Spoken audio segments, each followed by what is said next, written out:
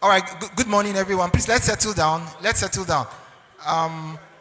While we await the DG of the National Health Insurance Agency or Authority to come into the hall, we'll take one of the sponsored presentations. So please, let's settle down. So I'm happy to introduce Precious Olawoye from Lakeshore. Please, let's settle down. My leader, sir.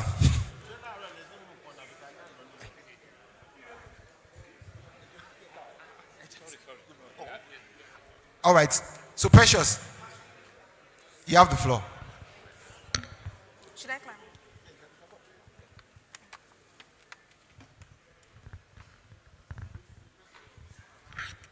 Good morning, distinguished doctors in the house. Thank you for, inviting us here. My name is Precious Olawoye, and I'm from Lakeshore Cancer Center. I am a biochemist and a business person, and I've been privileged to work at Lakeshore Cancer Center, where I work with healthcare professionals for the past few years. And today I'll be telling you what Lakeshore Cancer Center is doing to bring awareness, treatment to cancer.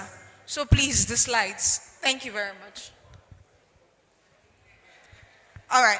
So Lakeshore Cancer Center started in 2014, and we've been operational for over 10 years, with 3 branches now in Nigeria at Victoria Island, Ikeja, and also in Port Harcourt. And very soon we'll be launching our radiotherapy center in Lagos and opening another branch in Abuja. We have 3 fully operational centers, and we have screened over 5,000 patients and also seen over 5,000 patients. Our goals are access to cancer education and awareness, access and availability of cancer screening. Sorry, can you hear me? All right, thank you very much, please. All right, access to specialist oncology treatment, cancer prevention, and support groups survivors. Our support group is called the Dew Drops Cancer Group, where we put all our patients, those undergoing treatment for cancer, and those that have successfully completed their treatment, where they can provide support to each other. And members of our team, we have the one and only medical oncologist in Nigeria, Dr. Chineye Nwuji. Our center was started by Professor Chumi Nwogu, who is a member of the Roswell Park Cancer Center in New York. We have our medical director, Dr. Oge Ilegbune, and the rest of our team, Dr. Jimo. Right now, we do cancer diagnosis and treatment. We have well-equipped laboratory, pharmacy, and even radiology services. We engage in weekly tumor board with our extensive pool of international cancer experts. We have extensive referral networks, and we have medical expertise, radiotherapy, even within and outside Nigeria. Now, for cancer education and awareness, Lakeshore Cancer Center prides itself in being able to educate the people, both the poor, the rich in our communities, about cancer, because many people have seen cancer as a deadly disease. So we like to tell people that cancer is not a death sentence. Early detection saves lives. And as a result, we've organized over 20 webinars with over 10,000 health care professionals. We've hosted 4 CME conferences. We have disseminated over 50,000 educational flyers. We have held 4 collaborative health fairs, with the largest one being in Landmark Center last year, with over 19 other health centers at Landmark Center last year. And then we have held, sorry, the previous slide. And we have held 118 community outreaches with a reach of over 25,000 individuals, 78 talk shows on radio and TV. We have communicated a reach of over 400,000 on LinkedIn, Instagram, Facebook, and even on our website. Next slide. Now, we have a Learn with Lakeshore program. It's a study program. On this website, we train people on the basics of cancer referral and cancer screening. We commenced in April 23, and we've had over 494 registered users. We've had 11 cohorts, and we've issued 139 certificates so far. The course is free and is very, very informative. We have reached 27 states in Nigeria, and we have funding from ACT Foundation and even the International Rotary Club, courtesy of Dr. Abi Fakunda. Our available courses for now is back to basic cancer screening and referral, and we are looking to start an HPV vaccination mastery course. If you visit our website www.learnwithlakeshorecancercenter.com.ng, you would find this course there. Next slide, please. Now, for cancer screening, through the combined effort of the team at Lakeshore Cancer Center, our foundation for cancer care, because Lakeshore has a foundation that offers free radiotherapy treatments for cancer patients, both within our hospital and even outside our hospital. And then we have screened over 2,000 women for breast cancer and cervical cancer for free. We have done over 600 prostate cancer screening for men, and we have done over 1,000 for other types of cancers. Now, the Foundation for Cancer Care. Foundation for Cancer Care is a registered non-profit organization, and we started in 2008 with active operations in 2021. We have done education and awareness with over 13,000 individuals screened, crushed cancer early, visited 5 schools, and educated 1,500 young people about cancer prevention and early detection. We've done free cancer screenings for over 2,500 individuals for the 4 most common cancers in Nigeria. That's the cervical cancer screening, prostate cancer screening, breast cancer screening, and colon cancer. We've done funding support for radiotherapy treatment for 24 individuals. We've visited 13 communities in Lagos and even in Ogun State for community screenings. We've organized charity events, including golf tournaments, charity galas, to raise funds for mobile mammograms and even research and radiotherapy. We've done 21 radiotherapy treatments for individuals so far.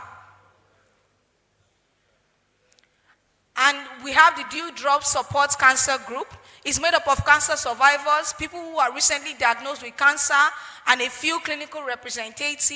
It's a safe haven where people get to discuss their concern, gain emotional support, and be inspired by the stories of other people during the course of their journey. And the Foundation for Cancer Care will be hosting another golf tournament coming up next month in Ikoyi Golf Club to raise funding for radiotherapy for people that have cancer. Now, our cancer research team. At Lakeshore Cancer Center, like I said, we pride ourselves on awareness. And in awareness, we have to do research. So we have a research team that needs to understand cancer in our environment. We've done the breast genomic study in partnership with Covenant University. It's currently ongoing. We're doing a cost-fin study led by Dr. Lumati in partnership with OAU and Memorial Sloan Kettering Cancer Center, MKSCC. We are doing an Ironman study with the International Registry for Men with Advanced Prostate Cancer, led by Dr. Jimo. And we are doing a BOCA study, a multi-site study, focusing on collecting surgical tissue blood samples for genomic study, proteins, and biomarker research. Now, Lakeshore internship. As much as we are talking about awareness, we train people too. In June 2024, we welcomed 8 final year public health undergraduates from Babcock University for a 12-week internship program and an unexpected benefit of the TEACH program, University of Pittsburgh, Lakeshore, and even Babcock. During their time with us, these students participated in rotations across various departments. We engaged in community outreaches to spread cancer awareness. We distributed and contributed to research projects, and exploring innovative solutions to cancer treatment. And then they visited partner organizations. It was a very productive 8 weeks. And then our partnership and membership. In 10 years of our existence at Lakeshore, we have partnered with various organizations.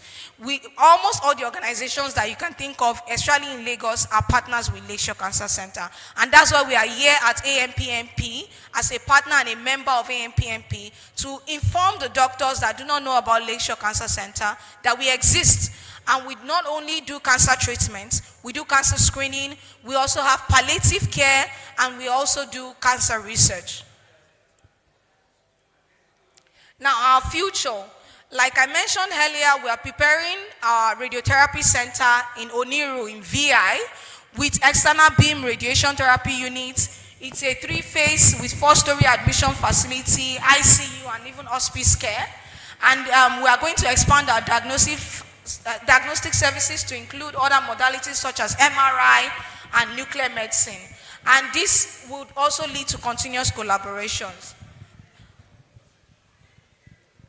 In conclusion, our motivation is that this is our North Star.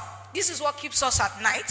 We are reaching out to all the other cancer centers, all medical doctors in the house, healthcare providers, civic society, and government to join hands with us to reverse this trend of cancer rise, one patient at a time.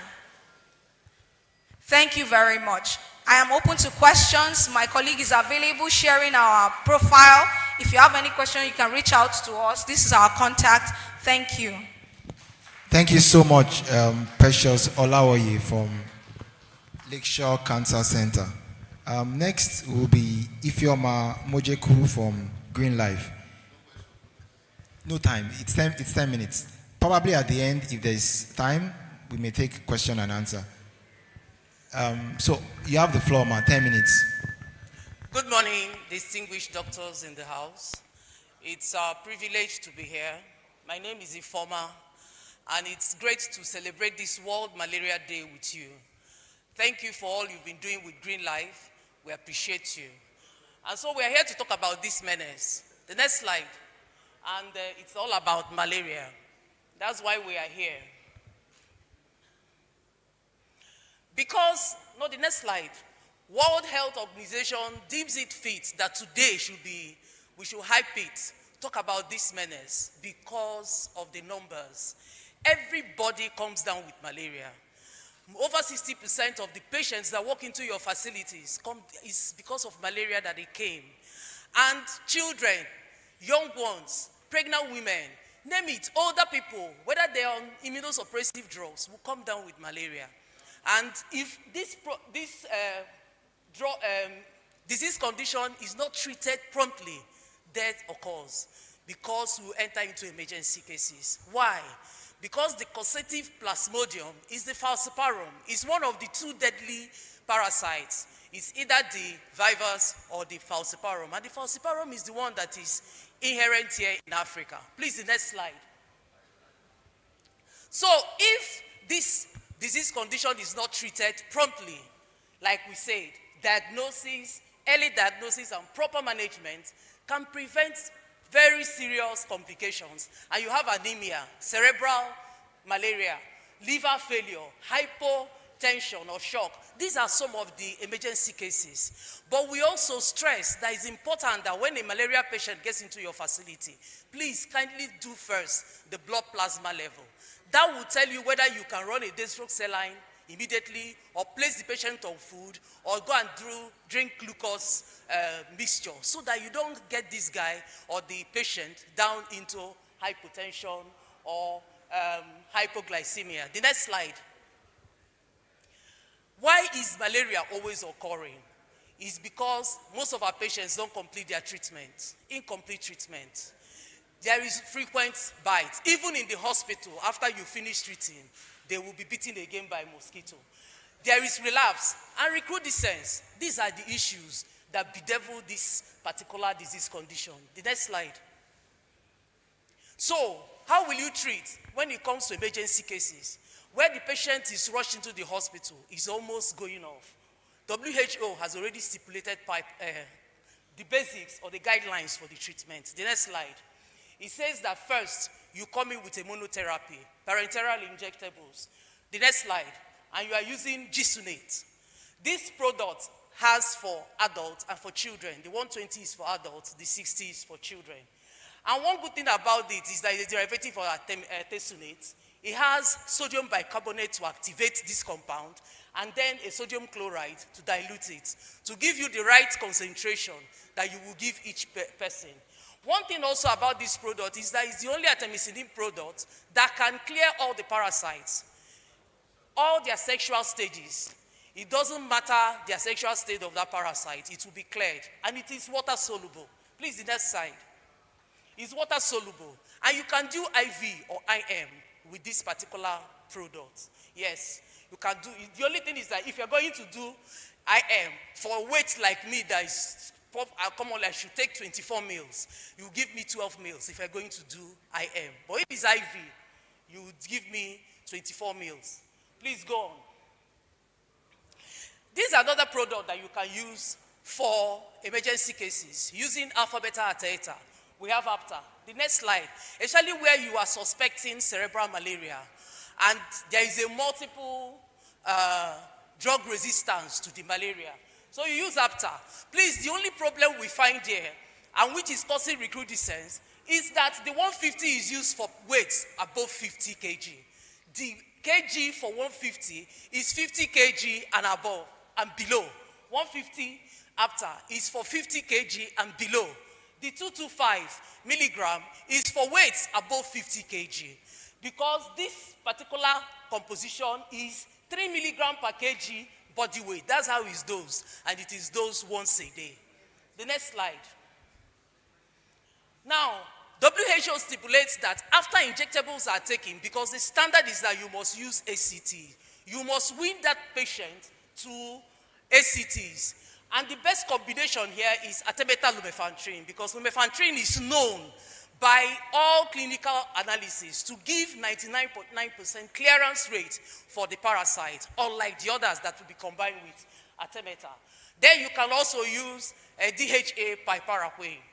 Now, when it's about non-severe, what do we do? You are using WHO guidelines. The next slide. First, please, it's very important that we take note of the laboratory test. That determines the ACT you're going to use. If it is just 1+, AL is the best to clear the parasite. But if it is 2 pluses and above, DHA piperaquine is the combination to use to clear the parasite. The next one. And why is WHO insisting on ACTs? It's because you have 2 schizonticides that are acting at different targets on the parasite with various biochemical targets. That's why it is important. And these 2 that you are going to use has 3 days to act very fast. That's why we must use ACT. Whether you have used the monotherapy, the Jucinate or APTA, that patient must be given an ACT. And the best ACT, especially when you are bringing them out from emergency, is the DHA piperaquine. The next slide. So I introduced to you our products, the Lonart DS, the Lonart by 24, the Lonart 12, 18, and the suspension. Please, the next slide. One thing about AL that we have noticed that is causing resistance and recrudescence is that we are not dosing with milk. They need fatty food to take AL, artemether-lumefantrine. Why? Because the fatty acid or the oil increases the bioavailability of artemether that is converted to DHA and the lumefantrine to act. The next problem is that we are dosing 1 BD. Artemether-lumefantrine is dosed 0 hour, at the second dose at the 8th hour, and then you now treat 12 hours thereafter. It is always 0, the 8th and 12. If you miss the 8th, there is a problem. That's why there will be a failure with AL. So it is 0 first dose, second dose 8 hours, thereafter 12 hours. And then you dose based on weight. The next slide. Please permit me to tell you here that WHO and the Nigerian treatment guidelines says that all ACTs must be in tablet form. Nothing more, nothing less. Please go. Now I introduce the Pialaxine to you. It is the combination of DHA and piperaquine, dihydroartemisinin and piperaquine. One thing with DHA is that it's already the active metabolite. All artemether derivatives get down to DHA. Then you have the piperaquine that is seconding it. The piperaquine is an analog of chloroquine. And the good thing is that it has not been used in any monotherapy treatment. And the side effects of chloroquine are already silenced here. So you have DHA, piperaquine. These are Pialaxine brand. We're introducing the DS from popular demand so that you reduce the pill burden. So I'll go in when we get to, let's go. Now, how do you dose Pialaxine? For children, From below 5 kg and to 10, you are using the suspension. For adults, you are using the tablets. And you see the DS is for weights above 60 kg. From 60 kg and above, you can do the 2 tablets, 3 times in the week. Every day, 2 tablets. The second day, 2 tablets. The third day, 2 tablets. If you are dosing for 36 to less than 60, you can do 3 tablets today, tomorrow, and next. Or you use the Pialazine TS, which you dose 1 a day. 1 the second day and 1 the third day. And that's the dosing pattern. Please, the next slide. Please, to dose Pialazine, unlike the AL, it must be with heavy carbohydrate food. And that meal must be taken 2 to 3 hours. 2 to 3 hours after the meal. That's how it's taken. Please, no carbonated drinks. It must be with glucose drinks or with sugar water mixture. Fatty meals will hyperate or increase the absorption of piperacin and can increase the QT level. The next slide. Please, for patients with cardiac disorders, you carefully dose them. Do not combine with drugs like erythromycin, azithromycin, ciprotab. No, you don't use them. Fluconazole or some antipsychotics. Please, you can use amoxicillin or amoxiclav. And then for pregnant women from the second trimester, you are using their weight prior to pregnancy. Obese children, the weight commensurates with the child's age. The next please. Please, join hands with Green Life to get this menace out of Africa, Nigeria, and in Ogun State, or wherever you find yourself. Thank you very much. Thank you so much, Green Life. We're grateful for your presentation. I don't know if Gabby Healthcare is here. Precision Note Limited. Seal out medical equipment. Okay, so maybe we'll use that opportunity to take one. Sorry, sir. Please, meet us as a stand. We are there with all the products I advertised, I showed to you. We are there with all the injectables and the ACTs. And if this bag doesn't get to you, please meet us as a stand at the exhibition booth. Thank you. All right, so maybe we can use this opportunity to take 1 or 2 questions. So if we have 1 or 2 questions to Precious of Lakeshore, I don't know if Precious of Lakeshore is still around, okay, or to Green Life. Okay, can we have the second mic? One of the ushers, please.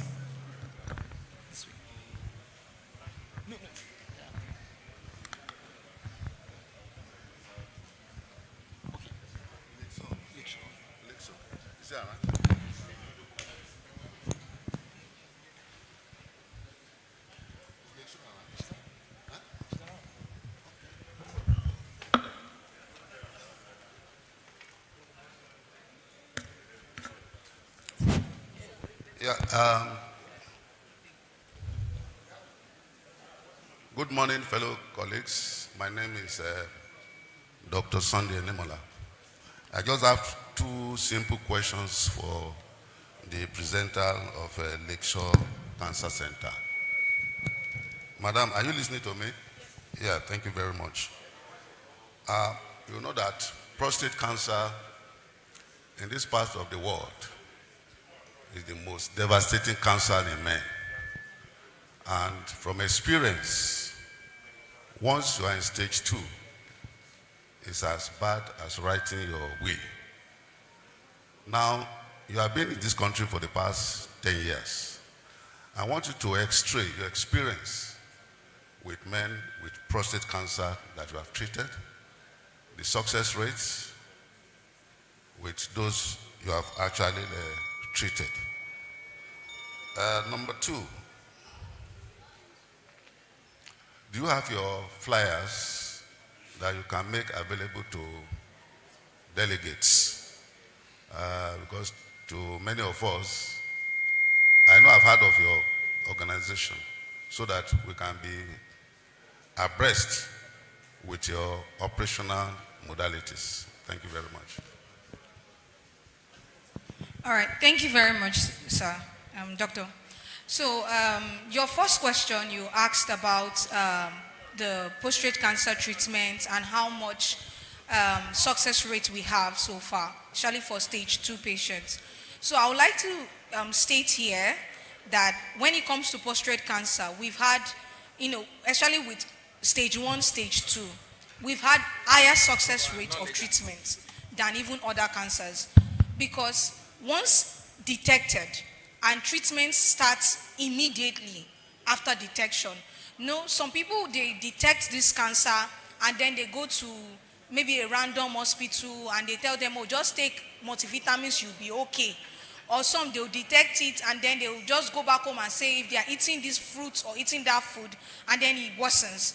But immediately after detection, even if it's at stage 3 for prostate cancer, and you go to a cancer center and start getting treatment, proper treatment, I can assure you that there is, higher percentage of recovery than other types of cancers. I may not be able to give you a percentage right now because we're also running the study in our facility, our research team. So I'm sure once the study is out, we'll publish it. We have published some already, or different types of study. We'll publish it and then we can make it available to the ANPMP members because we're also a member. And then for prostate cancer, I would also like to state the symptoms are very, very easy to note. As doctors, we know that. But most times, some people just see it as BPH or they see it as enlarged prostate. So that's why we do a lot of cancer screenings. In fact, this year already, we've done 2 prostate cancer awareness screenings in 2 different communities. The last one we did was at Aja, that's on the way down to Ekpa in Lagos, which I headed the team. And we screened almost 30 men, and even there we had some high results. So if detected early, the percentage of recovery is very, very high. In fact, it's something that we preach a lot. But when it's detected at stage 4, stage 5, we cannot guarantee. Then the second question, the comment you made, yes, we came with some flyers, our brochure, but we didn't come with a lot. We didn't anticipate this huge turnout. So we've shared what we had. But I'm going to get our cards that I left in the car. We'll share our cards out so that you can reach out to us should there be any other issues. We're your point of contact. I think some doctors know us here. We're very caring to our patients and we're very accessible. Thank you. All right, next question. Thank you very much for the presentation. My name is Dr. Achebe, Kogi State. My question is to, and is to Green Life.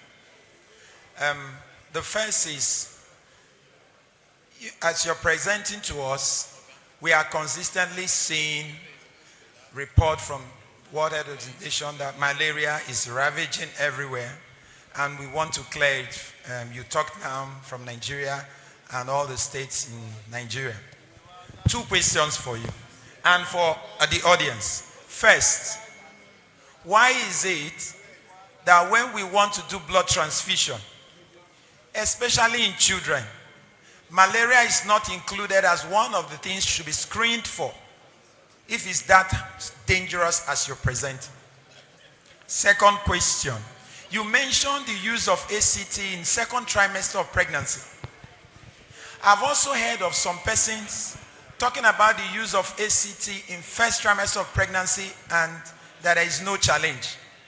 But the mechanism of action of ACT is by free radical release. All the components, their major mechanism of action is by release of free radical. Free radical is not friendly to early development of embryo. But the thing is, all of us know when we use ACT in pregnancy during antenatal, women are still giving antioxidants. We are giving them ferrous, we are giving them folic acid, we are giving them vitamin C. These are antioxidants that will counter the effect of your ACT. We do MP1+. We give treatment, they get well. Do we repeat the test to confirm that it's cleared? These are the 2 things I'm posing to you. Thank you. All right, thank you. Thank you, Dr. Shuku. Okay. The sword is 2-edged sword, And luckily, I'm wearing the Holy Spirit. It can't divide me. So I'll try my best. So really, that's why we are here with doctors. I heard Senator talking about moving stuff that will help set up bills.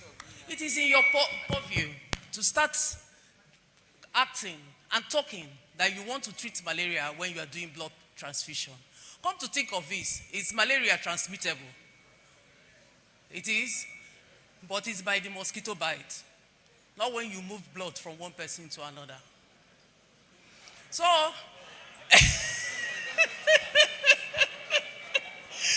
that is why we are here for you. You know, I said something to tickle your brain. So please, it's left for you. It's in your hands. Nobody will take it away from you to do that. Now, I mentioned second trimester of pregnancy because I am being very careful. The determination of using ACT in pregnancy lies in your hands because you are the one that will determine that this pregnant woman can take it and the baby is safe. Meanwhile, you are not supposed to give antioxidants. Artemether is being used in 3 days. And pialoxine, which is DHA piperacin, the DHA is already in the active metabolite form. Immediately you take it, it starts action. It's an early onset of action. And the piperacin has no issues because we've used chloroquine in pregnant women. And piperacin is the brother. The only thing is that you've closed the rings. And it is better than the quinine you give them. That pregnant woman won't have synchronism. You won't have recrudescence.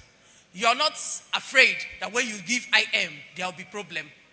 Because that one, or when you give IV, there will be problem. But for G-Sunates, you can do both IV and IM. Please, the antioxidants should wait after the 3 days. After 3 days, they take. Because you, first of all, you want to make sure that this pregnant woman is alive and healthy before you now introduce the other ones. Every other question you ask me is still in your court. You guys must get your ass together and fight for what is nice for Nigerians. You've told me that the health of Nigerians lies with you. That's what you've been saying since yesterday, if I heard correctly. All right, thank you so much. We will quickly go to the, so just one more question. Just one more, time. Just one more question.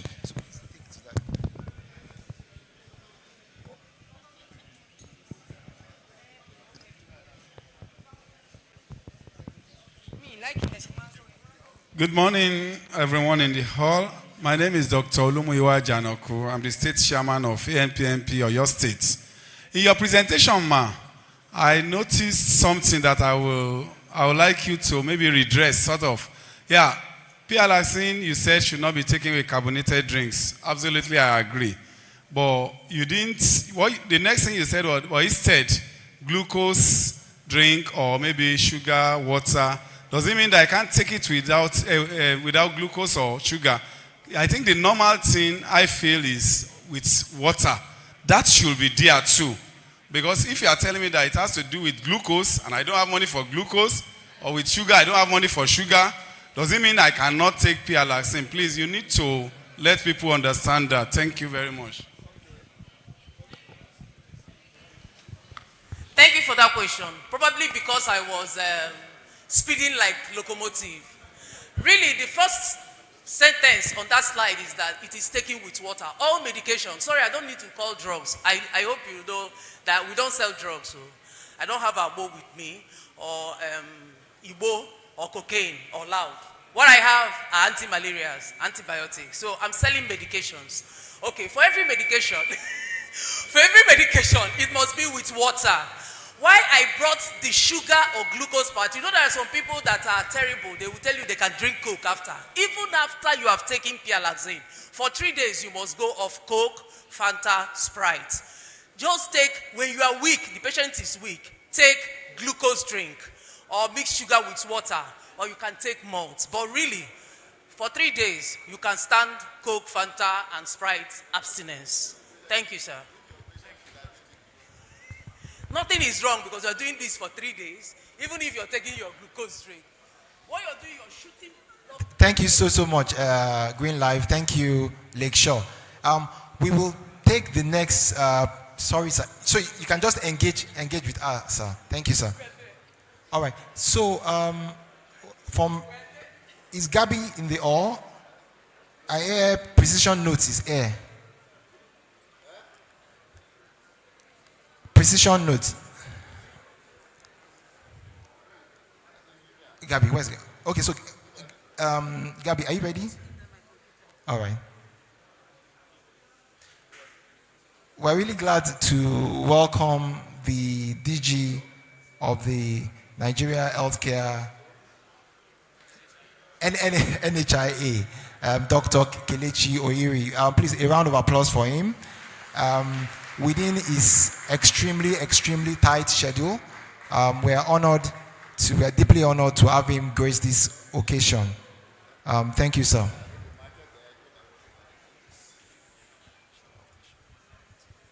Yeah, I think do one good. Good morning, ladies and gentlemen, distinguished colleagues. We just go straight to the first main business of the day. Today we have about 3 of these, but this is the first one.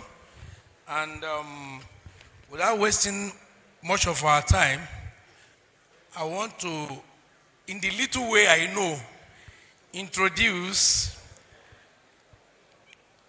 the DG and CEO of the National Health Insurance Authority, Dr. Ohiri Kelechi. Please, a big round of applause for our DG. Dr. Kelechi, I will say, physical meeting, we met on a very interesting note. But today, we relate much better than how we started. He is a friend of the house. He is our brother. In fact, I can still claim that I'm still his president. Dr. Kelechi, I don't know when, was one of those they were talking, I think he mentioned something of having been a member of AGPMPN. I don't know which of the presidents permitted him to exit AGPMPN, whether it was Dr. Molola. By the time he's talking, he will tell us the year he exited. And the president that signed that exits. But fortunately, a president is on seat now that is trying to say, we are reversing that exit then. And that shall stand today. Please, a round of applause. So he's actually one of us. Let's begin to see him in that way from now on. He's not that distant from us the way some of us think. He has been a member of AGPMPN, which is now ANPMP. So please, Dr. Kelechi has gone around the whole world. Knowledge, I don't know if dollar was part of it, but I know knowledge, and has really come of age to be a very well-kitted individual to drive the National Health Insurance Scheme. I'm not talking of authority, the scheme as it is for this country. Like I told you, all of you know your president. When we first met, it was something, but along the line I found out that one of the major things he said, it's like, look, there's no need for us to be fighting. Anything you want that is not in order, call me, we sit down, we talk, and we move forward with this thing. It's more of, look, let's come together. There won't be that division. There won't be no obstacles between us. That you can call me anytime, you can walk into my office, and we will try and move this thing together forward. And I think we have started that. Even though a lot of us are saying no, marginal increment is not this and that, but we have started something. And when I said, when the new tariff increment was announced in Abuja, that some of us were invited to witness, he was pointing to me in the open, hey, Dr. K, I hope we are okay. I hope you have not spoken. The only major thing I said that day was that, look, we thank you for what you have done for us now. Even though my people are saying it is still not enough.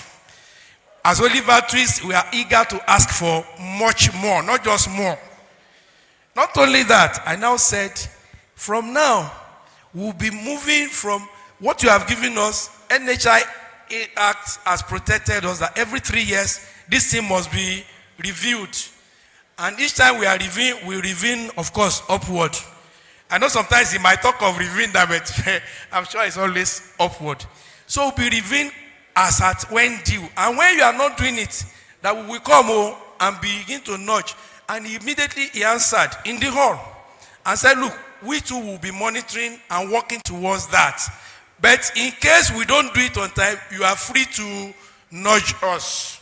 Those are some of the words we took from him. So if we have waited since 2012, we've seen many ESs in NHIS, NHIA, and we've seen so many leaders, and we've been agitating one way or the other to get this thing done. But he has taken that bull by the horn.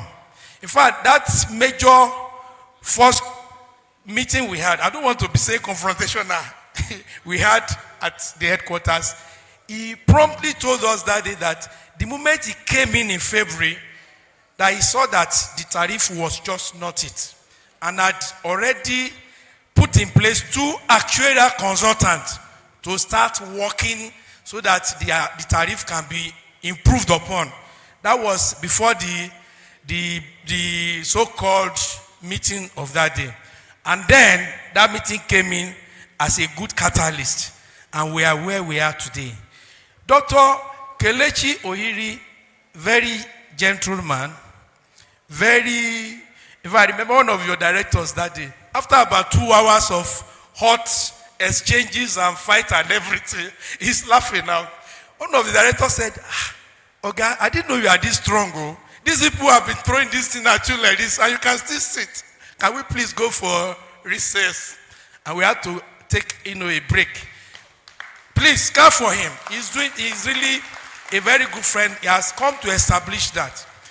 And then, may I inform this house that he is not taking ANPMP for granted. He's not treating us as just one of them. He's been out of the country with the Minister of Finance, Mr. Edun, Wale Edun, am I right? And the Coordinating Minister of Health. They've been in US interacting with the World Bank and some other finance organizations. But he had to break away because of this meeting with us today, leaving 2 ministers behind. So that tells you we have somebody who is a friend. So when he's going to take the floor very soon and start his papers and a presentation, and after that, there will be room for us to ask, clarify, and make some comments. But now that I've said this much, we will all employ us to see how we work together. Encourage him, submit whatever you think will make the work easier for him. He is determined to work for us. He is determined to work in our favor. He is a doctor like us. He is a member of he wants to be called AGPM. I'm dragging him into the current day. So, once more, I want us to please give the DG a round of applause. A very resounding one, please. With the DG, we have the Director Southwest in the person of pharmacist Femi Adewoye. Please, you're welcome to the house. Thank you very much. Also in the team of the DG, we have the Ogun State coordinator of NHIA, Mr. Adegboyega Adefeso. Please come to the front seat. You're welcome. You are hosting with me, huh? So sit there. That seat is not hot again. It's cool now. Also in the team of the DG CEO, we have other senior members of the NHIA. Our friend, Dr. Nenaya Kalu Ume. Where is she? Okay, she's going to give backup, technical backup for the DG. Please, a round of applause for her. We also have in the team Dr. Jubri Muhammad Bashar. Where is he? Dr. Bashar, you are too far from us. Deputy Director, please come and stay behind. You deputize for Oga now. Please, a round of applause as he comes. Come over, come and sit here. There are still seats around Oga. And then others in the team, every other NHIA staff in the house, can you please be on your feet? If you are not NHIA, sit down. Okay, that's those NHIA. Where are the others? I understand there are about 2 of them that came with the DG. Mr. DG, sir, in the hall, yeah, you know me as the president, but in the hall there are other people, senior colleagues, past presidents, board of trustee members. I will quickly introduce 1 or 2 of them, and then other people that we know. Then we start off. Dr. Antonio Molola, the man that performs best when he's erect. Please be erect. That's the best time he performs. That's our BOT member and a past president of the association. A round of applause for Dr. Molola. Where is the second BOT member? Dr. Weremandu, where is he? That's another BOT member around. We also have my immediate past, that's my predecessor, my immediate past president of the association. He loved to also add to his name ambassador because he's ambassador actually on 2 different platforms. In fact, he's adding the 3rd one. He played football during our novelty match in Mina and he's planning to play again tomorrow morning. We always have novelty matches. So he's saying he's also a football ambassador of ANPMP, making 3 ambassadors combined in 1. Ambassador Dr. Ike Odo. Please, a round of applause for Ambassador. Mr. DG, sir, this association, anytime you look at our letterhead, you always see affiliated to the World Body of Family Physicians. So it's called WONCA. And we are affiliated and we're very prominent, in fact, the biggest member in Africa. In Lisbon, we'll be in Lisbon in September. We have every 2 years, we meet 2 years ago, we were in Australia. In our midst here, we have quite a number of people that have led in that area. One of the most prominent ones, who has just left office as the African regional president. He's here today and he's even representing the current president. He's a person he's also a leader in the association, been past chairman of state. He has been, you know when they say this and that in the association. Dr. Dan Abubakar. ANPMP, we are greater together. Dr. Oiri, I said you are my member today. You didn't say it. We are greater together now. My first vice president, all national officers, can you be on your feet? National officers, that's my national secretary.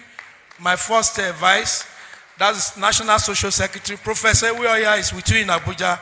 He's the assistant secretary general. That's the man that keeps the purse.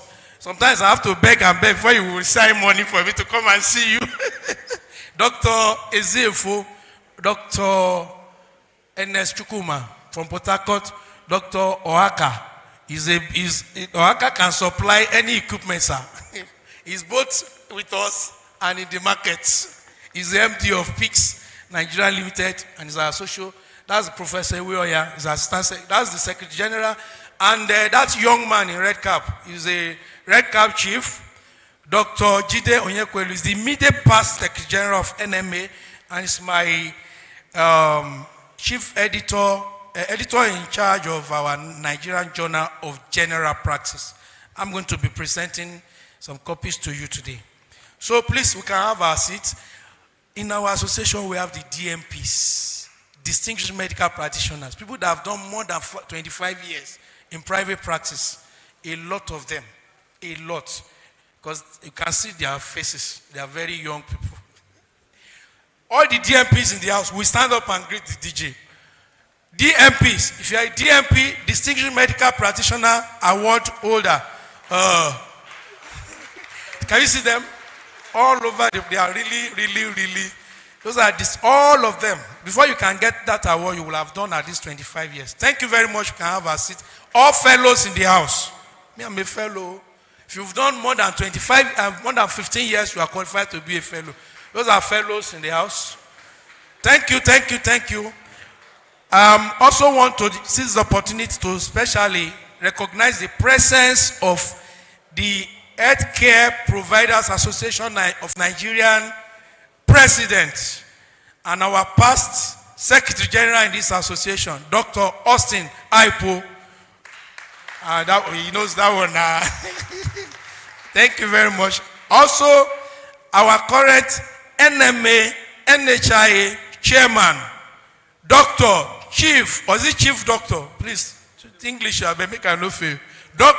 Chief Dr.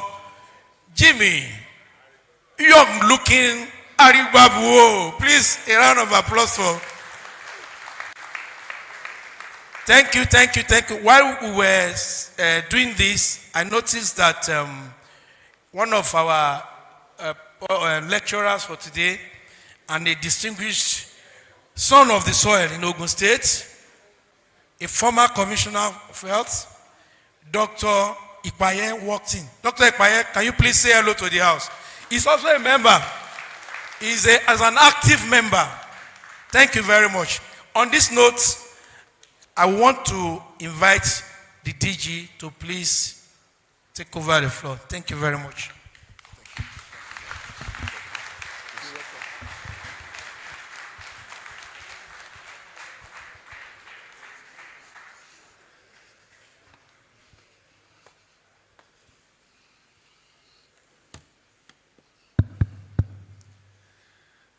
ANPMP. ANPMP. Indeed, we are better together. Thank you very much for the excellent introduction. And if you permit me, I will stand on the already established protocol. It's indeed an honor and a privilege to be in such distinguished presence today. And as was mentioned, I have been on a flight for about 17 hours. So permit me if I still look a bit rough and jet lagged. But I'm glad I made it here today. And I bring you the greetings from the Honorable Coordinating Minister for Health and Social Welfare. When I told him I had to cut the meeting short because this was a meeting I had committed to, and this was a meeting that was important for me to attend, he was very gracious because he understood the importance. Nigeria will not achieve universal healthcare coverage without you. You are a critical part of that journey. And anything that means that we have to provide any form of support we can to ensure that Nigerians have access to good quality health care, something that I know is that you're very passionate about, deserves the attention it gets. And indeed, we've had a lot of history. And it's interesting what 1 year can do and how much of a difference 1 year can make. It was just about a year ago when I got confirmed into my position February last year by the Senate. And as was mentioned, one of the things I looked at after meeting with my team was the need for us to be more evidence-based in what we do. let evidence. As medical practitioners, you would appreciate that. And so we started actuarial work on the tariffs. And then 2 months in, my attention was drawn to an agitation. It would have been very easy to look at it as a confrontation, us versus them. But what I saw was an honest, well-meaning struggle to improve the quality of care for all Nigerians by those who are well-meaning and those who interface with Nigerians every single day. And so, thank you for honoring the invitation to NHIA to start the conversation that culminated in end of January this year. First in July when the first review of tariffs were done. And then secondly, when the actuarial work was concluded. And that's why I told my team that we're not touching ₦1 from what the actuarial work tells us.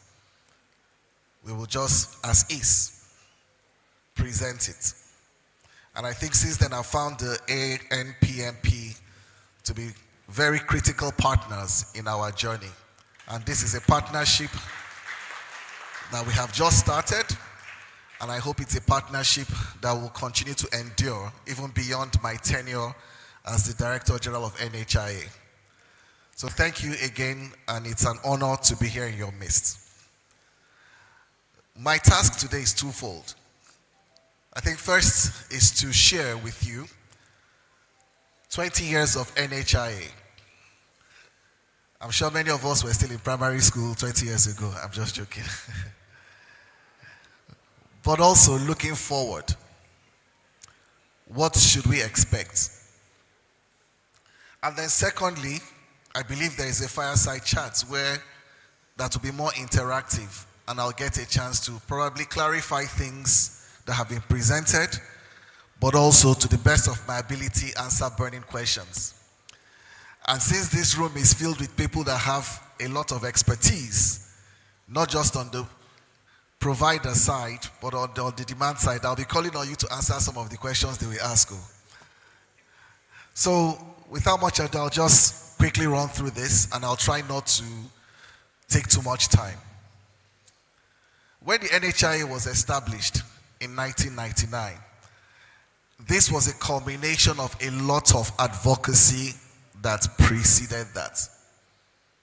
Recall, unlike in many countries, in Nigeria, the private sector plays a very critical role in our healthcare system.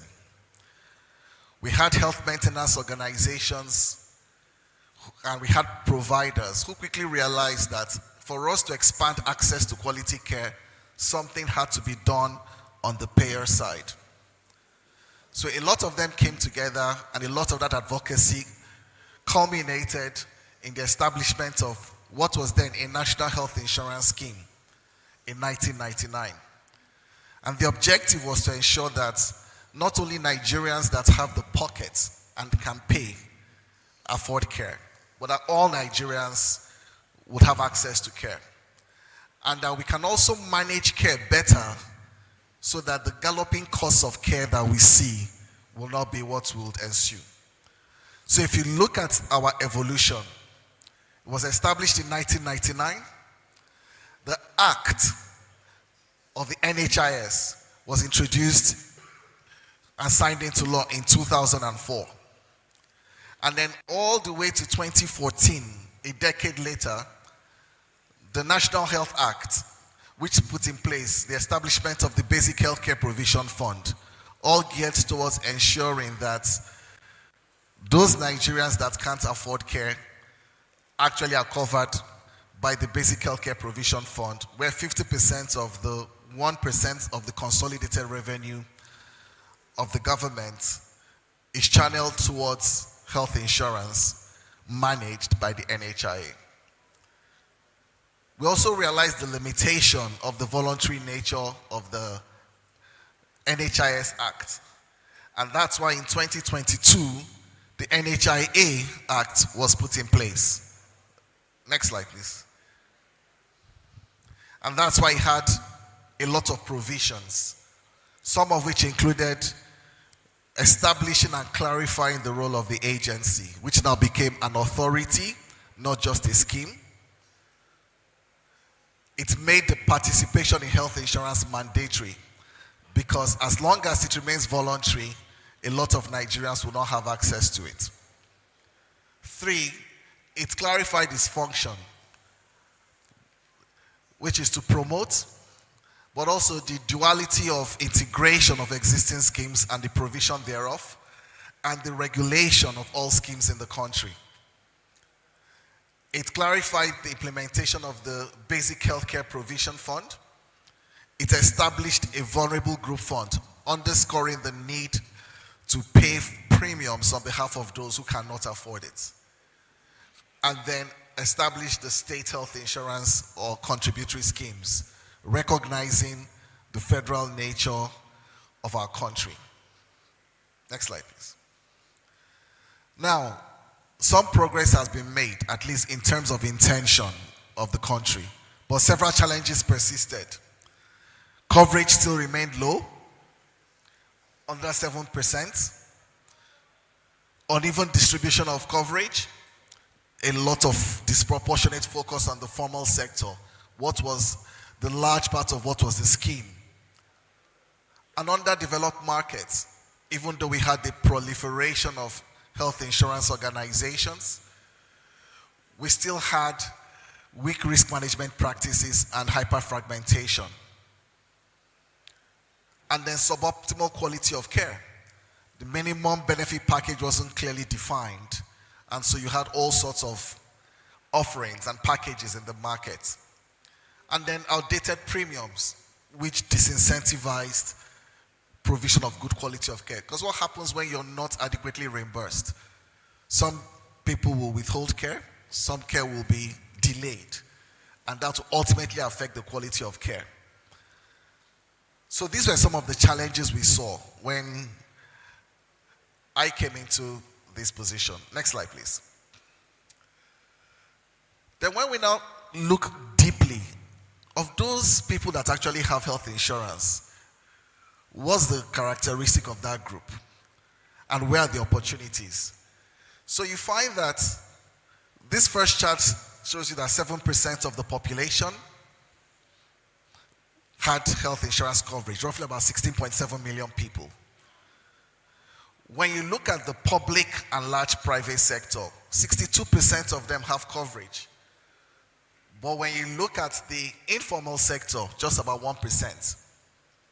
And when you look at the informal sector, we're not talking about just those who cannot afford care. We're looking at those who can afford to pay, but pay out of pocket when they need it. And a lot of work needs to be done to also harness this. So this just gives you a picture of where we are concentrated right now, which is the formal sector, and where the gap is, which is the informal sector. Next slide. And we find that the coverage we have is largely driven by schemes run by the public sector. So the NHIA schemes, the formal sector schemes, GiveShip and others, the state health insurance schemes, the BHCPF, these are all public sector schemes largely. Defense was called out because it has its own arrangements. And private health insurance accounted for just 11% of it. So we see a heavy public sector dominance in the payer market. Next slide. So against this background, what did we set out to do? So we've talked about the evolution of NHIA from the scheme. We've seen some of the challenges that we're all too familiar with. So taking our cue from the mandate of Mr. President's Renewed Hope agenda, which prioritized universal healthcare coverage as the main vision for the health sector, but one that also has a lens of equity, where we're looking at growth, not first those that are rich and then it trickles down to the poor, but we're saying that we have to ensure that the poor are carried along in this journey towards universal health coverage. Next slide. So this is the health sector blueprint of Nigeria, which is focused on 4 pillars. It's the Health Sector Renewal Investment Initiative that Mr. President signed in November 2023, and a compact with all the states in the country. It has governance, equitable and efficient health system, unlocking the value chain, and health security as the main pillars. Next slide. The areas in green were the things that NHIA found itself aligned to. So we began by listening. We had extensive stakeholder consultations with healthcare providers, including our famed meeting with ANPMP in 2024, April. HCPAN, GMD, meetings held with NMA, state health insurance schemes, and various stakeholders, because it was important to co-create. Remember our slogan, we are better together.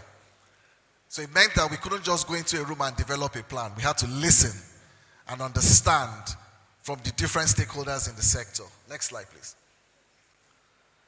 And so we landed on this in terms of this is what NHIA laid out last year as its vision and our strategy. And it's based on 4 pillars. One is expanding coverage. If you don't expand coverage and more Nigerians are covered, only the wealthy are covered, then we cannot get access. Many of us as providers have had to deal with uncompensated care when people come in and cannot afford care. And sometimes you have to make very tough trade-offs. So the more people are covered, that you don't have to worry about that, the better. But also for Nigerians, more people need to be covered. Now, there are 3 things that we must do to expand our coverage. One is enforce the mandate by law, but that's not enough. The second is to create more awareness so that those who are still paying out of pockets realize there's a better way to do it. But the third is that we have to rebuild trust. Insurance must mean something to people. If I am insured, it must mean that if I'm covered for this condition and I go to a hospital, it will be catered to and I won't have to pay out of pocket. That's the way Nigerians will start trusting that this system works. And if we don't rebuild that trust, no matter the amount of advocacy, no matter what you try to mandate, we will not achieve where we're trying to get to. The second thing is equity. We know that there's a high out-of-pocket expenditure in Nigeria. At least 70% of healthcare expenditure is out of pocket. So if you don't have a pocket, there's no healthcare. And how does that manifest? It means that the majority of the Nigerian population are health poor. If you're poor, you can't afford healthcare. Even if you have something in your pocket and you go and access care, you're just one catastrophic illness away from being plunged back into poverty. So insurance is not just for accessing care. It's also the most foundational social safety net that any population can have. But because the minister also outlined the need to crash maternal mortality in Nigeria, we looked at a 2-tier approach. So under equity, we have 3 programs that have started. One is the PHCPF. About 2.4 million Nigerians are covered under that, working in collaboration with the state health insurance schemes. The second was identifying people who are vulnerable, like women with obstetric fistula, which I'll talk about in a second. And thirdly was looking at the financial access to comprehensive emergency obstetric care. Things that if you don't have the money to pay for, will not only lead to mortality, but also impoverishment. And then the third pillar was how do we improve quality of care through our strategic purchasing. And this is where a lot of tariff reviews, quality of care initiatives come under. The last one is really looking at the payer markets. We have both public sector payers, NHIA, and the state health insurance schemes. And we have private sector payers, the over 90 plus HMOs we have in Nigeria. How do we move them? from where they are, where you have HMOs that have 100 lives that are not viable, to where you have stronger HMOs so that when you make your claims, they will honor those claims. That's where we must get to. And of course, things that we need to do internally in NHIA to ensure we need to do this better. We need to drive a citizen-centered approach. We need to use better data and technology, and we need to reorganize ourselves so that we can be fit for purpose for what we have been called to do. Next slide, please. So what are the modest things we have accomplished? Next, please. So we know there has been growth in coverage, growth in BHCPF coverage for the vulnerable. We've launched some of these programs. We've reviewed tariffs, and we are shaping the industry. But let me go into a little bit of detail. Next slide. So when we started, we set a presidential target, which was a 20% increase in those covered over the next 4 years by 2027. And this was largely based on how much we have grown over the years. So it's a modest target, but to recognize the challenges, given that there's a new act and it's going to take some time to actually enforce this mandate. What happened was that we were able to surpass the 2024 target and 2025 target in 2024. And we're about 95% close to the 2027 target. Of course, the target is just a target. 20 million Nigerians covered is not enough. That's just less than 10% of the population. We feel there is potential to expand this and get as much as 44 million people if we all work together in respective ways. Next, please. For the BHCPF in 2024, we added an additional 600,000 lives to what's already obtained. And we're looking at a situation where the guidelines that have been improved upon, what we have done, thank you, is to say, let's have more operational efficiencies and spend less of that money on overheads and more of that money on capitation and fee for service. And that's what has been approved by the Ministerial Oversight Committee. And so with that, we're looking forward to having even more lives covered under the BHCPF. Next slide, thank you. Then we started the fistula intervention on the equity front. So this year, or last year, we started in July, identifying that there were women that didn't die in childbirth, but that had significant morbidity, obstetric fistula. And so we started in July, 17 centers all over the country that conducted fistula surgeries were engaged, MOU signed with them.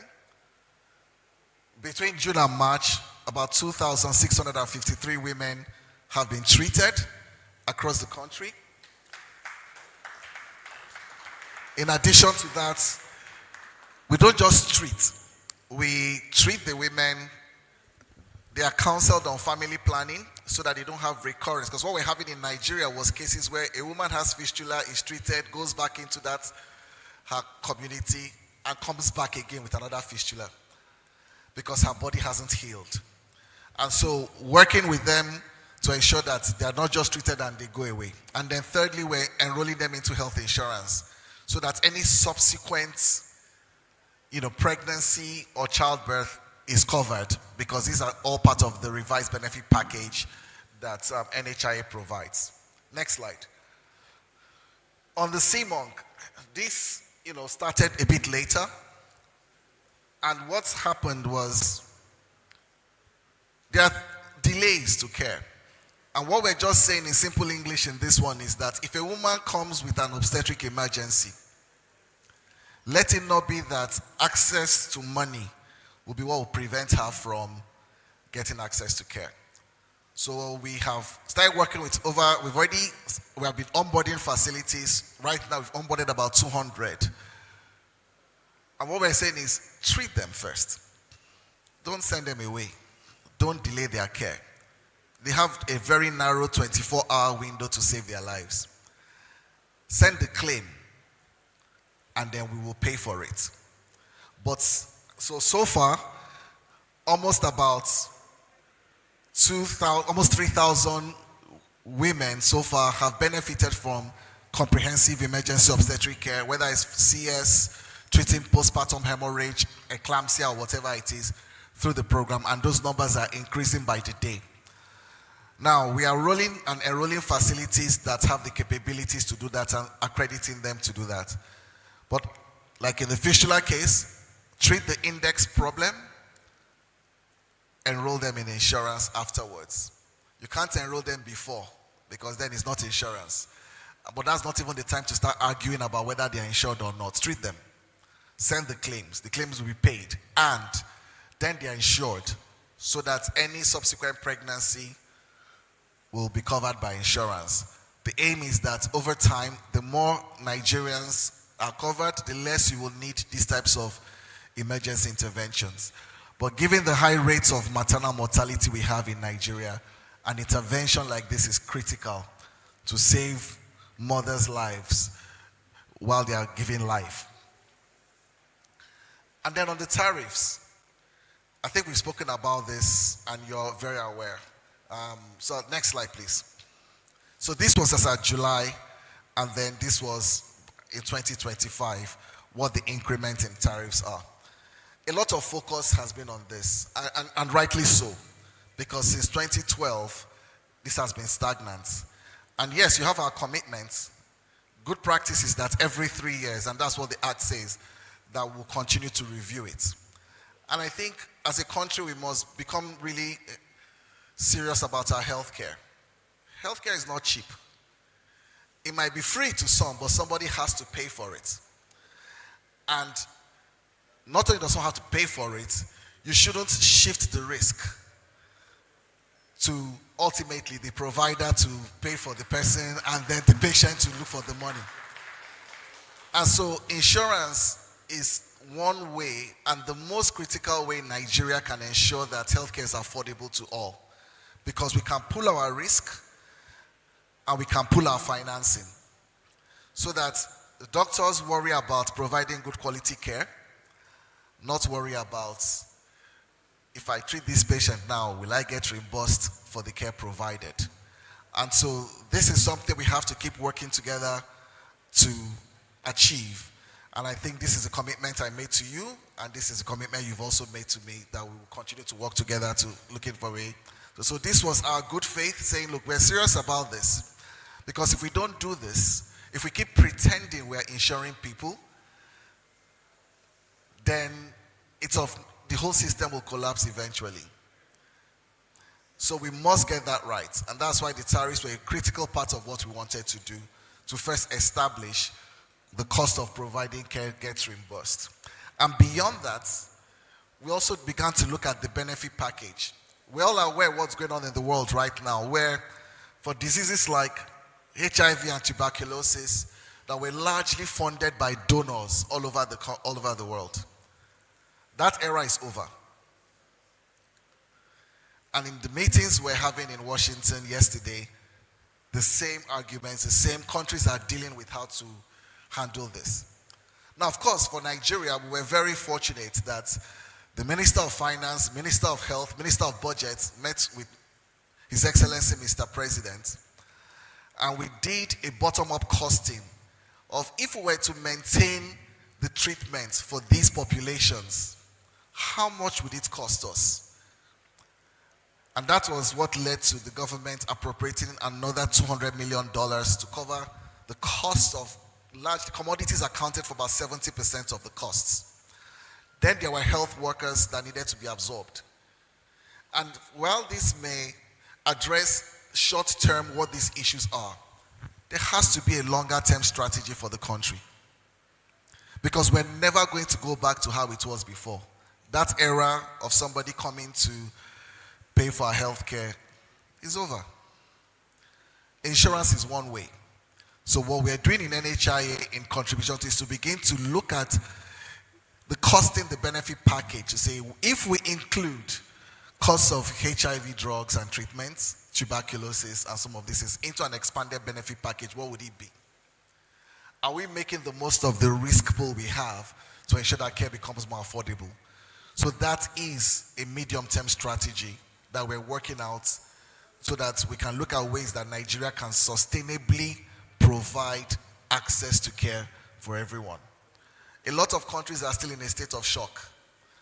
But I believe as Nigerians, we're very pragmatic.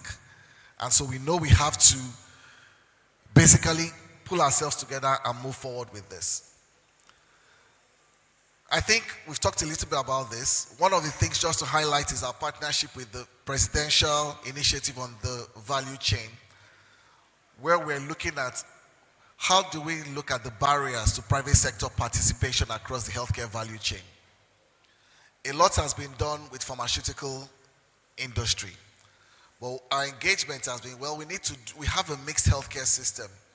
There's a lot that must be done with the providers of care as well as with the payers of care so that they can access finance and they can grow to the scale that we can actually use to expand coverage to Nigerians. Because if we're to cover 200 million people, it means we must scale. It means that we have to have HMOs that have stronger balance sheets. It means NHIA has to step up. It means the state health insurance schemes have to step up. It also means the conditions under which providers provide services also has to change. It means they should be able to access concessional capital to finance health service delivery. So our push is that those conversations are not forgotten when we're having conversations about the private sector value chain. Most of us here are from the private sector. So you understand what it means to go and access capital to either expand your services. At the current interest rates, it is prohibitive. So what can be done by way of an intervention to ensure that cost of capital is reduced and also you have the access to scaling capital? And other initiatives have been put in place in order to expand and look at the market that needs to be defragmented. In previous lives when I was supporting AGPMPM and looking at what were the critical issues that the Committee of Medical Providers faced, one issue was fragmentation, because the concept of shared services was one that we haven't really begun to look into. Every clinic has to have a CT scan, MRI, autoclave, everything, its own full complement.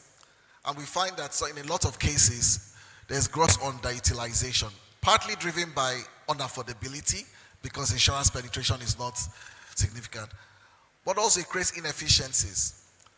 What are those sustainable new business models that will make for better and more thriving practices? These are conversations that we must have amongst ourselves. And these are conversations we hope we can catalyze through our engagement with the initiative. We also started encouraging people to complain more. And one of the things I told my team is complaints are good. You should worry when nobody's complaining. It's like you go into an emergency room. It's not the patient that is shouting the most that you should worry about. It's that quiet one in the corner who is pale, who is not saying much, is too tired to complain. That's the one that is ominous. If Nigerians stop complaining about health insurance, then we've not done. That means they've given up totally. If they are complaining, it is good. But what we should be tracking is how well are we addressing and responding to those complaints. And that's why last year, that number was about 90% resolution of the complaints that we've gotten. Some of them are still ongoing, being investigated, and some of them are being escalated as well. And I'm pushing the team that let us make sure that we keep pushing to reduce the turnaround time to addressing complaints because that's the only way you can get better. The feedback is critical. And we solicit it and we welcome it. And so even in our top management committee meeting, there are two things that we consistently are standing items. One is enrollment rates. Two is tracking complaints and complaint resolution. We don't have a meeting without looking at data on those things because listening to the citizens is a critical part of what we must do. Next slide, please. So when you look at the analysis, On the left are typically the kind of complaints we hear from providers. On the right are complaints we typically hear from about health maintenance organizations. On the one about providers, usually drug stockouts, denial of access of care, having to pay out of pocket, and then sometimes delays. From the insurers, it's about the refusal to authorize referral codes or the delay in authorizing those referral codes. About 2/3 and 67 to 70% of complaints for the HMOs related to that. Then delay in remitting payments and others. So next slide, what did we now do? So in our meeting that we had, we put a 1 hour timeline, and I'm sure you've seen the circular. If about 67 to 70% of issues with the HMOs relate to approval of codes, then it's important that we make sure that this is something we addressed. And so we agreed that the timeline between the request for the code and a decision, if it's not covered, let the practice know it's not covered. If it's covered, you can't delay. It's 1 hour. If not received within 1 hour, the provider can treat and just let NHIA know. And I think there's a very clear guideline of how to follow to do that, because otherwise the healthcare provider bears the brunt of the complaints of the patients that they are not being treated. And so removing this delay will address 60 to 70% of the complaints we're hearing from HMOs. And so that's how NHIA we're trying to address and tackle some of the key issues that people have with the system. Next slide, please.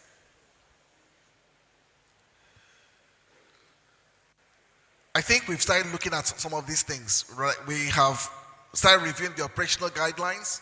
We partner with SafeCare to strengthen quality assessment and accreditation. So we standardize the process for accreditation. And we've already started piloting with the Global Fund this health insurance for people living with HIV and tuberculosis in 5 states in the country, with a view to scaling it up even further when this has been successfully implemented. Next slide. So that's some of the things we've done so far. But thank you. It's been 1 year. So quite a lot to pack into just 1 year. But given the enormity of the challenge and the road ahead, we can't rest on anything. We have to even do much more this year. So there are still challenges we must take on. The coverage is still low. Even when you increase the numerator, our population increases. So the denominator always increases. So to reduce this percentage, you have to ensure people at a rate that is faster than the Nigeria's population growth. So that means it can't be incremental, it has to be radical. We still have to cover vulnerable groups and the informal sector. How do we organize the informal sector better so that those that can pay don't pay out of pocket, can buy insurance? And how do we ensure that those that cannot pay at all, that the government does more to subsidize their care? We'll be working with the industry to set new standards in terms of minimum number of enrollees that you should have, in terms of capital adequacy and risk management, so that we don't have HMOs that go bankrupt and leave people stranded. So that we have HMOs that are strong with deep balance sheets, that can be more responsive whenever you send your claims. And then we must make sure that we do more with citizens. Next slide. So for these reasons, certain key things must happen. We expect private sector participation to increase significantly. We expect private health insurance schemes to access the capital they need, and that's why I mentioned working with the PVAC. We expect that federal government's revenue would grow substantially. We're even speaking to others that may want to pool funds under the sector-wide approach program, particularly to cover the poor and vulnerable. And we are also working with the states and now the local governments on how they can increase coverage through their equity funds and funds for the vulnerable. Next slide, please. I'm come back to we being better together. What can you do? What do we need of you? On our own parts, we're taking our mandate seriously, as I hope we have demonstrated. We're going to invest heavily on technology to make it more seamless to interact and to see data and evidence. We will continue to engage with you. I'm a firm believer in dialogue. Dialogue enables me to hear from you what are the critical pain points. It's also for you to understand from me what am I trying to do to address that. And we must come to that equity table with clean hands and with sincerity. So that the NHIA can guarantee that we'll always be open to that dialogue on how we can collectively move this industry and our health sector forward. But in addition to that, the issue about quality of service is one that I hope we can work together to drive. Not just from your own perspective or from my own perspective, but from the perspective of the Nigerians that are accessing this care. When I wake up every day, I go through my messages, hoping that there is no news article about somebody that has not received care or something that has happened. Because these days, if you fall on your way to coming here, it's NHIA that is the problem. So, issue about quality we cannot have in your absence. So it's something we need to collectively work. So that those of you that are providing good quality care is one that we want to incentivize. So we're looking at our payment models. Is there an incentive for those that provide good quality care? There have been practices of paying for performance where we can add an incentive to those and begin to change that mindset so that we can begin to provide better quality care to our people. Good quality is not always more expensive care. In fact, when we build a health system that has good quality primary care as a foundation, ultimately it's cheaper for us. One of the things we're working on is a catastrophic fund for looking at chronic diseases like cancer. Nigeria, in most times, people are diagnosed with cancer when it's stage 3, stage 4. What can we do to make sure it is stage 1, stage 2? Where it is cheaper for the system. So there are many things we can do to incentivize in quality. In Indonesia, I was meeting with the Minister of Health, and he said something. Their president wanted to make it a free compulsory screening program for everyone, age-appropriate screening. But of course, in that country, they don't like when government comes to force anybody to do anything. So what he now said was, every birthday, this is the government's birthday present to you, is free screening. So that if your birthday is April 26th, you'll get a note from the government and from your primary care provider that happy birthday, sir.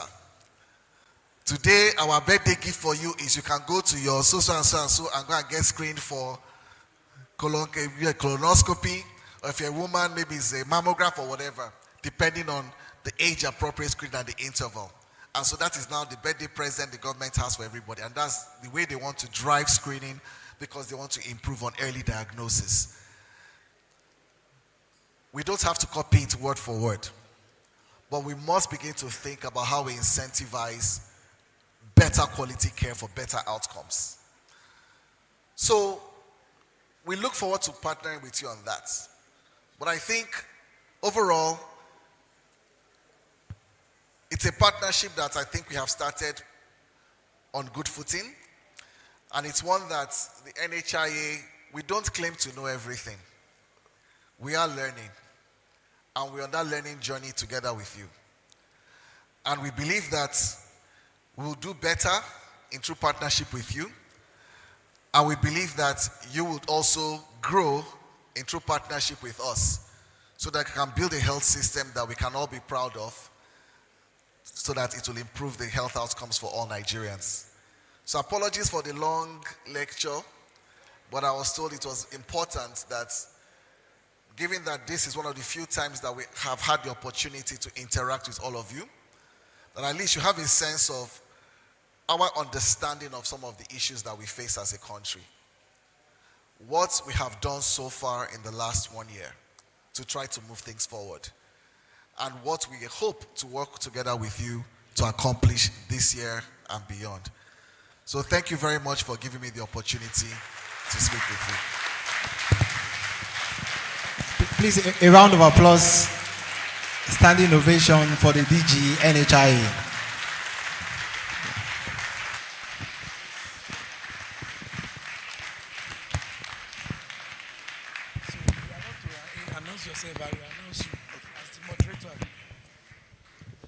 Thank you. Please, you can have your seats.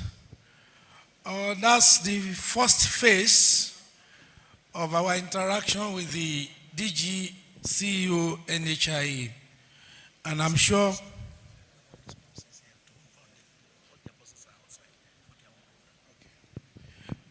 sorry, Mr. DG. The spouses in the hall, I'm being told that your bosses are outside for your picnics and other places you want to visit. Please, any of the spouses around, or any, Dr. Drojaye, I know you and your wife, you are both doctors. Who is representing spouses here? You are the one going with the women. DG, can you see our... So, are you the spouse today or she's the spouse? I hope both of you have registered as doctors first. Not cheating us. Now I came with my spouse, paid for one. So without wasting much of our time, I want us to just switch over to the Fireside chat. I have told us, and the DG also mentioned that we are now friends and partners working in progress. So please, let us take notes, whatever questions or comments or whatever. We all want to build a very, very progressive, dependable, beneficial NHIA for our country. So let all of us see that we are all together in this boat. Thank you very much. The moderator today will be Dr. Niyi Oshamilui. Mr. DG, you're welcome, sir. Thank you so much, President.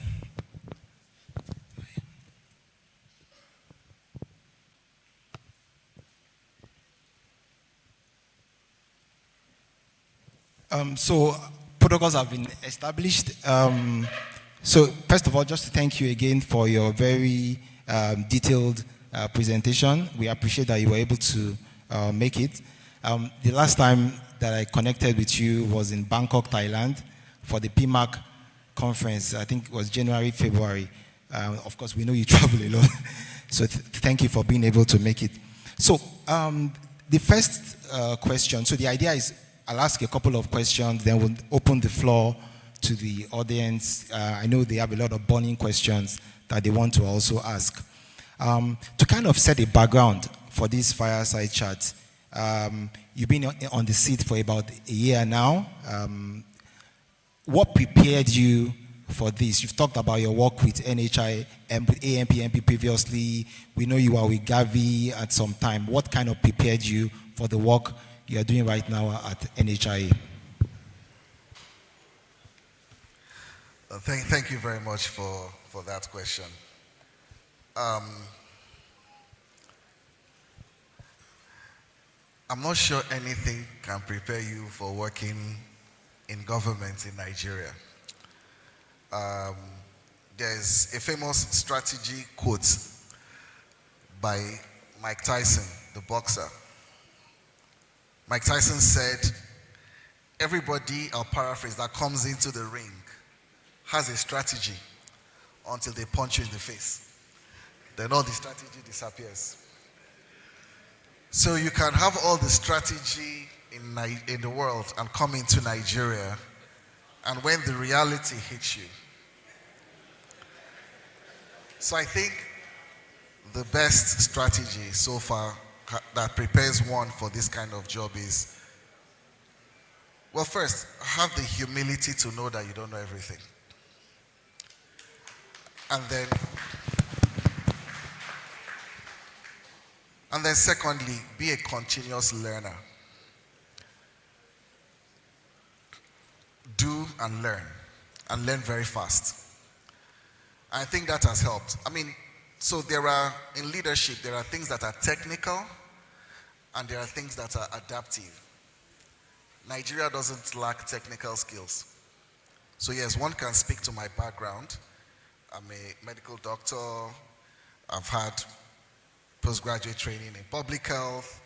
I had worked at the World Bank where I advised and worked on health systems in different continents. Designed a health insurance program in Vietnam in my early career. I've worked in the UK in the NHS. I've done different things. I've worked in consulting and different aspects of healthcare. But those are all technical. The adaptive elements are the most critical things. And that's why it's about learning. It's about listening. It's about understanding the Nigerian context. Because whatever you do has to be grounded in our own reality. You can't copy and paste another country's system into Nigeria. So that openness to learn, listening, and humility, of course, is foundational, is what I think would help you, because some of the problems are not technical in Nigeria, as you know. All right. Thank you so much, DG. A round of applause for DG. Of course, we know the NHIA Act was passed into law in 2022. And of course, we have the state health insurance now, a lot of them now much more set up, vibrant and things like that. But we're curious to find out, in terms of policy alignment, domestication of the act, what is going on at the national and subnational. So we're curious to find out what NHIA is doing to ensure that there is alignment in terms of domestication of the act. Thank you. No, thanks for that. And I think it's a very critical one. First of all, the act has to be translated into guidelines. So NHIA first developed the operational guidelines, which was shared broadly with multiple stakeholders, so that at least we know what does this mean on a day-to-day basis for people. Now, secondly, with regards to the state health insurance schemes, we've had a lot of, people may have feared that we would be in a competitive dynamic. But what we have tried to change in terms of the narrative is, when I report enrollment figures, I report what we have all collectively done. So your success is my success.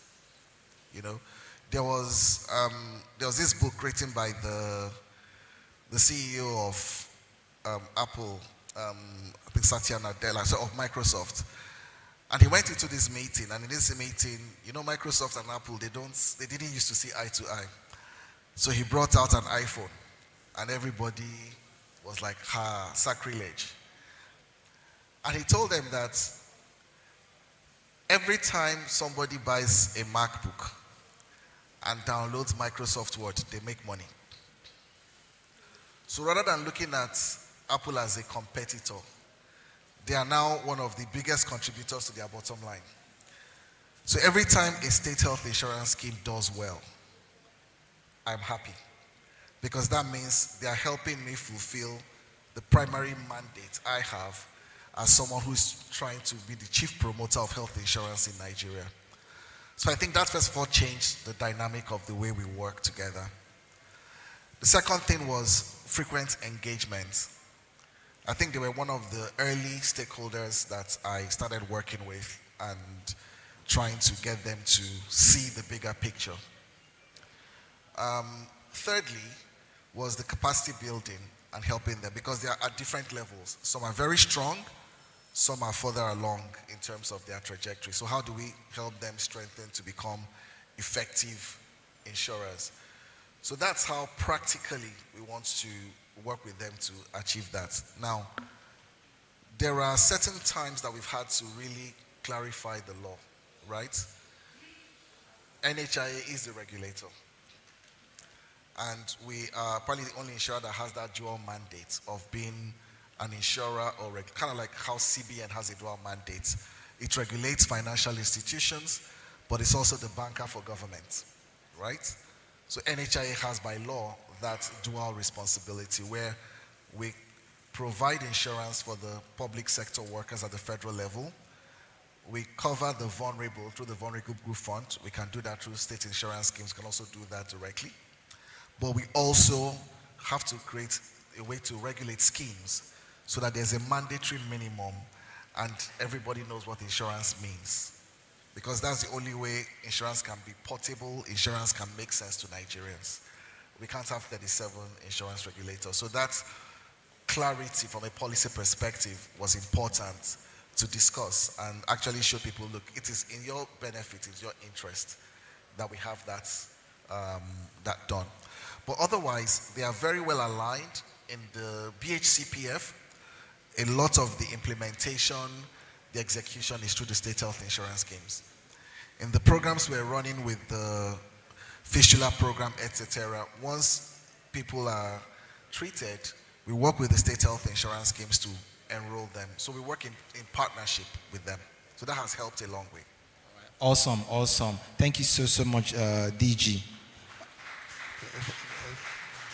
Thank you. So you've tried, of course, in your presentation to touch on some of the typical challenges of providers. You've mentioned some of them and how you've tried to address them. But there are two I wanted to highlight. You've talked about tariffs and, of course, timely reimbursement. So maybe you can touch on the two again. Tariffs, yes. How will this be done every 3 years? Is that something you plan to do? And how do you plan to encourage, to ensure timely reimbursement of providers? Thank you. Well, thanks for that. I think on the tariffs, we've touched on that a bit where when I came into NHIA and looked at this and also looked at how well do we use actuarial services. We're in the business of risk.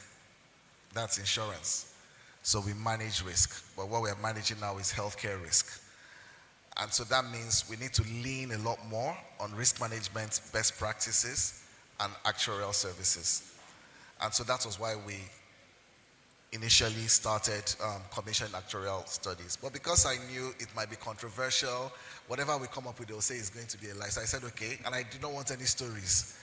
So I said, okay, let's have 2 sets of people conduct actuarial studies. So if something happens to one, maybe one breaks their leg, the other one will finish, we get to the finish line. Or if the outcomes are wildly disparate, then we now have to say, okay, let's look at the methodology again and let's understand why it's disparate. So that journey started. And the law requires us to do so. And one of the things we're looking at, actually hired as a consultant, the former president of the Actuarial Society of Nigeria, to be our in-house person to engage with the actuarial consultants, so that we have that capacity. We're now building our in-house capacity. We may not have licensed actuaries in-house, but we have people with enough skills, the actuarial models that can then be used over and over again for different things, so that in a year's time, there is some capability, maybe it's 50-60% there within NHIA, that getting an external actuary will just be for the independence and validation. What you can help us with is the data. Because every actuary complains that Nigeria data is this, data is that. So it's another area I would like to also share, that we work together so that we can have the right data, so that in 3 years we're not looking for good quality health data that reflects reality and practice. So that's one way we can assure that we get the right premiums estimated. And then a lot of the conversations about tariffs, we do it in an inclusive way with lots of stakeholders so that, there is transparency in the process. So that's going on. With regards to the delayed payments, one of the things that we're looking at, and we've actually discussed this with the HMOs, is the increase in the fees that we're giving the HMOs is going to be predicated on two things. One is no indebtedness to facilities. Please, a round of applause to DG. I think that's critical. And the second is, timely, disbursements. Of course, for capitation, there is no excuse for that. But for the fee for service, we're going to track timely reimbursement for that. And so that's the conversations we've started with them. Of course, the gold standard is where we don't even need to ask you. The technology tells us the story. And that's why I said one of the critical things we need to invest on significantly is the technological backbone to be able to track this. Anytime you open an account, central bank knows. So every time somebody is insured in Nigeria, the regulator should know. Because ultimately, our role is to protect the interest of the enrollee and to ensure that they navigate care through the system appropriately because they've bought into insurance. So those are the things we're trying to do in that regard. All right, thank you so much. All right, please give it to DG. It's okay. Yes. You so can also throw tomato and egg. It's also good. All right. So you already talked about it, and of course, it's something that's been in the news in terms of the 1 hour authorization mandate. But of course, the devil is always in the details. How does NHIA, of course, Nigeria is a big country. How do you intend to monitor and enforce this? Thank you. Thank you. It's not going to be easy, I won't lie, but it's not, there is no going back. There is no alternative to that. We have very clear steps we've outlined. I know there was a presentation, but I didn't want to go into too much detail, where we have very clear guidelines on, first, a patient walks into a hospital. Okay? The provider needs to check whether it's covered and a code needs to be issued. There needs to be a timestamp as to when the request was made. So if you wait for the HMO and they don't get back to you, then you go ahead and treat. Now this was thought about very carefully because the other alternative would be to say, get a code from NHIA. Now that introduces a level of complexity. So it's designed by default. All we need for you to do is send us a notification when you're about to treat. We send this at this time. 1 hour later, we've not heard, and we see the timestamp, and they just inform us. So that at the point of reconciliation of what is owed to you, it's easy for us to pull it up and see because there's a timestamp and it's easy to do. And so that's why we're trying to simplify the process as much as possible. So you don't need the permission to treat, but it's almost like, well, if you don't hear and you have clear evidence, then that's fine. Of course, we had to introduce a timestamp so that it wouldn't be abused. Some will say, no, I sent it at 1:30. No, we didn't get it until 2:25. The timestamp is the source of truth. And that's what we will look at. So whether it's an email that was sent and acknowledged or a text message that was sent and acknowledged, to the usual channels you engage with the HMO. Now, if there are issues to reconcile, which I'm sure we will, we're still working with our enforcement team. Even our call center and complaints department unit has moved to the enforcement team. So there's an internal restructuring to give NHIA the capacity to respond in real time. And we're also training our states and zonal offices who will be in the front lines dealing with this to make sure that they are able to track this efficiently. We have to put a stop to this. And so we are committed to do what takes. There might be teething problems initially, but it's something that we must and we intend to overcome. Awesome. Thank you And so there are much. clear guidelines that we are happy to, I think we've started disseminating some of these and we'll keep disseminating what is expected of each accredited and empaneled facility. Awesome. How we're getting ready our questions, I have just one more question. You've touched on it a bit, then we'll go to the audience, then we'll come back to you.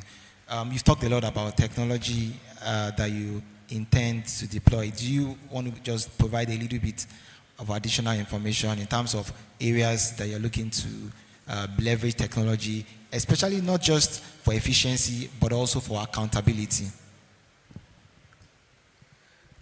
Excellent question. So, with regards to technology, it's not a new journey for us. We've had and we have the opportunity to learn from experiences and mistakes made over time. Form follows function. So establishing what function we need is important. I'll give you one or two examples. Enrollment numbers. We're moving to a point where NIN becomes the unique identifier that we know whether this person is really true or not. So that when I give you numbers, 19 million, you know email and say that, where's that number coming from? Being able to validate identity.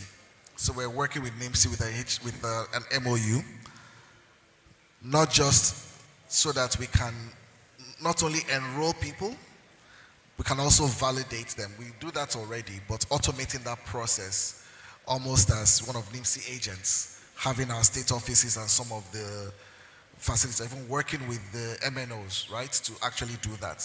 So we need to move from a place where people are insured, but you're questioning their identity to where every enrollee is linked to an NIN. So that creates proper accountability. Then when you look at the different modules, we're taking a modular approach to technology right now. So we're not taking a big bang approach that is hardware driven, but what do we need to manage enrollment across the country? So that's one module. What do we need to manage claims properly? What do we need to track utilization? Then our role as an integrator, what do we need to make sure that I don't need to wait for a HMO to tell me how many enrollees they have. It's well integrated into our system. So that's what I would call, if you look at that, the micro is within NHIA, managing enrollees and claims, etc. The meso is how we integrate within the health insurance ecosystem.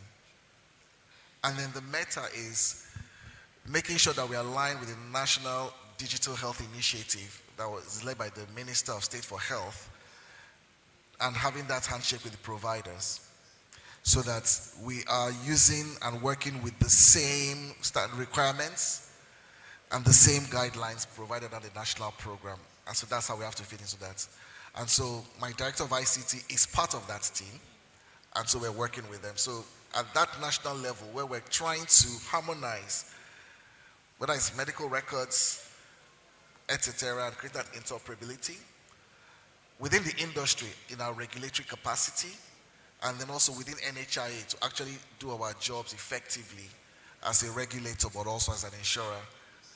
But we're taking this in modular approaches, defining the function and what the right, technology to drive it would be. So that's where we're Awesome. Thank you so much. A round of applause for DG. Thank you. So we're at the point where we want to open the floor for questions. We'll need an extra mic. Please, we kindly plead that, of course, be respectful to others and to the time, so that we're straight to the point and we're as short as possible. So we need an extra mic. We have one hand there. Do we have an extra microphone? Okay, so can the ushers come and have this microphone then? Where will we start? Where do we start? Say we should start with you, sorry. So we'll take maybe 3 or 4 questions, and then we'll come back to DG. Thank you very much, the Honorable DG. I think it's a very welcome development that we have you here face to face. And my question directly is about unsettled claims. I'll give you a direct example so that you can build up the scenario. Sometimes in 2021, I had a referral for an obstetric patient who lives in Benin, and I'm here in Ogun State. So I think the HMO then was United Healthcare. And this patient was pregnant, twins pregnancy, had preeclampsia, and then developed eclampsia, and we needed to intervene immediately. So at the end of the day, the twins were delivered prematurely and they developed jaundice, neonatal jaundice, needed phototherapy. We requested for further authorization apart from the ANC and care and all that, and we got it. Then one of the twins needed to have an exchange blood transfusion. We requested for further authorization, we got it. But when we submitted the claims, up till today, I have not been paid. And around 2022, just after the corona or whatever, the MD of United Healthcare sent an open message to healthcares about timely submission of claims. And I used that opportunity to reply him and told him about my unsettled claims of about 2 years. And the letter, rather than him replying, I think it was one of his Lagos offices that replied and said, no, it's not true. They didn't get the claims. And then I wrote another one, went through the NHIS in Ogun State. And then a meeting was called and we submitted new claims. And up until now, I've not been paid. And the question is, if you have gotten to a point of having a meeting with NHIA or NHIS then, and the HMO, what again do you do than to wait? Well, many doctors are used to patients not paying. But when it comes to corporate organizations or even governments, then you feel cheated. And this is why I think one of these cases should be investigated. Thank you. All right, thank you. Can we have one of the ushers pick up the mic? We have one hand there. Please, this way.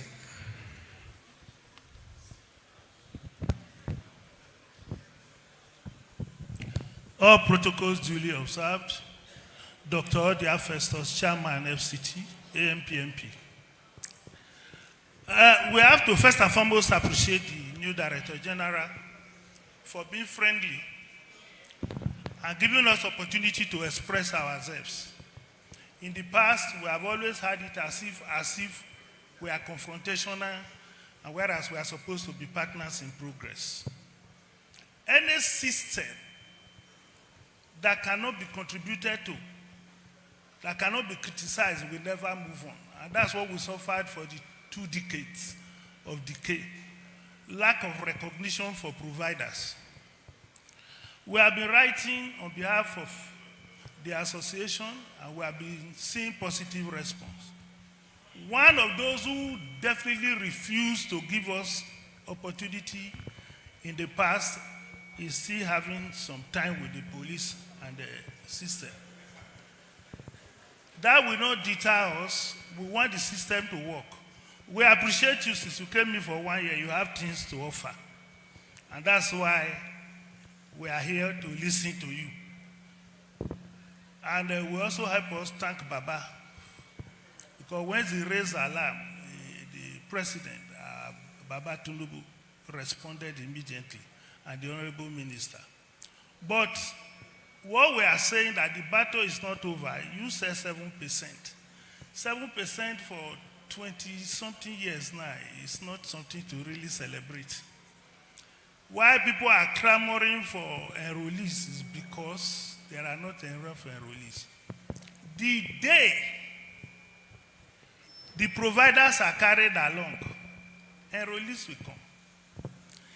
The day we make up our mind to register providers through facilities that are closer to them and they know, for NHIS, enrollees will come.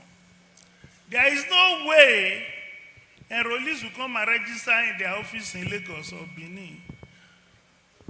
250 million people will come and register in one place. It's not possible. We are just playing games. Number two, we have been writing that the money for NHIA should not be TSA. It's giving us very serious concern why money contributed by people for their heads is a single treasury account. It should be managed by NHIA, and those who are concerned will have capable hands to manage public funds that are contributed by citizens. Now, HIV, tuberculosis, we are trying 5 states. So what do we tell them in the states that are not among the 5 states? Do we tell them to wait on, or we go ahead? So we want key factors. Then delay in payment or capitation. You were very pragmatic. You release the money on the 3rd, the new capitation. But you all know we are surprised that some of the HMOs are paying the old capitation. Some are not even paying at all. This issue of keeping capitation to get interest before they pay, we are not interested in what they do with the 2 or in the quota. As long as they are giving the money, they should give us our own. Thank you so much, sir. Thank you. Thank you so much. Please, let's keep our contributions short and to the point so that we can take as many as possible. Thank you so much. Yes. All right. So let's take one from here. Thank you. Please, short and straight to the point, sir. Thank you. Dr. Emmanuel Akpanobong, Chairman, Akwa Ibom State ANPMP. 2 short questions. One, incentives for quality care. I know where standard is high, where you try to provide what should be provided, cost is involved. Now, with the insurance arrangement, making assumption that care should be basic, and therefore minimal expenses. But when we understand that quality care definitely involves money, how do you compensate? What incentives do you give to centers that have this inbuilt quality? All right, thank you The so much, second sir. question has to do with HMOs that have gone extinct or are liquidated. What guarantee do we have that we get our money back? All right, thank you. Thank you. So we'll take one more question, then we'll come to the DG. Over there, please.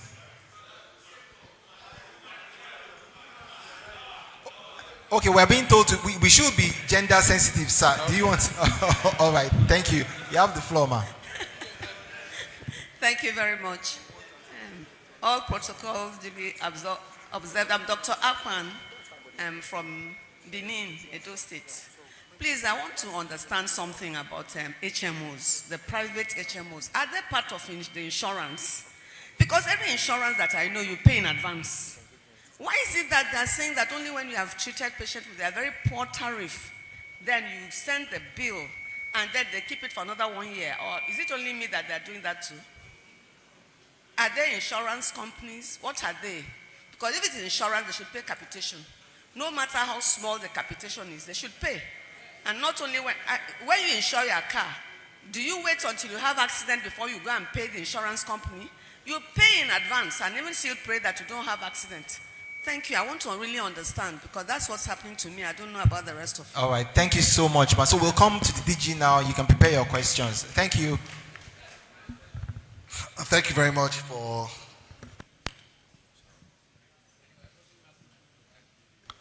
the excellent questions. I'll do my best to take on them. In terms of the specifics on the unsettled claims, and you've met with the NHI, I'm glad my state coordinator is here, so I would advise to just sit with him and let's come up with a very clear, I want to be briefed on what the outcome of that is. And that applies to any of the specific things that you have. That's why we've been revamping our enforcement capabilities to try to resolve a lot of these.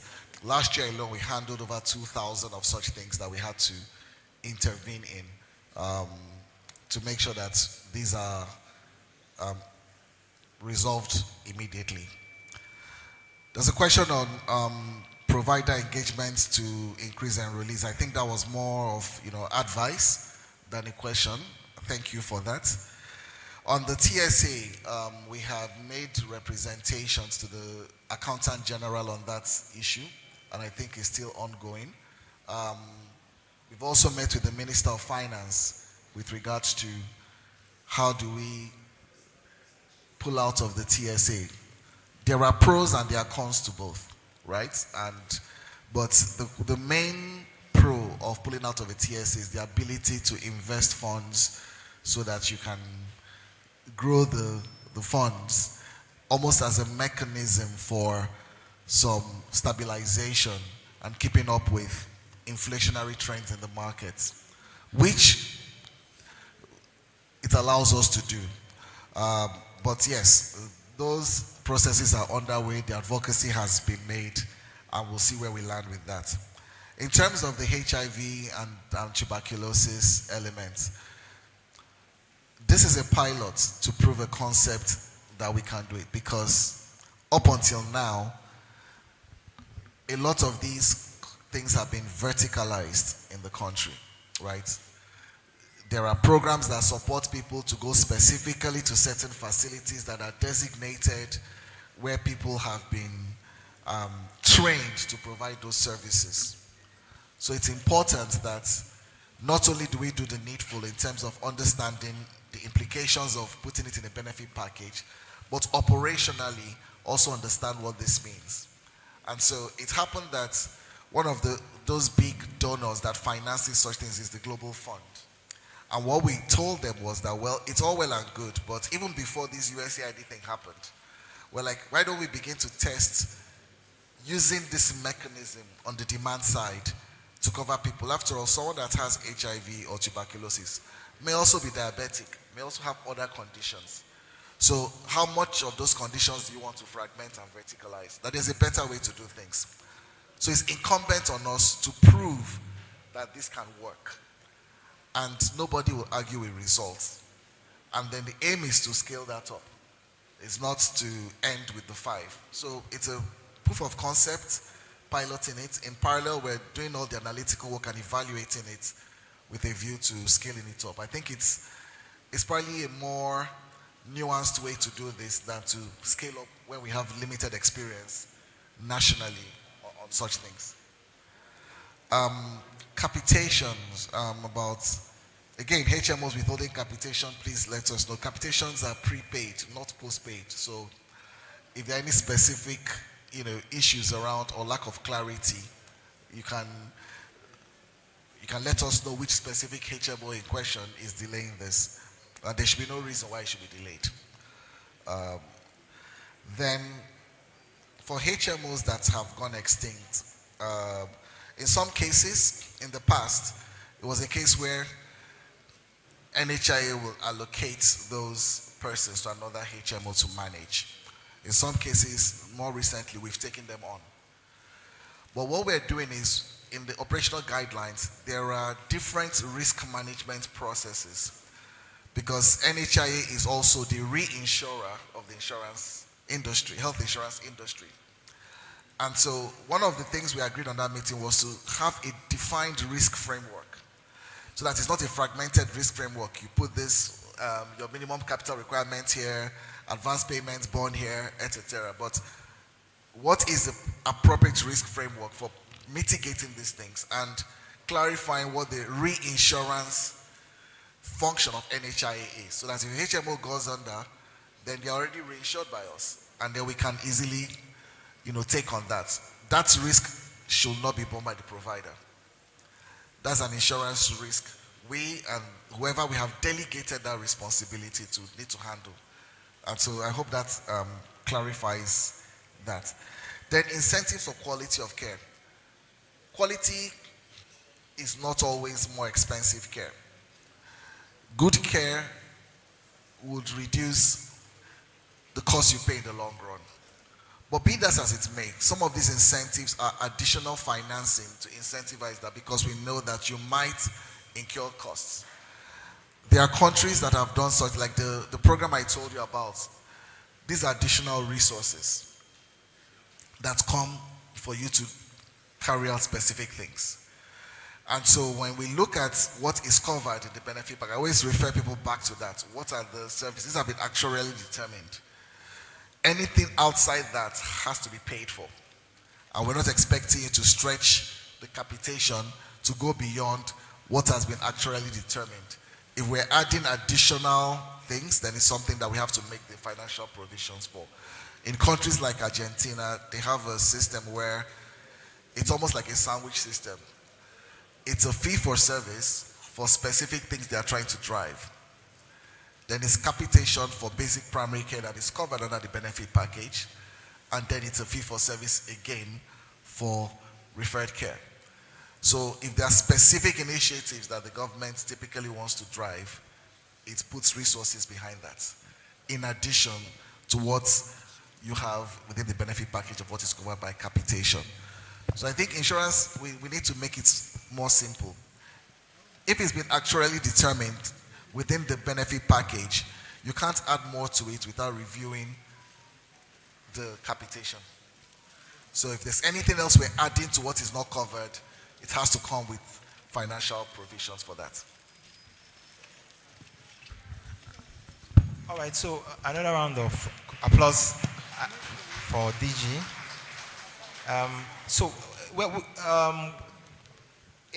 The mic here. So we'll take about 4 questions again, and then see how we go from there. Thank you, our DG. If I have difficult questions, that will be in-house, because I have all the opportunity to ask you, sir. But maybe what I want to say now is just for the benefit of the big house. Sir, you are the DG for all health insurance issues in Nigeria, both public and private. Our experience is that while the NHIA pay capitation, and the shares also they pay capitation, the private health insurance, most, if not all of them, no longer pay capitation. What they now use is what they call roaming, alien to Nigerian health insurance language, may be common in other climes, but as far as we are concerned here, is an uncommon evil, which is not present in our health insurance literature in Nigeria, so to say. And they have not even taken our consent before they suddenly walked away from capitation. So what do we use to prepare ourselves in advance to say this is what we are gaining from health insurance? Please, we want you to respond to this. 2, what is the status of our ENHIA?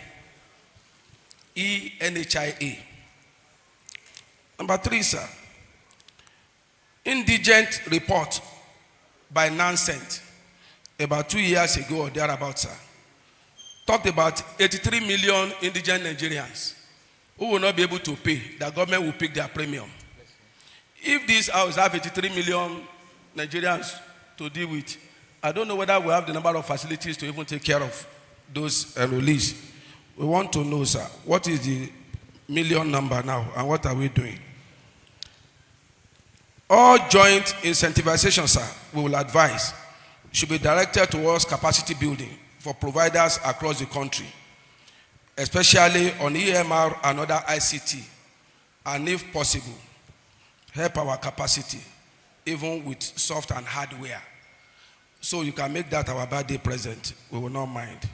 Thank you so much, Chief. And finally, sir, I want to say that your presence here today is being celebrated. We will celebrate you while you are around. We will take you to Lumorok. We will take you everywhere. You are not likely to go back today or tomorrow. Thank you and God bless you. All right, thank you so much. Sorry, and okay, so we have one there.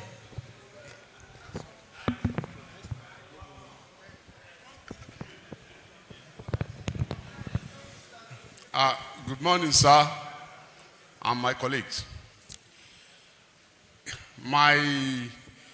Please, let's just keep it straight to the point. There's so many answers. Straight to the point. Yes, I don't know the relationship between NHIA and the state NHIA and NHIS. The relationship.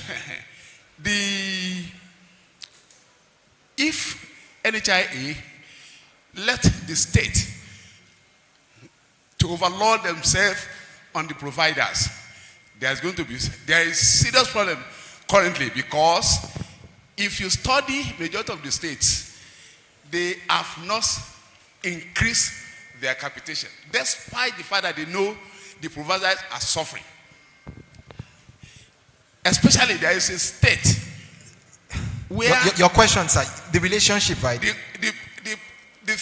My suggestion.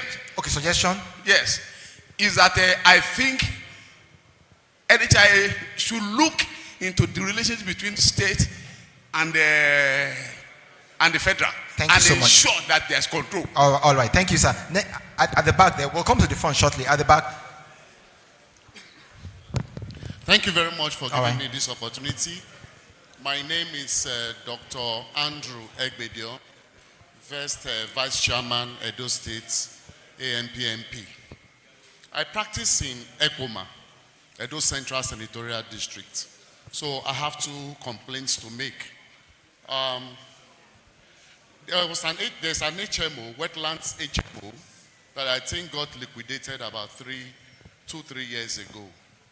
And many of the enrollees there were at the area specialist teaching hospital. And some of them were attached to my hospital at Ekoma. Wetlands owed me money for almost 3 years. Yes, and by the time they got liquidated, Salus Trust HMO took over their clients. As of today, I have not been paid. Almost 5 years after giving services to this enrollee. And there has been exchange of letters, there has been several reconciliation meetings, and yet no headway. The statement I keep getting from the state NHI is that Abuja is looking into it. And here before me is Abuja personified. Thank you so much, sir. And secondly, is a complaint regarding ultimate HMO. It's about 8 years now that a staff of the federal judiciary in Abuja, the wife came home to deliver. They reside in Abuja. They delivered their baby somewhere in Auchi, Edo North. And because it was a preterm delivery, at 7 months, the baby was rushed to Area Specialist Teaching Hospital. At that time, there was a strike action, or perhaps their special care baby unit was filled up. But somehow they found themselves to my hospital. I'm a neonatologist. I'm a pediatrician and neonatologist. And I took care of the baby. My facility was also, of course, accredited. I received a call from someone at the NHIA office in Abuja, appealing to me to take up the care of the delivery of the mother and the care of the baby. I was worried because for such a child, at 7 months, about 0.8 kg, it means that the baby will be on with me for a long time. Sir, 24 hours light and the rest. What I'm trying to say is this. I had accumulated, that baby is about 8 years old now. The father still works at the federal judiciary in Abuja. 8 years after I have not been paid by ultimate HMO, I got a letter, despite all reconciliations and documentations through our state's NHIA in Edo State, going through to NHIA in Abuja. The last correspondence I got completely put me off, which is about 7-8 months ago. The last correspondence came from NHIA itself in Abuja. An official of the authority wrote to my hospital asking me to provide the name of the official in Ultimate HMO that gave me PA code. At the initial stage of our reconciliation, the complaint was that, no, Ultimate HMO claimed that they didn't give us PA code. I produced it. We went about that for almost 1 year. And later, the story changed. So let me summarize by saying that this child is now going to secondary school. Delivered as a preterm 7 months. To the glory of God, the child stayed in my hospital for 3 months and the child survived. I have not been paid. paid. All right. So I have a house. I have a suggestion.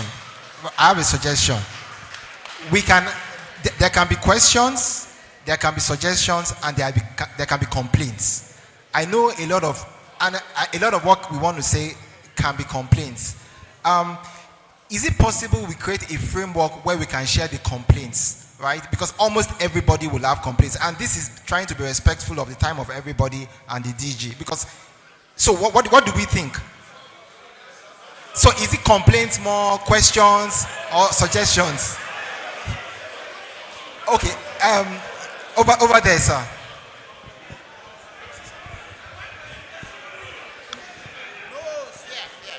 ANPMP. Hello.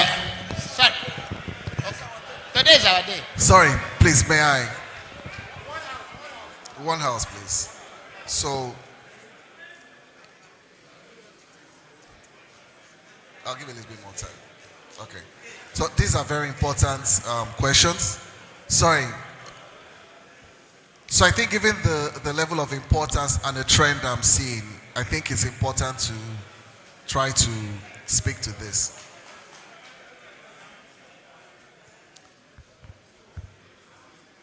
Thank you for sharing your experience.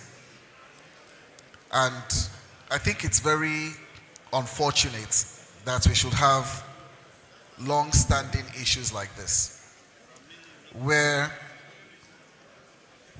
a complaint is made, and despite several meetings and several things, we're still at a point where nothing has been resolved. There should be no excuse for that. Now, what are we doing in NHIA to address some of these things? Now, I think as I mentioned earlier on, what we want are to hear what the complaints are. We are not agnostic or afraid of the complaints, because the complaints are what gives us visibility to what's actually going on, so we can have better ways to improve on it. So if there are specific complaints, what we've tried to do is ramp up that falls under the purview of our enforcement team. And I think at the time this started, there was no enforcement team because enforcement functions were under our standards quality assurance. Now we have a separate team. The entire complaints center and registry has been moved to the enforcement team. Now, if there are specific elements of it that are not done, I think you can get my commitment today that this is something that we're definitely going to look into. Not only that, but even if it's not something that can be resolved immediately and has to be escalated, you should at least get a response that says, upon this review, this is where we are with this case. This is the position, or this has been escalated, etc. Now, the volume of these things are plenty. Last year alone, as at October, we're handling 2,000 cases, some related to providers, some related to HMOs, some even related to the enrollees themselves. And so what I can assure you is that we are working towards this. About 90% of them have been resolved, and the rest will work on. So if there are any complaints specifically, this is me telling you clearly, please write to our enforcement team. Let's document this. These are things that are ongoing, standing things that we now review. We started that mid last year, that every month when we have top management committee meetings, and when we have our quarterly expanded meetings where we bring everybody from the states and the zones to Abuja, there are two standing items we review. One is how we're doing with enrollments. To your point that 7% or 9% as it is now is still small. But the second thing we review is complaints. Because I personally want to know which complaints have not been resolved, why they have not been resolved. So in particular, I'm here with my team, we'll take note of it, but if there are any other things, you don't even need to know anybody specifically. We have a director of enforcement. He will handle that and he will get back to me. But I think if there are any that you want to collate in-house, that's for which you need specific input on, I think we can use this as an opportunity, as one of those listening opportunities. Collate it in-house, send that to us. At least that one, as a result of this meeting, is something clearly that we can actually demonstrate. And I think you will have our commitment that we will act on those specific things that under your auspices that we have actually looked at. So that's not a problem. In terms of ENHIA, I mentioned earlier on that technology is a critical part of what we want to do. And Dr. Jimmy knows much more than I do the story about ENHIA. Some work was done. A lot of things were not fulfilled. What we have done is pick up from where we were, review the entire process to see if it's fit for purpose in terms of what we want to do. But go back to foundational things. What are we trying to solve for? And that's why I made the comment that form must follow function. In this NHIA's new capacity, what are those critical functions that must be automated for us to do our job? And that's how we are taking it on and building brick by brick on it. It is 3 million indigent Nigerians. Yes, there are lots of Nigerians living, but what I will argue on the contrary is that because there are so many Nigerians living in poverty, that is even the reason why we need health insurance for them. Now, the road to UHC, no country has done it overnight. Every country has had to, that's why it's called progressive realization. In Nigeria, the first step we took was in 2014 with the National Health Act that became operationalized maybe 3-4 years ago with the Basic Healthcare Provision Fund. It's still just 2.5 million Nigerians. A lot of additional initiatives are being put in place. For instance, the funds for the free maternal access to CMONC services. Every country has their own path, and Nigeria is going through that path. Surely, some of those women will belong to these 83 million people, but we will get there gradually, but the government is committed to it on a path to getting there. On capacity building, we will do what we can as NHIA, but we also recognize that we're not working alone. There are other entities that may even be better placed to do things. MPHCDA on primary care, hospital services, others in the non-governmental entities that may be better placed to provide the tailored support. When I engaged a lot with what was then AGPMPN, I was not wearing an NHIA hat. I would hope that there are others on that side that can provide, and we will do what we can to continue to incentivize and to support that. Now, for the relationship on the state health insurance schemes, I think your advice is taken. One of the things that we have tried to get them to do, and as I mentioned earlier on, some of them are in much better positions than others. Now, as a regulator of schemes, where we must get to, is first we've engaged them. Now we've aligned on what the mandatory minimum is through the BHCPF. That was step one. So for 200 naira premium, and they're only doing malaria and typhoid coverage, and if any other thing happens you won't cover, then we make a mockery of health insurance. It has to mean something to all Nigerians, which means a mandatory minimum. The law makes it very clear that even the basic minimum package of health services should be covered. And there is a list. What has NHIA done? Number one, we've worked with MPHCDA to ascertain what the basic minimum package of health services is. We put that side by side with what BHCPF currently covers. We've done an ICD-10 coding of all secondary and referral services so that when we say eye care, we mean the same thing. Eye care is not optical services for one, ophthalmological services for the other, eye surgery for the other. It has to mean the same thing. So defining very clearly what the minimum benefit package is. That is the first leg in a tripod for determining a scheme.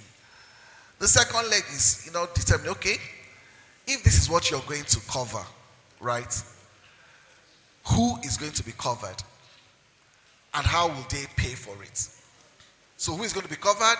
And then tell me how much is the premium. Now, if you tell me from a state that you can cover what the law requires you to cover with X amount of money, you provide the actuarial evidence that can be covered. That's where we need to get to. Are we there yet? We're not there. But the first thing we had to do in that step was, first of all, define and let us align on what the basic minimum package is according to the Health Act. Then we start looking at, to cover this basic minimum package of services, what is your evidence that the money that you're asking people to pay would cover it? Otherwise, then that presents a risk to the entire scheme. We require this of the private health insurance entities. We should also begin to require it of the public health schemes that are being offered. So that is our relationship with them. It's not just one of regulation, but we're also trying to be their capacity. And right now, lastly, we're actually conducting a capacity assessment of all state insurance schemes in the country, with a view, not in a way to be antagonistic, but it's to be developmental. We can't help you to go here when we don't know where you're starting from. So the first things first, assess where are you in your process, both looking at your scheme, but also looking at other elements of how you manage risk, your fiduciary status, etc. And so once that will be concluded, maybe by June or so, or July, we've done most of the states, we can then do an appraisal of where is everybody, and then we can then put them on a path to where they need to get to. But like I said, it's a journey that we're starting, but we have to get the fundamentals right. This is what we've done, and this is what we want to get to. So I hope that gives you some clarity on what we want to do. Yeah. I think that's most of the questions so far. Yes. Please, one more. Thank you so much, DG. I think when, at any point in time, maybe 1 year, 2 years to come, when we look back at this, I think one of the key takeaways of what the DG has said, he has kind of allowed that there can be a channel of complaint through ANPMP. I think that is something that is really, really key, so that there can be structures put in place by ANPMP to be able to escalate their members' complaints to NHIA. I think that's incredible, and I think DG deserves a round of applause. And I think it's now left to the president to work with different state chairmen to see how that can be put in place, of course working with the Department of Enforcement. So thank you once again, DG. Also, I really like your approach to technology. You talked about the modular approach. That's incredible. So thank you for that. Please, just one more, please. Please, one more here. Okay, so, yes. All right, go ahead. Go ahead, sir. DG, sir, I had the opportunity of availing myself with the conflict resolution process of the NHIA. We gave service to Rodin HMO, and I'm sure many of us here know Rodin HMO, and they were owing us about 4 million naira. The NHIA, through this resolution mechanism, called all the stakeholders together. Rodin promised to pay, but for now they have not paid. The question now is, what powers does the NHIA have to ensure justice for everyone involved when the HMO deliberately owes and refuses to pay for services rendered? The gentleman in charge came to my hospital to beg me to provide service, and I'm sure he did that for every other person. And he, knowing fully well that I was not going to pay, I think such people should be in jail. Thank you. All right, thank you so much, sir. All right, go ahead, sir. Yeah. So we'll move to this side after this question. Thank you, sir. Okay. Thanks so much, DJ Dr. Hiri. We are so grateful to have you. In fact, you are the best we've had in this office. My VP1, thank you. Sorry, I will just, the way we are going, we want to maximize the benefits of this interaction. Please let us reduce personalized experiences and questions to the barest, except those that are very, very important that will, benefit others. As I'm standing before you, I've had at least 2 deliveries. The NHIA Lagos, they know about it. They have not been paid for. My brother said 8 years. My own babies are like 14, 15 years. Please, let's not come personalizing, each individualizing things. Let's talk generally about what is affecting all of us. And let me give you an example. When we met the DG, it was not just tariff alone we discussed. One other thing that is popular with us, some hospitals have 60,000 enrollees. Some have 40,000. I was at my NEC meeting in Makurdi, and I asked my NEC members how many enrollees they have in their hospitals. NEC members are the state chairmen and secretaries across the country. Hardly did we get one single person, maybe apart from Chief Obute in Nasarawa. We didn't have up to 3 people amongst all of us that had more than 15 enrollees. Some have joined as far back as 2005. That is not the kind of NHIA we all want to work with. So we have said teaching hospitals taking all primary cases, and we sitting there playing with 3, 4, 5, 6, 10 enrollees over 10, 15 years. These are things that will affect all of us. Not the CS I have done, they have refused to pay.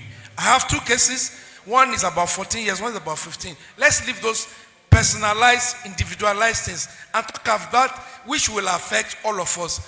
Before now, we've been going around to other heads of NHIS, ESCs, and then DG, telling them, and they've been promising us, but what we are hearing is that the teaching hospital giants, the MDs, they have the money to influence to say, no, don't do it. They've always showed compassion towards our cause.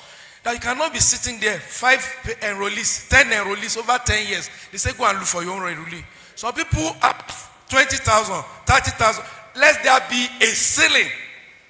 And for primary cases, if the teaching hospitals are arguing that they must also train with some primary cases, let there be a ceiling to the number of primary cases they can keep in teaching hospitals. The rest should be given to these people.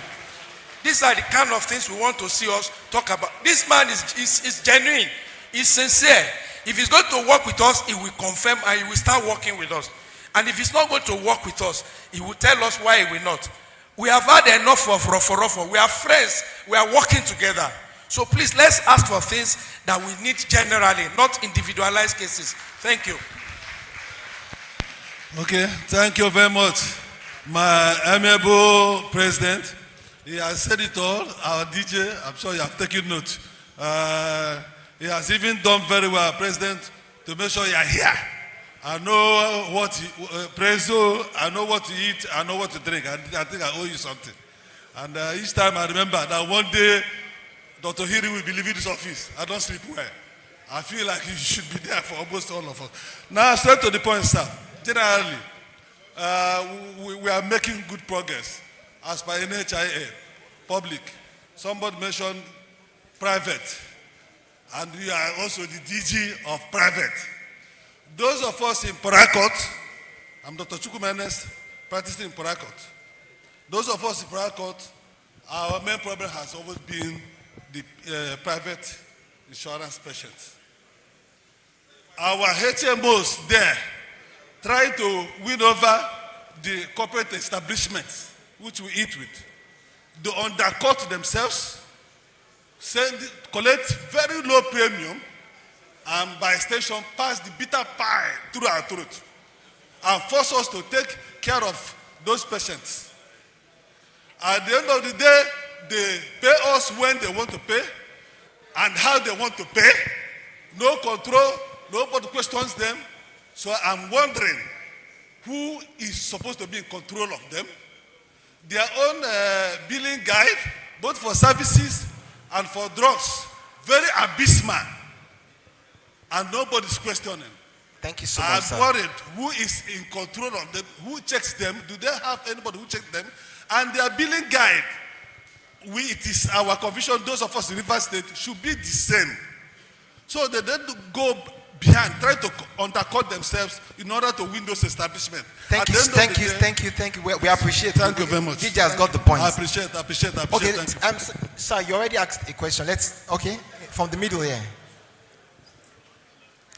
All right, let's straight to the point, short question, suggestion, straight to the point. Okay, thank you for this opportunity. The Director General and my President, standing on other existing protocols. My name is Dr. Tantwa, Vice Chairman, Bayelsa State. I'll be speaking about the state health insurances. My colleague here was trying to make a point, and I want to build on that. For the state health insurances, he was asking, is it still under your control? Are you having oversight over their functions? This is important because most of the state insurances, they have their own way of operating, and we don't get enough capitation from them. And even the fee for service is low. And as it is now, NHIA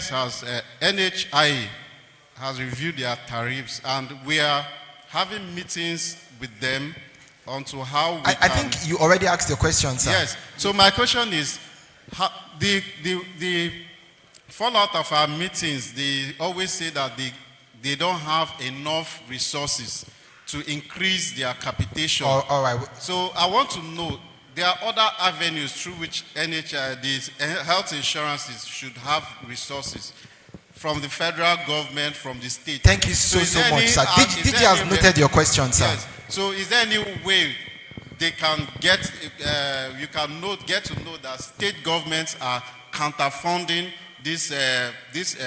their resources or counterfunding so that they can have enough pool to increase the capitation for our Thank you. All right, just at your back over there. Thank you, sir. Short and straight to the point, sir. I am Dr. Sagbe, a dental practitioner from Bayelsa State. I am speaking on behalf of all the dental practitioners. In your last review exercise, no dental practitioner was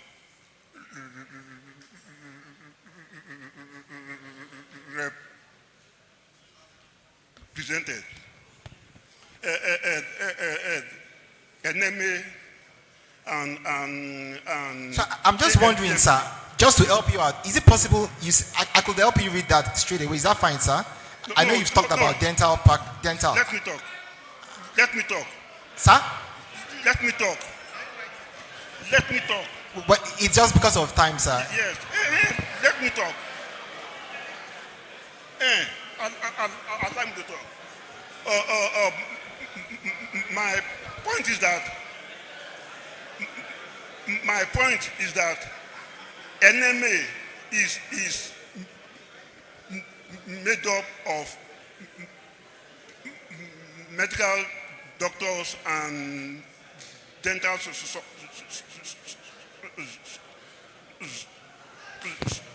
surgeons. ANPMP is made up of medical doctors and dental surgeons. But when they go to present us in those negotiations, they don't discuss anything about dental fees. Our fees is very, very low. And they don't even know what dental procedures are. Look at it now.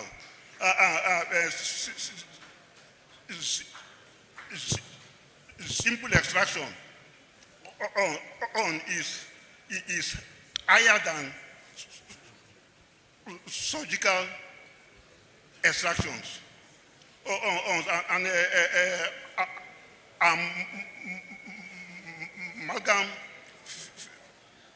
fillings are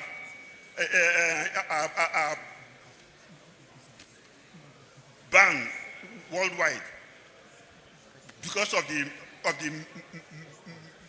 mercury content. So thank you, really, thank you very much. We've got the inclusion of dentists. I think that's something that is critical that you've mentioned. So we got that question. We'll have to go to the next person because of time. We got that. We appreciate your contribution, sir. Thank you so much. So,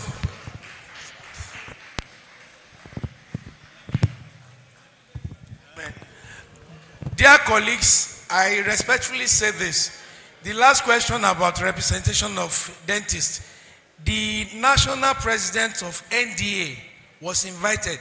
ANPMP went and I invited all state chairmen and secretaries to join me. And we met.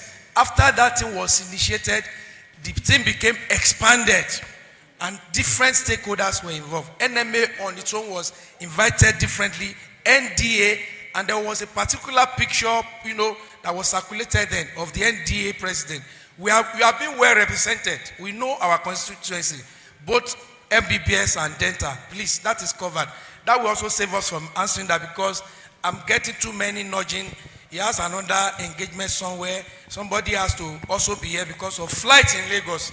We are thinking that we'll keep him here the whole of today, but the signals I'm getting, we have to please regulate things. My IPP, closely regulated, ask your questions. Please, where is the mic? Give it to him so that we shorten the whole thing. Thank you. Thank you, Honorable DG. Thanks, my president, distinguished colleagues.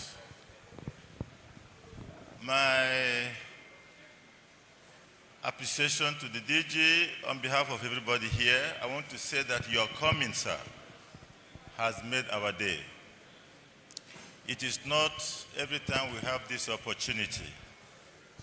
And all the men and women seated here know that the outcome of this meeting, added to the great work you have already done, will determine the future of healthcare in this country. So even if this is all we do today, please, we'll be happy. You'll be patient, but please continue to be patient. You started off by telling us how universal coverage will not work without us. And that is true. Very, very true, sir. And magnanimously, you have assured us that you are open to complaints. Sir, we have never had it this way. This is to show a sincere leader. And from what we have seen, our DG is not just a leader, but a teacher. There is nothing you have explained here that has not been understood. And sitting down and listening to your lecture, sir, I wished that policies were as good as action. I wish that theories were equal to reality because it was nothing more to add. Unfortunately, after the dark, we wait for sunshine. Sir, as a health insurance manager, we all know that our president's suffering is standing on one pillar, and that is the pillar of the poor enrollment of Nigerians. The Bible tells us that seek ye first the kingdom of God and every other thing will be added unto you.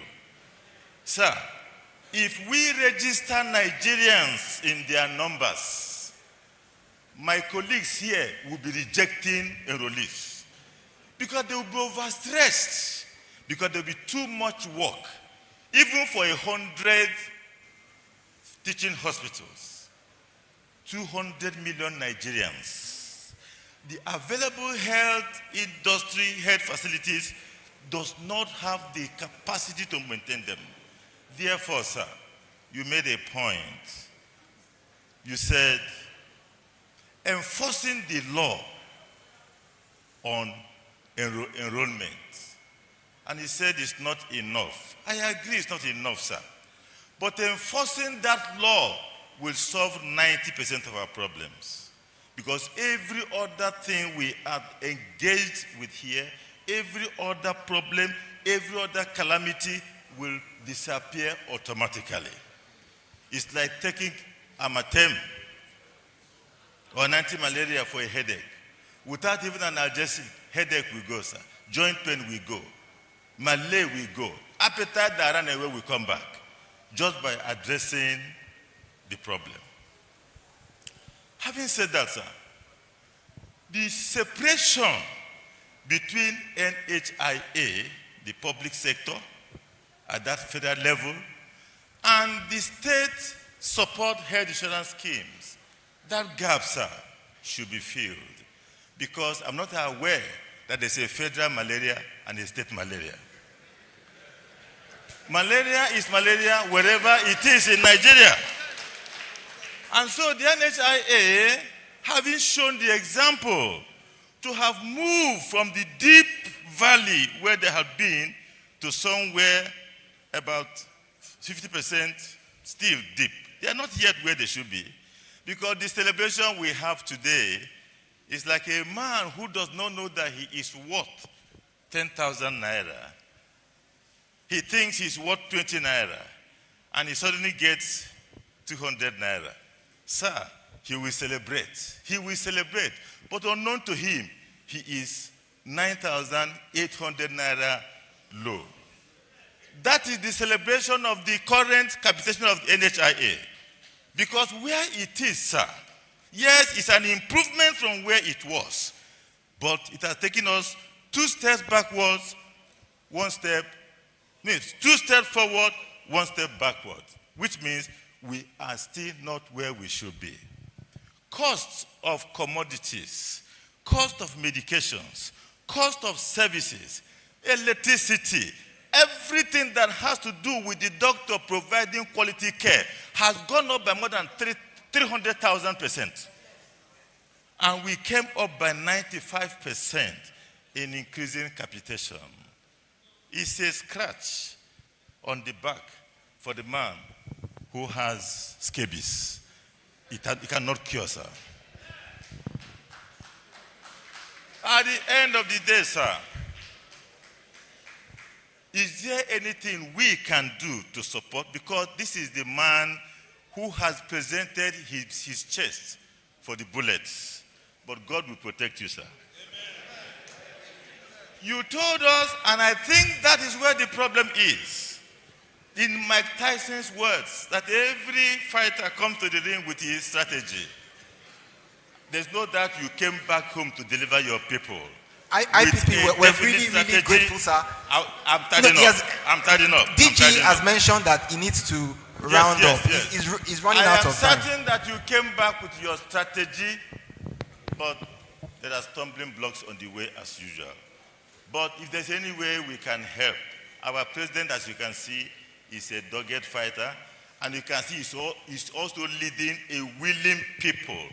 Because, sir, we are the burden bearers of the healthcare delivery in this country. As we speak, sir, whatever the language, whatever the grammar, people in their millions in this country are going in and out of hospitals, and they are going with medications. And if somebody is spending 100 naira and he's getting 20 naira, sir, there's no amount, there's no number of patients he will treat and break even. He would rather continue to go into continuous and perpetual deficit. That is where your doctors you are seeing here are.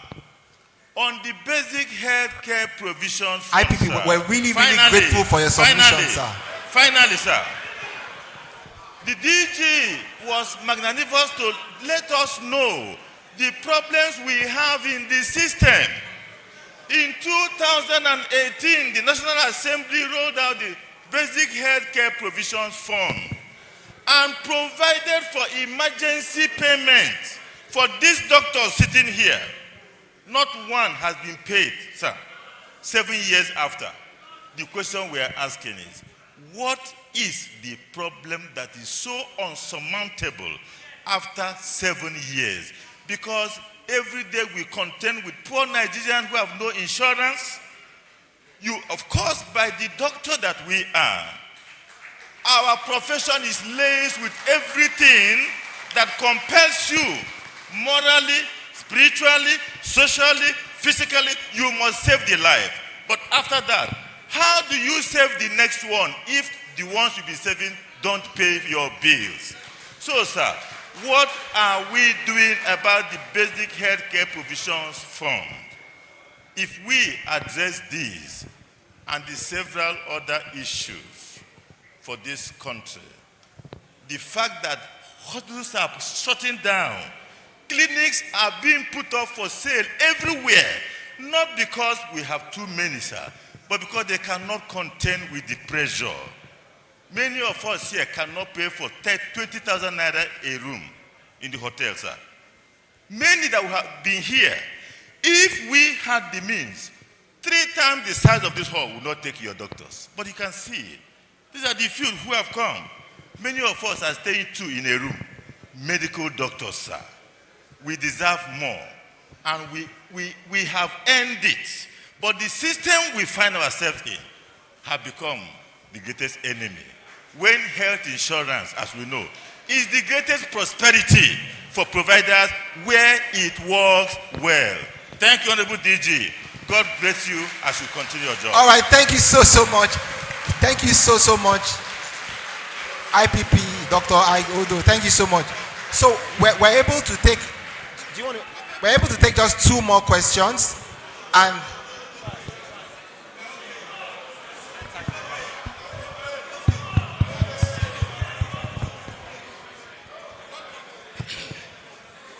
DG, thank you very, very much. This is going to be the shortest of questions. Number 1, can we suspend HMOs? And if it is a yes, when can we suspend it? I'll give you a scenario. They pay the man capitation, he doesn't pay me. He doesn't pay fee of service for like 6, 7, 8, 9 months. Should I continue to treat them? My second question is, if I have a patient, for example, for surgical cases, by the way, I run a tertiary healthcare institution. Now, if my cost of surgery is, for example, 200,000, and cost of surgery is going to be 200,000, and NHIA says they can only pay 50,000, when can I refer that patient? Can I refer that patient? Because if your numbers are low, then you cannot do that surgery. Is it possible to refer that patient to where they have higher number of enrollees? My 2 questions. Thank you. So DG will take the question and provide answers to the questions. Thank you very much. I think I'll just start by, when I started, I made a comment around, we have a health sector that has faced long-standing challenges. I think no one will ever deny that. And some of these challenges are related to the evolution of healthcare in Nigeria. Some of these challenges are related to broader macroeconomic factors that are not health specific, but that affect our sector significantly. When you look at the breakdown of how much the average provider spends, you find out that things like power is a disproportionate aspect of it. That's not a health sector issue. That is a more national macro issue that affects us and affects the cost of our services.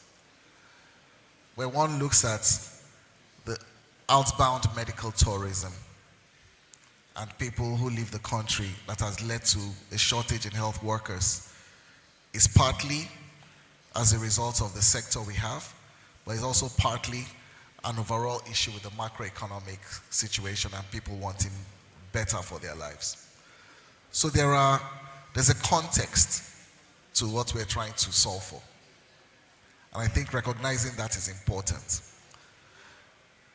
Now, as we go specifically into what is it that lends itself to intervention by health insurance, a lot of the things that you have mentioned apply, and appreciate all that. I'll start with trying to address specifics since we're short of time. I'll start with the question on the Basic Healthcare Provision Fund. 2024 was the first year that every quarter the full amount for BHCPF was actually disbursed. Every quarter, the Ministerial Oversight Committee, chaired by the coordinating minister, with the media, with the press, with the PAMSEC, development partners as part of that committee meet and they approve. And every quarter, what is the equivalent of 48.75% of the 1%, which is what the law says, 1% of consolidated revenue, has consistently been disbursed. And that is fact. In 2024, as a result of that timely disbursement and the engagement with the state health insurance schemes, an additional 600,000 people were added to those who were covered by government, bringing it to about 2.5 million people.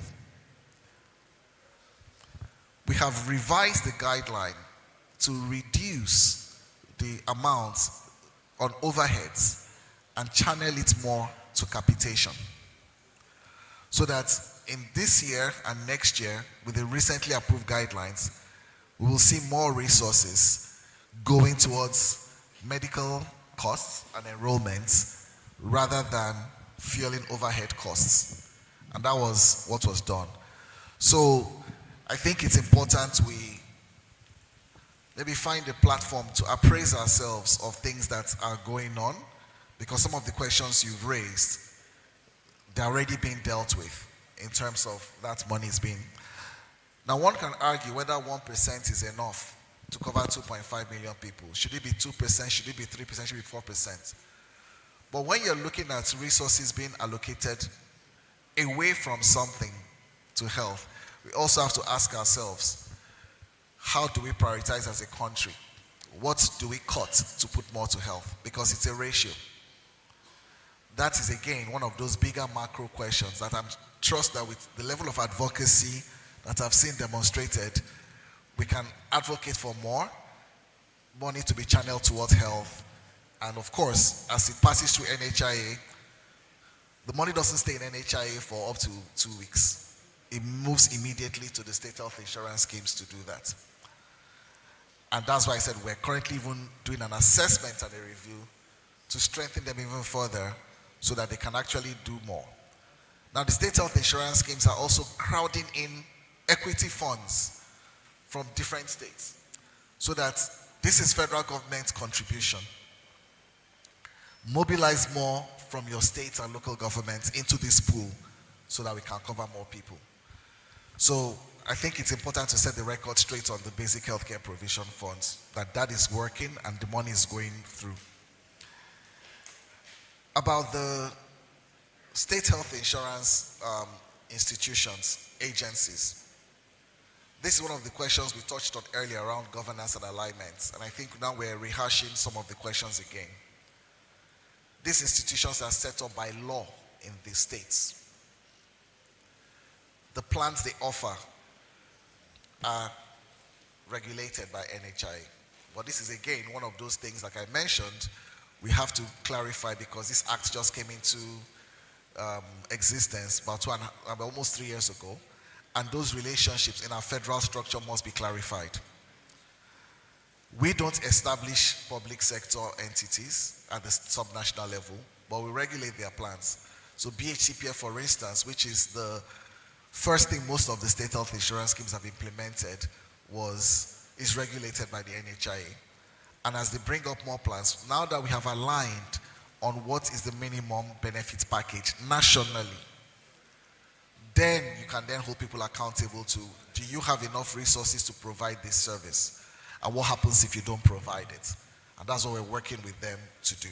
And so over time, that will happen. On the question around enforcing the mandate, it's also good to understand the structural peculiarities of the country. Nigeria is a country that has an economy that is highly informal. So one might say that even if you enforce the mandate, theoretically, what does that mean?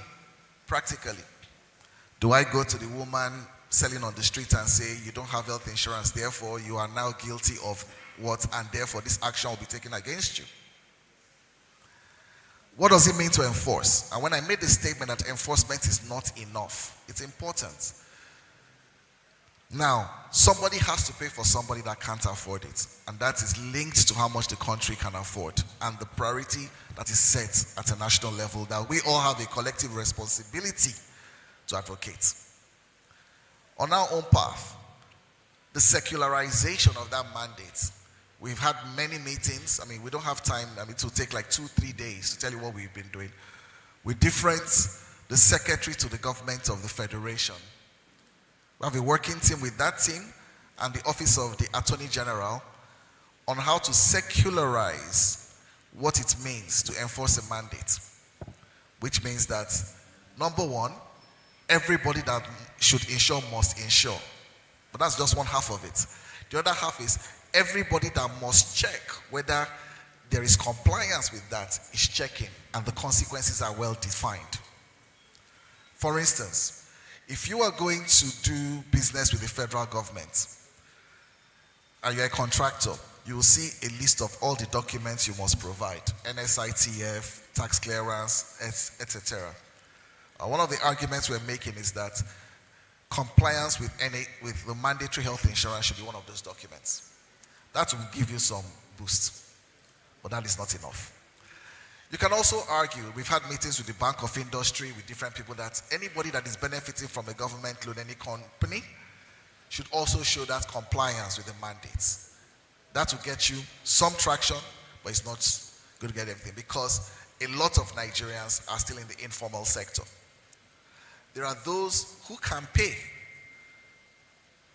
but are not well organized in a manner that is easy. Even those in FIRS, how successful have they been in getting all Nigerians to comply with their tax obligations? They will face challenges in a very highly informal country and situation. And those are real operational challenges which we are taking on one by one. And then there is a large number of people who cannot afford health insurance. And the Basic Healthcare Provision Fund is a step in that direction, but is it enough? No. We have to look, and that's why the Vulnerable Group Fund concept was created, where we can crowd in multiple sources of financing. We are speaking about sin taxes. We're looking at innovative financing mechanisms to actually crowd in resources to cover people. Now, when we say we're going to cover people, we've also taken a policy direction that in a country with high maternal mortality, it's a priority. And we're going after that, with a view to actually enrolling everybody into insurance. That is also an explicit additionality to all these things that you've seen. That's additional resources the government is committing to this, pooled under the sector-wide approach. So I think it's important to understand that. On the capitation that has been talked about, I think it's also good, because I need to stand firm and let us trust the process. If one looks at inflationary rates and compares that like to like with what the cost of medical services are, that approach is prone to errors. We, in good faith, employed actuaries to determine what these rates are. And the way you can help us, if we feel that more needs to be done, is what I have mentioned before. Let's get better data from you. So that by in the next 2 years, when we're reviewing an actuarial work again, it is clear what is the cost of this medication, how do we compute based on the treatment guidelines the cost of a procedure, how do we move away from this line item fee for service to bundled payments that also incentivize efficient treatment of services.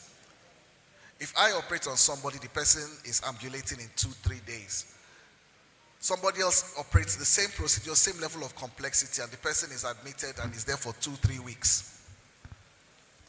Is it fair to pay this person 10x what this person got for being very efficient and providing better quality care and better patient outcomes?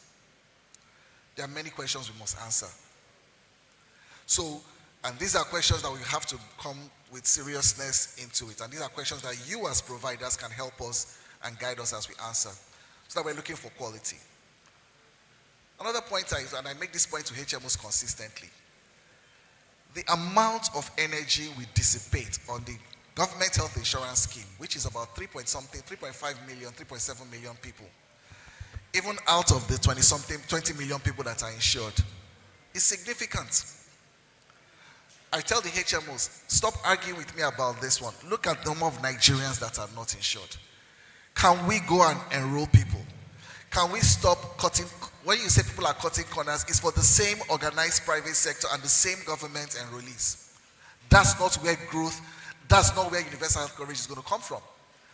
UHC will come when we actually look at those who are not covered and bringing them under that cover of insurance. This is the charge I gave the HMOs. And it's a charge I also advise us to look at.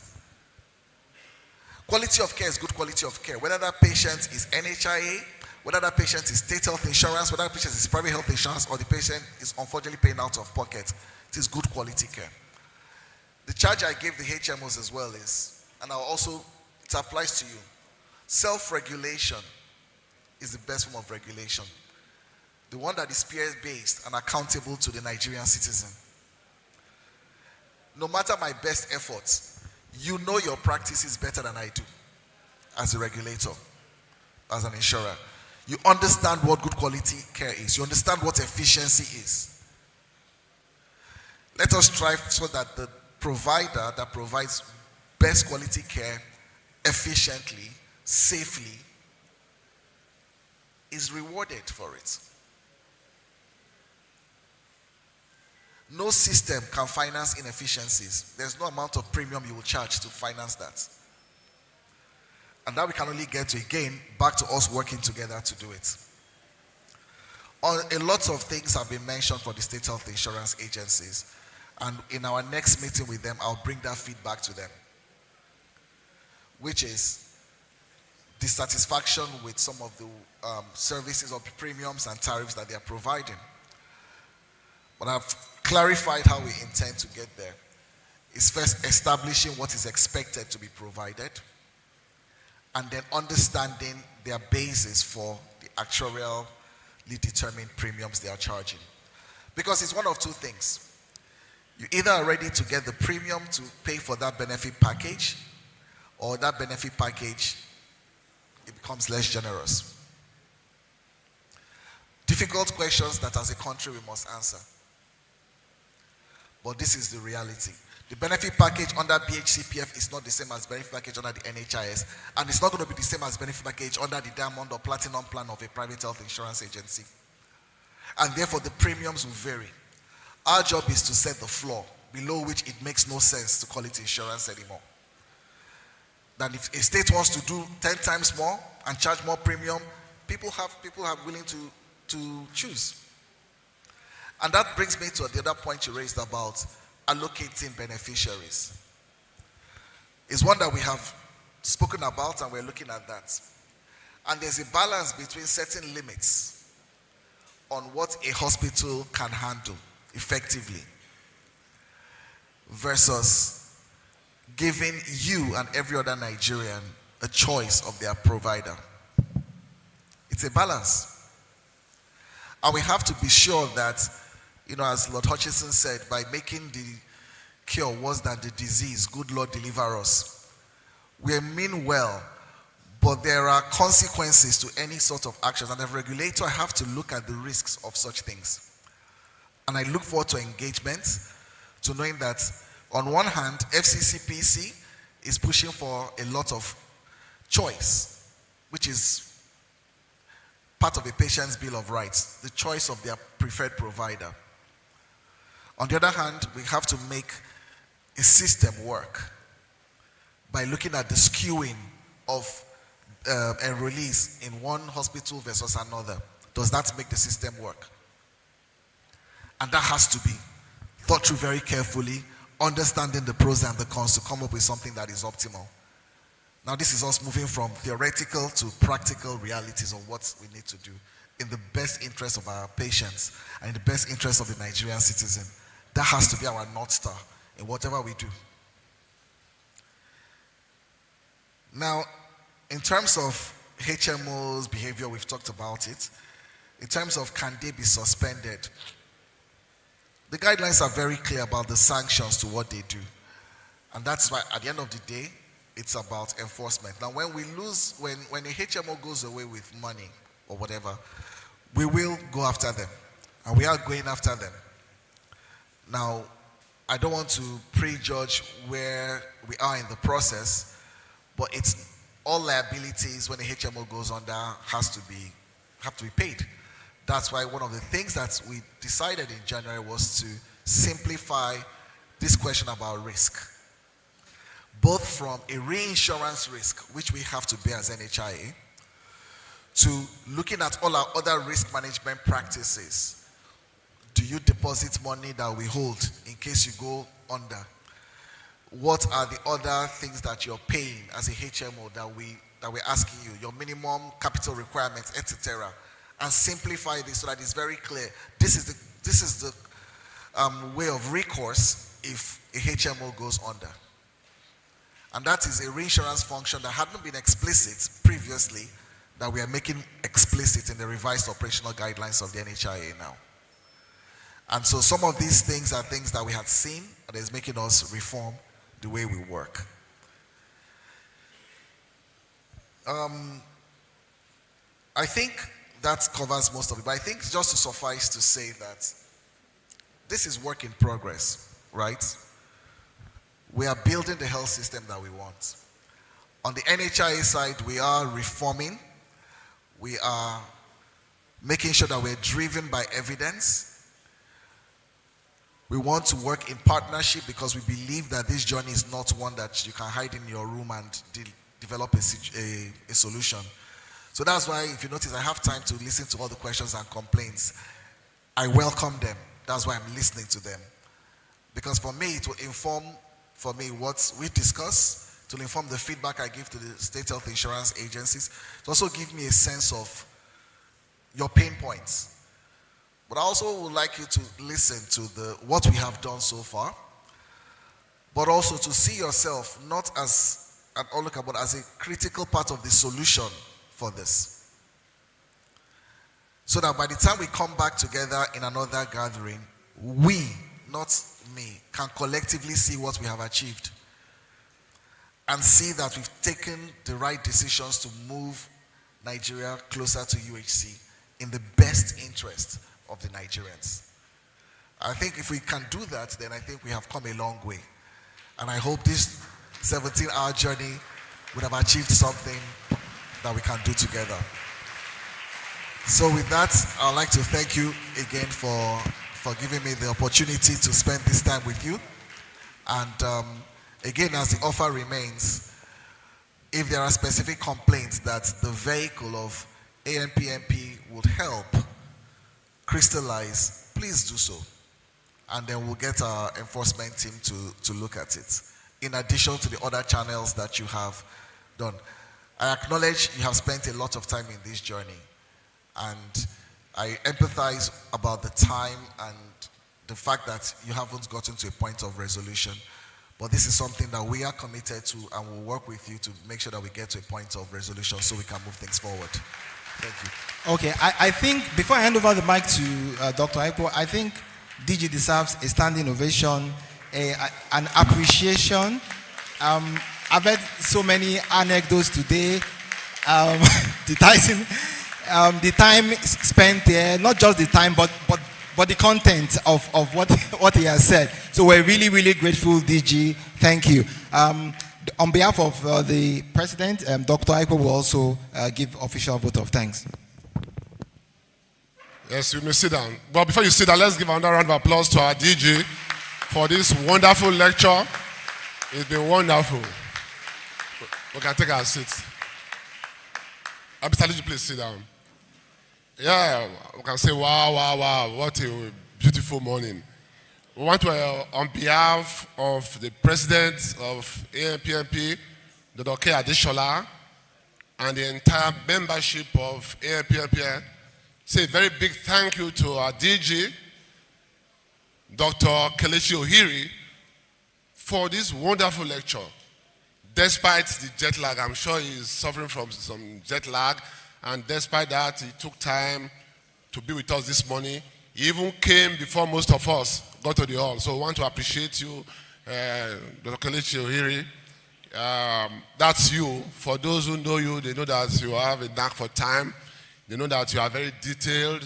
They know that you listen to details too. And we want to also appreciate you for listening to all the questions. It's not easy. I've had the opportunity of attending meetings with various ES and the DG. I know that you are one of a kind.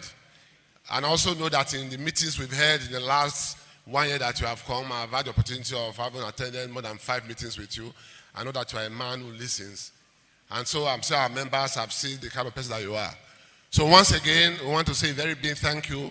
And we want to urge you that the next time we call you, you will not feel bad to come to honor our invitation. I also want to thank the members of your team, the directors, the deputy director, the security details, and all members of your team who took our time. The Southwest coordinator, we also welcome and thank you for it. So we want to say a very big thank you, Dr. Ohiri, for coming to address us. Please, let's appreciate you once again. Thank you. Thank you very much, Dr. Aipo, for the appreciation. We can't appreciate you enough. I've gone around and our member are saying that you have done very well. So without taking much of your time again, I want to invite my president to come and appreciate you better.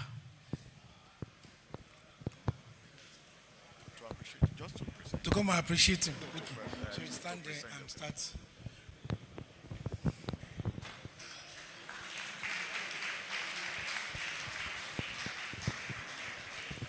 You go drop your book.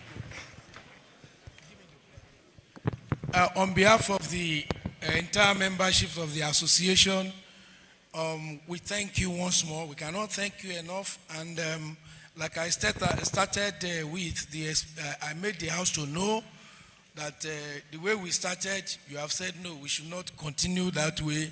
We should be join and join and join. And that started yielding good, results. And of course, we want to get better and better results. So that by the time you are leaving the office, years to come, people will begin to say, it was during, did you hear them? They already saying it. So on behalf of the association, we have this as a token of our love for you. Dr. Kelechi Ohiri, Director General and CEO, NHIA, in recognition of your role as a faculty during the AGM and International Science Conference of Gateway 2025, and for your dependable occupation of that position of the DG CEO of NHIA. We present this to you.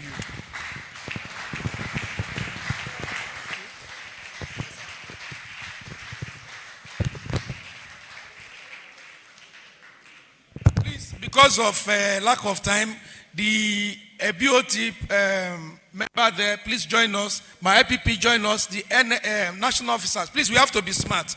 We want to leave this place. Dr.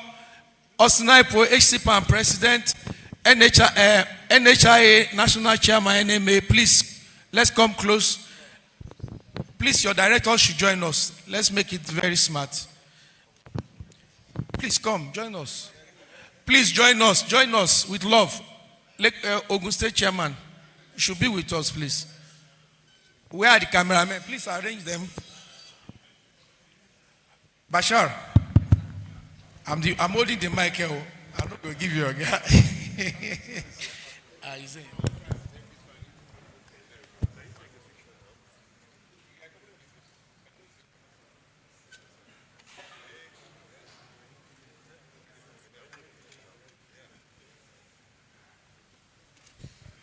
Where is Dr. Nena? Okay, she's there. Where are the women now? Let this camera, this thing not go out. Oh. The government, they are sensitive. Many women, they are sensitive to gender now. Where is Dr. Ajuya? Dr. Ajuya? Shehu Olushola, where is she? Oh, yeah. Ajuya MNI, please come. Dr. Akpan, the one that was asking about capitation. Please rush down. We need to leave this place. Just squeeze yourself in, amongst the men. Don't stay at the edge. You need some protection. Yeah, doctor, maybe you come, be coming closer. We are almost at the DG, so.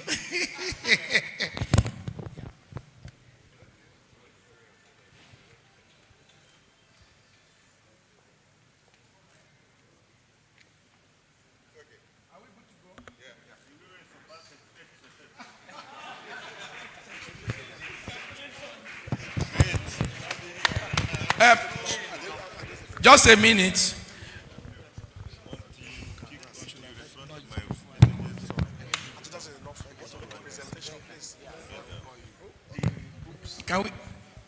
Can we please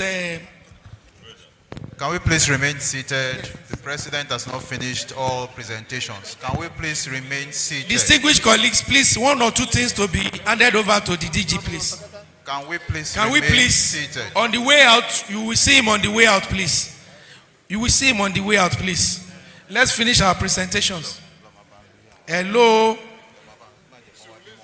Please let's finish our presentation. Please remain seated. Please, just wait. Please let him seated. Wait. On the way out, you would get that. Please, let's finish the presentation. Please, let's finish. Excuse me, please, let's finish our presentation, please. Please, just give us a minute. Let's finish our presentation. Seated. Mr. DG, the ANPMP, I'm sure you remember when you were still very active with us before the government poached you. We have the Nigerian Journal of General Practice, and I have the singular honor of presenting these copies to you on behalf of the members. That's the latest edition, the Nigerian Journal of General Practice. Please, a round of applause for the DG. And finally, this one tells the role of AGPMPN. That was the old copy. It was written while we were still bearing AGPMPNs. Orthodox Private Medical Practice in Nigeria. Written by AGPMPN. Authored by Dr. Marcos Eraga, a past Secretary General of the Association. So I have the honor of presenting it to you.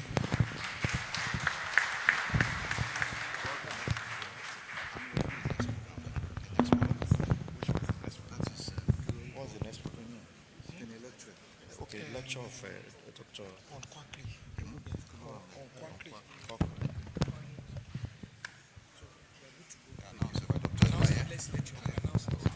Okay.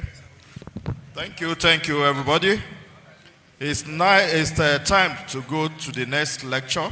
Our time is fast spent, and our guest lecturer has been with us for some time.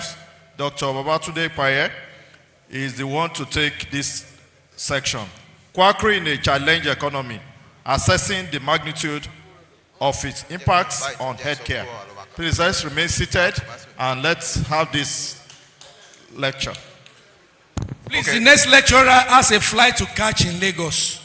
So he's going to just go straight to the lecture now. The state chairman, Dr. Olukayode Oyelade, will read the profile of the guest lecturer. Can the guest lecturer remain standing, please?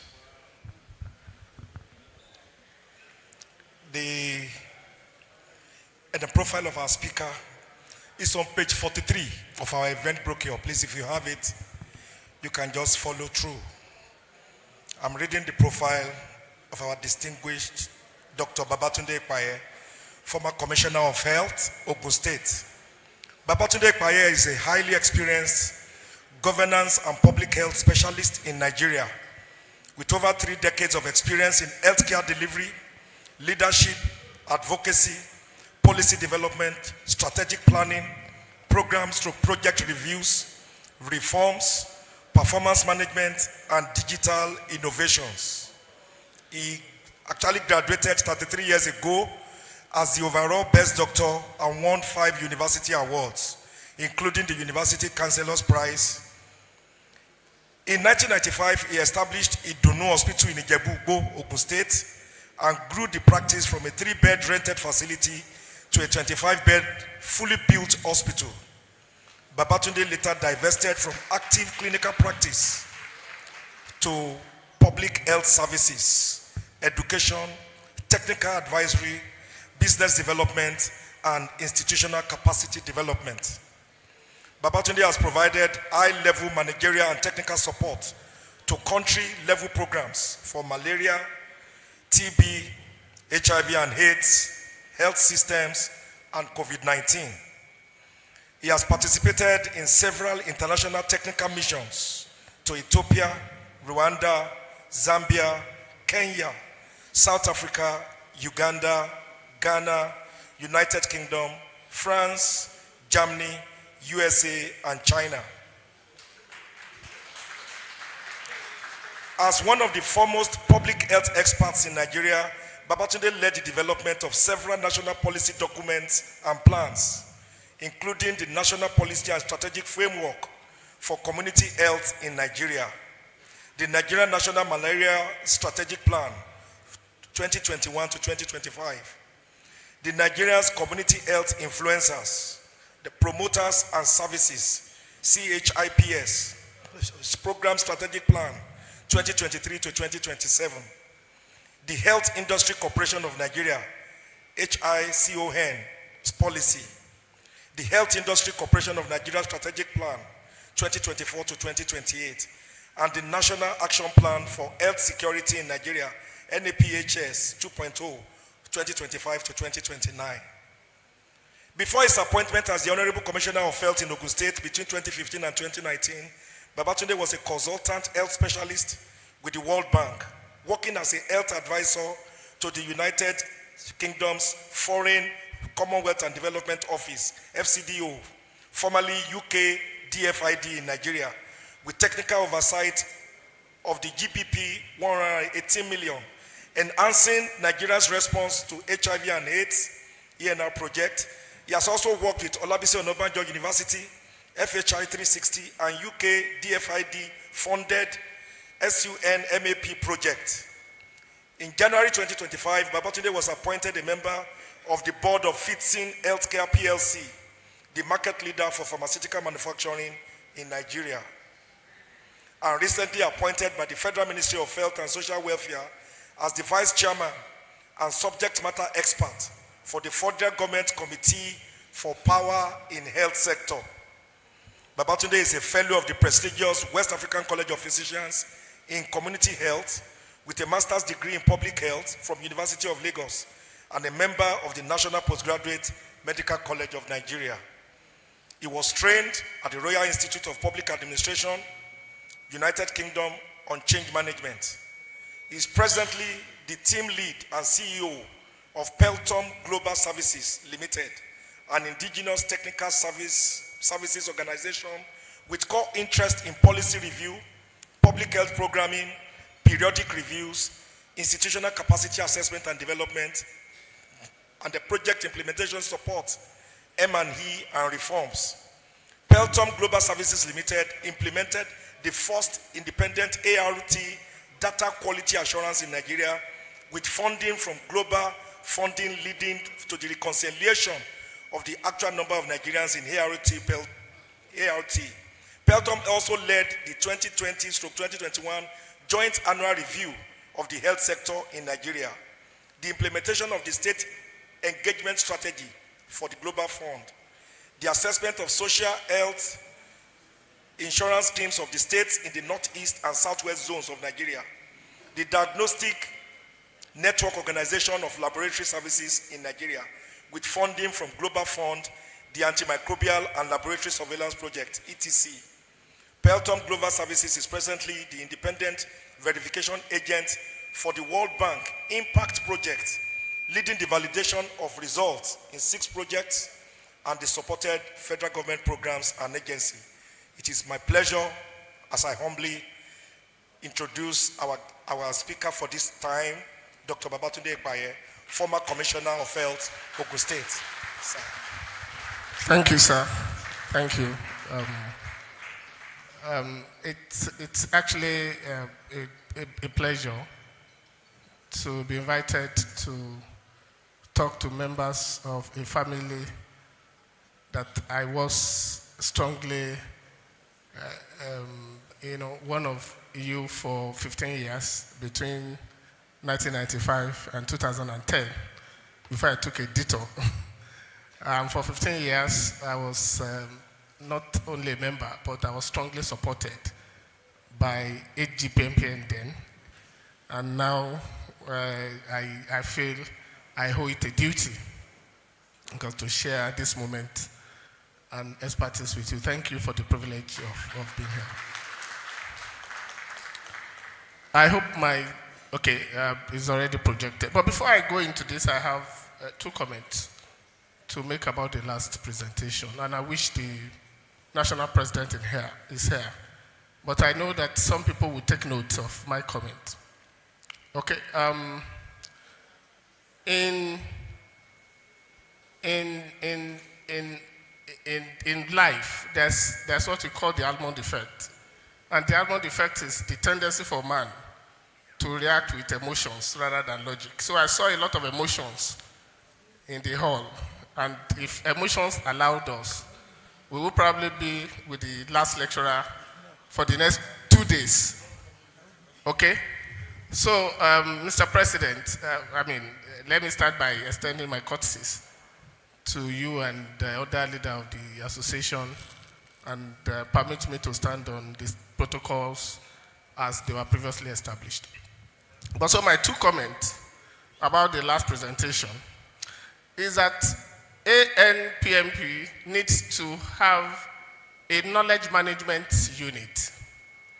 We call it knowledge management, that is able to get together data and talk from the point of evidence rather than point of emotions. Okay, I saw a lot of emotions.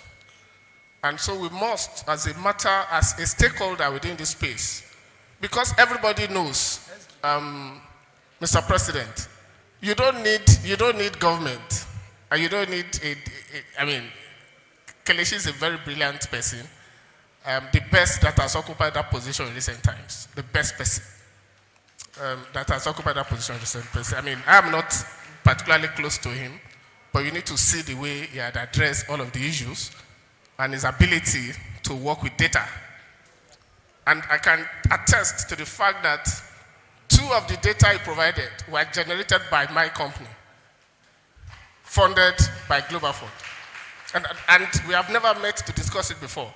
So that shows the evidence of somebody who is willing to use data to solve problems rather than walking and talking big on television. So you need to leverage on that. But to be able to leverage on that, ANPMP should also have a data bank.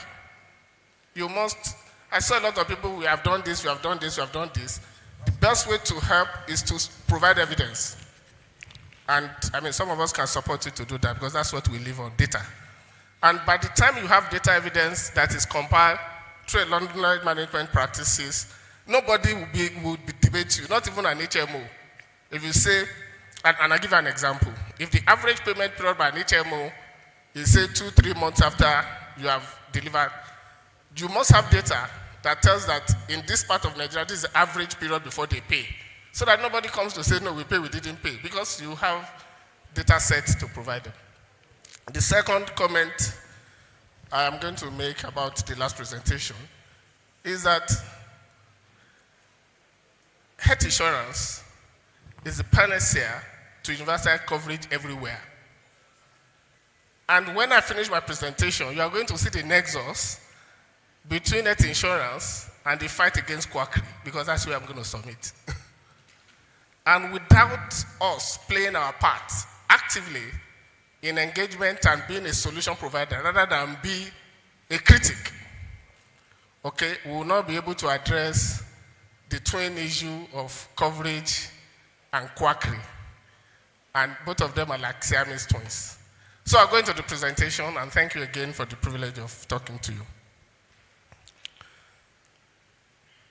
The topic you have mandated me to do is quackery in challenged economy, assessing the magnitude of its impact on health.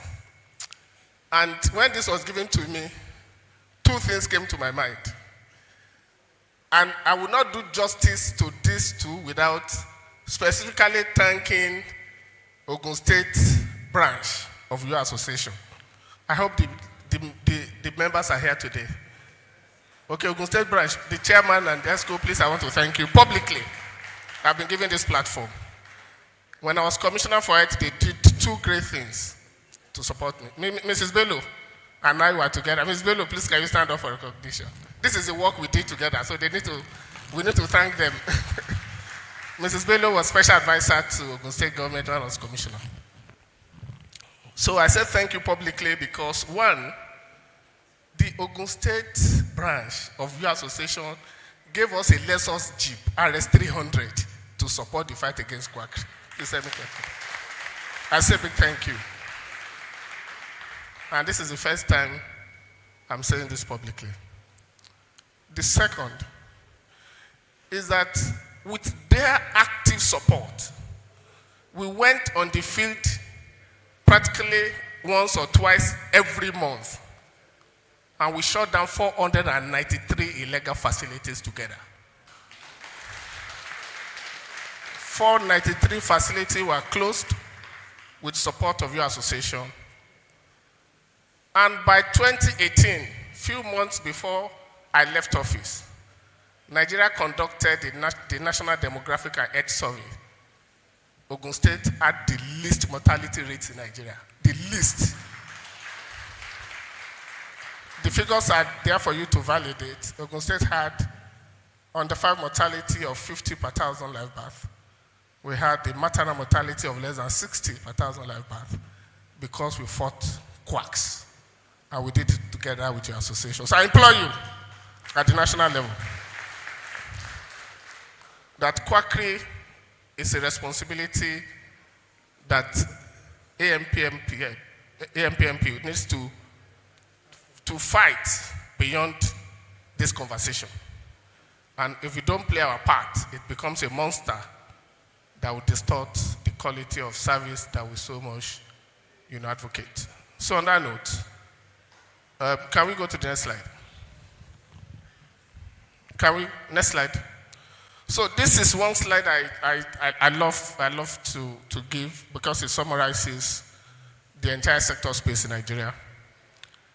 But at the center of my slide, you see trust. Hello? At the center of this figure, you see trust. Until we get to a point of achieving public trust, we cannot get health insurance because insurance is simply buying and selling. Insurance is just purely, when I visited Kenya as commissioner, Kenya's insurance coverage is about 60% of the population. And I saw Okada riders in Kenya parking to pay capitation by themselves without anybody forcing them. You see a counselor abandoning his stall and coming to pay at the end of the month these 15 shillings into scheme without anybody forcing it. So at the center of all the work that we do is how to build public trust. And if you look at it from any angle, either from the private public investors, either from the payer, either from the providers, and of course, the inability of government to do everything, is ability to provide a system or health services that allow trust in our practice. Next slide. So I'm going to leave this with you. You can go through it. I'll also fairly quickly show us some of the indicators that need to inform our conversation around quackery. And there's no way you mention all of this without noticing that quackery contributes a good number, a good proportion of these indicators. The maternal mortality is projected, or was projected at over 1,000. Of course, the last statistics we have in Nigeria is 2018, that puts about 586 per 1,000 live births. But of course, that is an indicator that is not abating, that is not going down. The under 5 mortality, proportion of women who receive ANC from skilled birth attendants is just 63% according to the last survey. The skilled birth attendants, here you see it, only 46% in Nigeria who are delivered by those who have necessary skills. It means that more than 50% of women who deliver in Nigeria are delivered by people who do not have the kind of skill that are required for those delivery. Contractual prevalence is there under 5 deaths, like I told you. Is in 2018, when our one under 5 death was less than 50, nationally it was 132, but now it has come down to about 110. And then we look at the most important determinant of how people make healthcare choices is in the devil is in OOP. OOP is out-of-pocket expenses. Mr. President, if we capture the Nigerian public health expenditure pool into a serious, significant insurance scheme, quacks will not have a role to play within the scheme, because your scheme or authority, your agency will not recruit quacks as providers.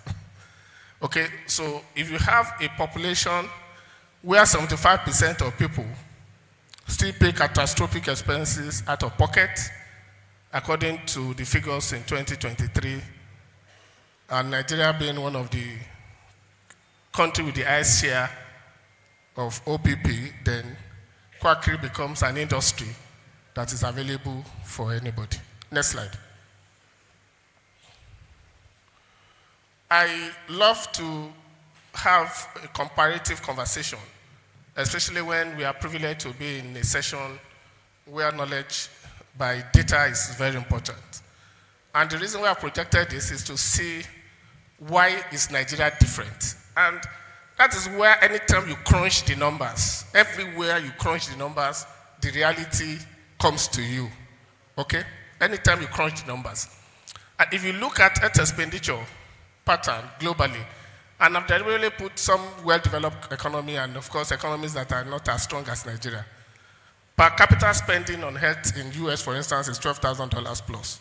So they have so much money within the pool to play around with. Per capita expenditure in Switzerland, Canada, are what you have seen. Even in South Africa, is over $1,000 per capita, okay, per annum. In Nigeria, it's between 100 and 217. I deliberately picked the highest, okay? On several occasions, been just between 100 and 120, but here I barely picked the highest. But if you go to Rwanda, that have better health indices than Nigeria, per capita expenditure is just $76 per capita. And their health indicators are better than ours, so why? So sometimes when we have the argument that we don't spend enough, okay, there are countries that spend far less and they have better outcome. And that is why Dr. Harry was talking about efficiency, okay?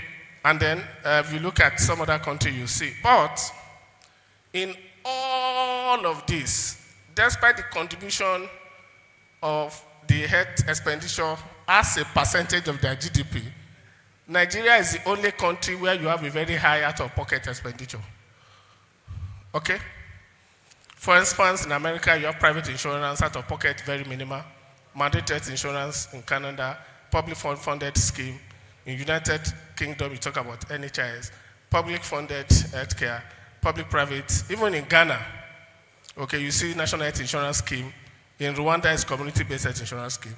So it is a system that is designed for quacks not to have a role to play. Hello? It's a system that is designed. It is when you have free money, free exchange of cash, that those who want to take economic advantage of our practice will leverage on. Okay? This is summarizing the reality. Of course, but I will still go to address your topic. Next slide. So what is quackery? What is quackery? Of course, I know we all have a mindset and a definition up our sleeves of what quackery is, because we have to deal with them every day. But the opportunity of today is to also expand this understanding, and also within ourselves see whether our members can also sometimes behave like quacks, right? And it's a difficult one to make when, especially you are one of them. So quack is also known as pseudo-medicine. So in some part of the world, they call it pseudo-medicine, or quackery or pseudo-medicine. It is a significant problem in Nigeria, especially in rural areas and urban slum. Like I've told you, you can't have a fertile grant of significant out-of-pocket expenses and not have problem of quackery. They are like Siamese twins. It is actually the practice of medicine or healthcare services by unqualified individuals. It can manifest as maybe a case of nurses pretending to be doctors, or general duty doctors pretending to be specialists, and so on and so forth. Okay? So quackery is quackery. I like to give two case studies. In 2016, as commissioner, with support of your association, we had moved to somewhere in Ifo, and we saw a very big practice. It was one of the biggest practice in Ifo, just behind the market. And then we are going to see whether the practice of good quality as part of our oversight duty. But it was a committee set up to actually fight quackery. And we got to the hospital, and we saw that it's a hospital that many doctors also practice. So that's the irony. Many qualified doctors also support the hospital. So when we got into the hospital, the first sign I saw that was scary was there was a stove in the theater.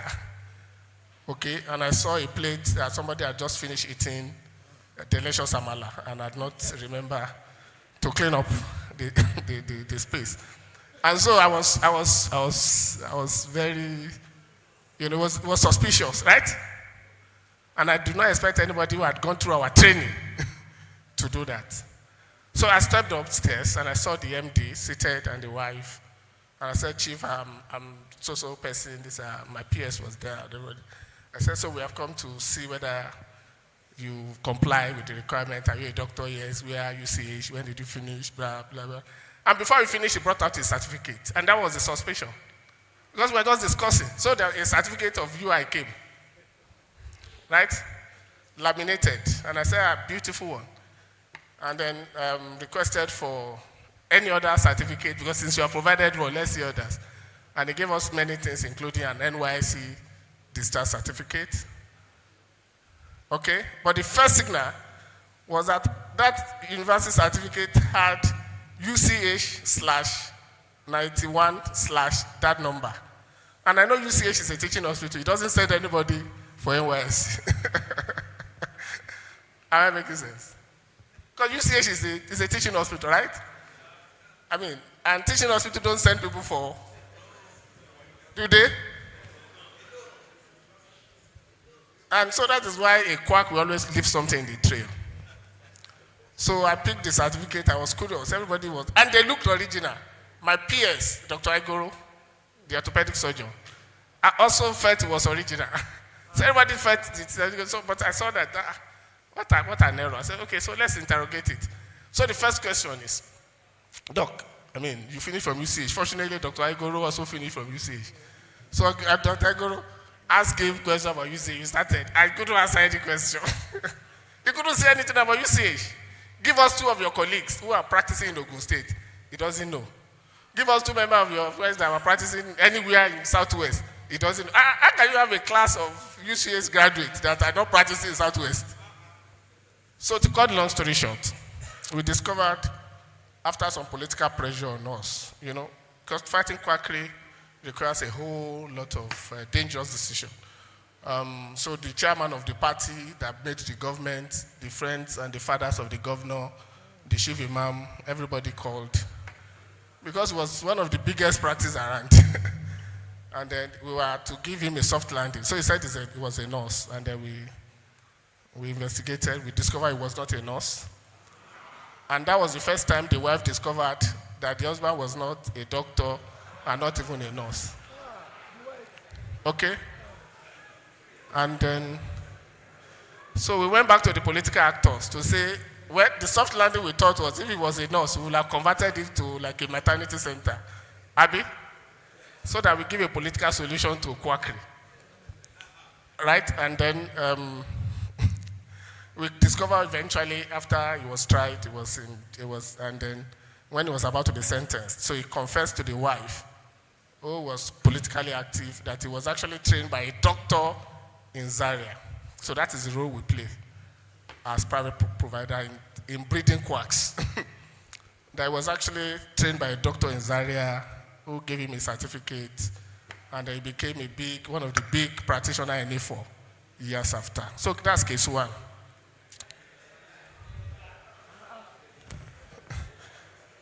Case two was a case not far from A4, but this time in Ota. And we got in there. I don't know, remember whether Mrs. Bello was with us. Typically unannounced, we invaded the place and we saw a big man with several ultrasound machines and was eating popcorn. And then we told him, he didn't know we had intelligence. And then we told him to examine a client. Okay? And fortunately, we saw somebody in our presence. And we saw a 3D ultrasound when 3D was not in fashion. That was close to real life, babies moving and then showing. And it was too good to be an ultrasound. The guy was actually playing a video somewhere. And then, of course, the rest is history. So that is the kind of enormous conversation we're going to have, what contributes to it, and how we are going to mitigate it. So a quack also handles condition without proper training. For instance, a midwife who handles high-risk pregnancies without proper training. When we promote unproven alternate treatment, for instance, homeopathy, it's also a form of quackery. And then where practitioners, even when you are qualified, and you go beyond your area of expertise, it's also quackery. Next slide. What are the other examples that we may need to take home? When we bill for services that is not provided, it's also quackery. When we charge clients for services we have not provided, it's a form of quackery. When we substitute standard products, okay, and we give the product that is not standardized, and patients still get better. But the moment you substitute standard product, it is quackery. So instead of giving medication for 2 weeks, you have given for 1 week. Instead of giving for 5 days, you give for 2.5 days, and the patient gets better. It is quackery. When we prescribe medications that are not necessary for the purpose of some benefit, it is quackery. False claims and advertising is quackery. That is very common today. Miracle cures are a form of quackery. And we saw that in the miracle eras, where people still come back with complicated cases. Quackery. Then, like I said, unsubstantiated claim. For instance, nowadays, there's a lot of supplements that people say, you will do this, you will do that. In Yoruba, we call it awugbaru. Right? I don't know how to say that in English. But when you give one supplement, a broad spectrum medication, that when you take ginger, you don't have cancer. When you take ginger, you don't have this. And you make your patient believe you, and they comes out with cancer later. This is quackery. Okay, so these are kind of quackery that we need to broaden our understanding of what quackery means. So it is not only when we have people who are not medically trained practicing our profession that is quackery. Next slide. What are the factors that promote quackery? And I will go over them fairly quickly. The first is that we have weak regulation and practically no enforcement across Nigeria. Every day, quacks continue to thrive everywhere in Nigeria, particularly in rural and semi-urban area, particularly urban slums.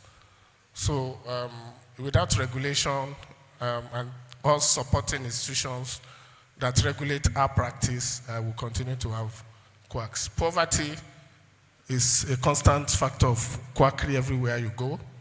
Illiteracy, of course, because the quacks have a way of getting a good number of the populace who do not understand the reason why not to patronize them. So illiteracy is a factor that drives quackery. Cultural beliefs, a whole lot of cultural concepts when we infuse practice with some of the old cultural beliefs, that it continues to fuel quackery. Greed and poor ethics is a driver. It's because when you see a private practitioner that is licensed also behaving like a quack, then it can only be greed on ethical practice. Low-cost alternatives is a factor for quackery. Easy access sometimes, drives quackery because the quacks are everywhere. They are like MTN. They are everywhere you go, everywhere you turn, you see a quack. And people have easy access to them than many of us seated there, especially when formal services are not available. So the quacks become the option for the people to patronize. Trust issue with the formal sector, and that is where my first slide went back to trust, particularly with public institutions, and some private institutions. When the ordinary people, by our conduct, do not trust that it's going to get quick and effective service from the formal sector, of course, the option becomes the quack. Flexible payment option and credit option. Quacks have a very interesting ability to tell their client that they can pay small. Abi? Sometimes they even do the practice in credit. They say, okay, come and take your drug.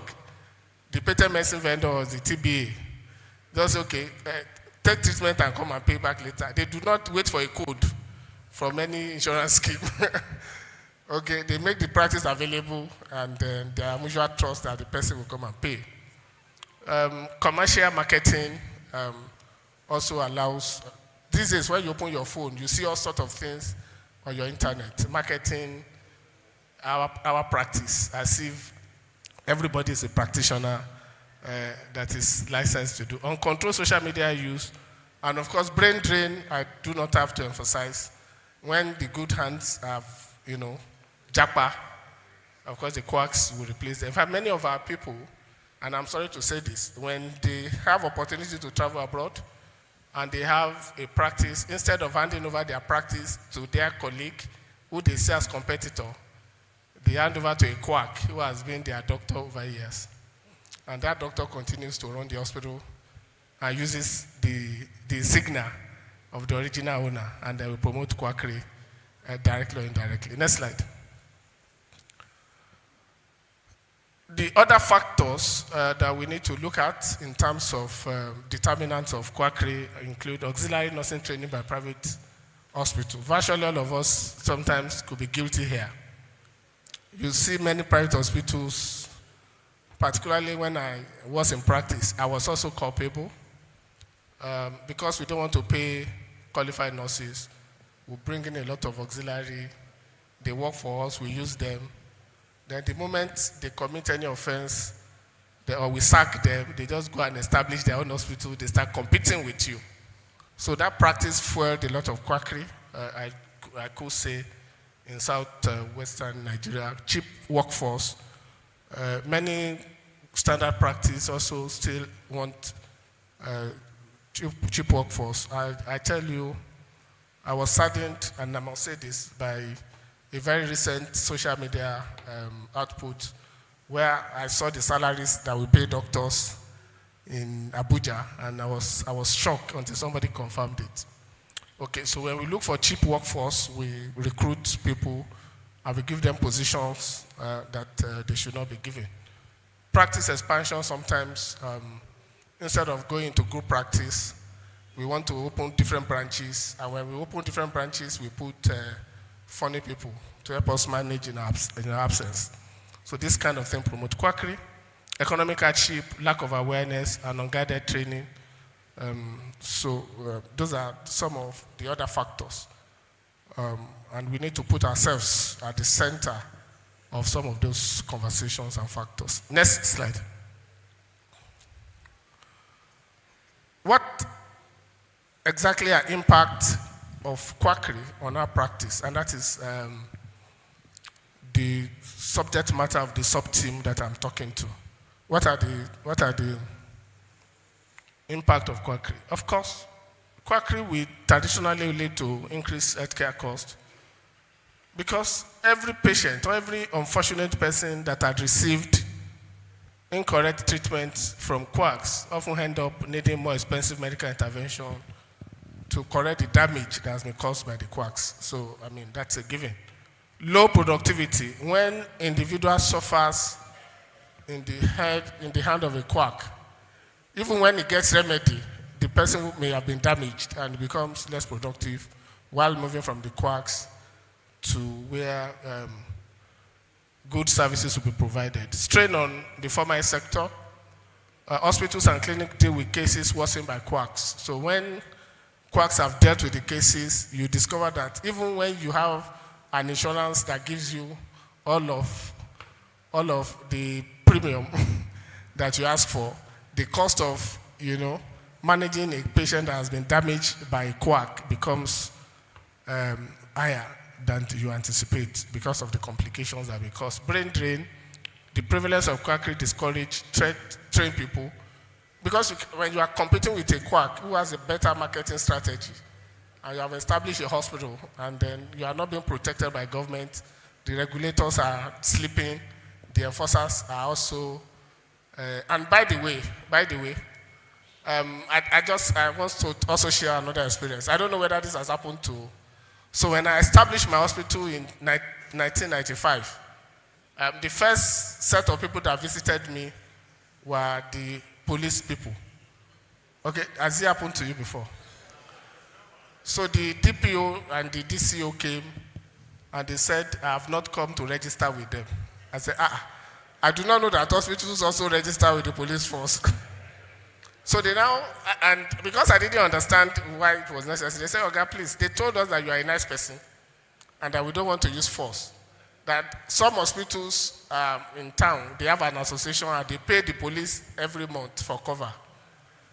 Okay? And I asked, can you name the hospital? So by the time they gave the first 4 names, I said, oh, those people have reasons to come and pay you for cover. Because they are people that the authority will look for over time. And if authority will use you to, chase them, that they need to forepay, you so that you don't. And so that is why the quacks are also working with many of the law enforcement agents. And they have an association and they pay. And so it is difficult sometimes to compete with them in the hand of the law enforcers. And then it leads to the brain drain. Of course, reduce investors' confidence. Even when you look for private equity, private investors, in some part of Nigeria, the impact of quackery will not allow investors because any investor will do what they call environmental scanning. Okay? I do not want to mention places. I can mention the town that I come from. In Japa, when I became commissioner and we decided to fight quackery, the first thing we did was to go to my community and I closed 13 hospitals, including hospitals that treated me when I was young. Okay. So I closed 13 hospitals and then it was on the news. So the following day when the governor saw the thing on the news, he called me and said, Bobo, you should go Yahweh.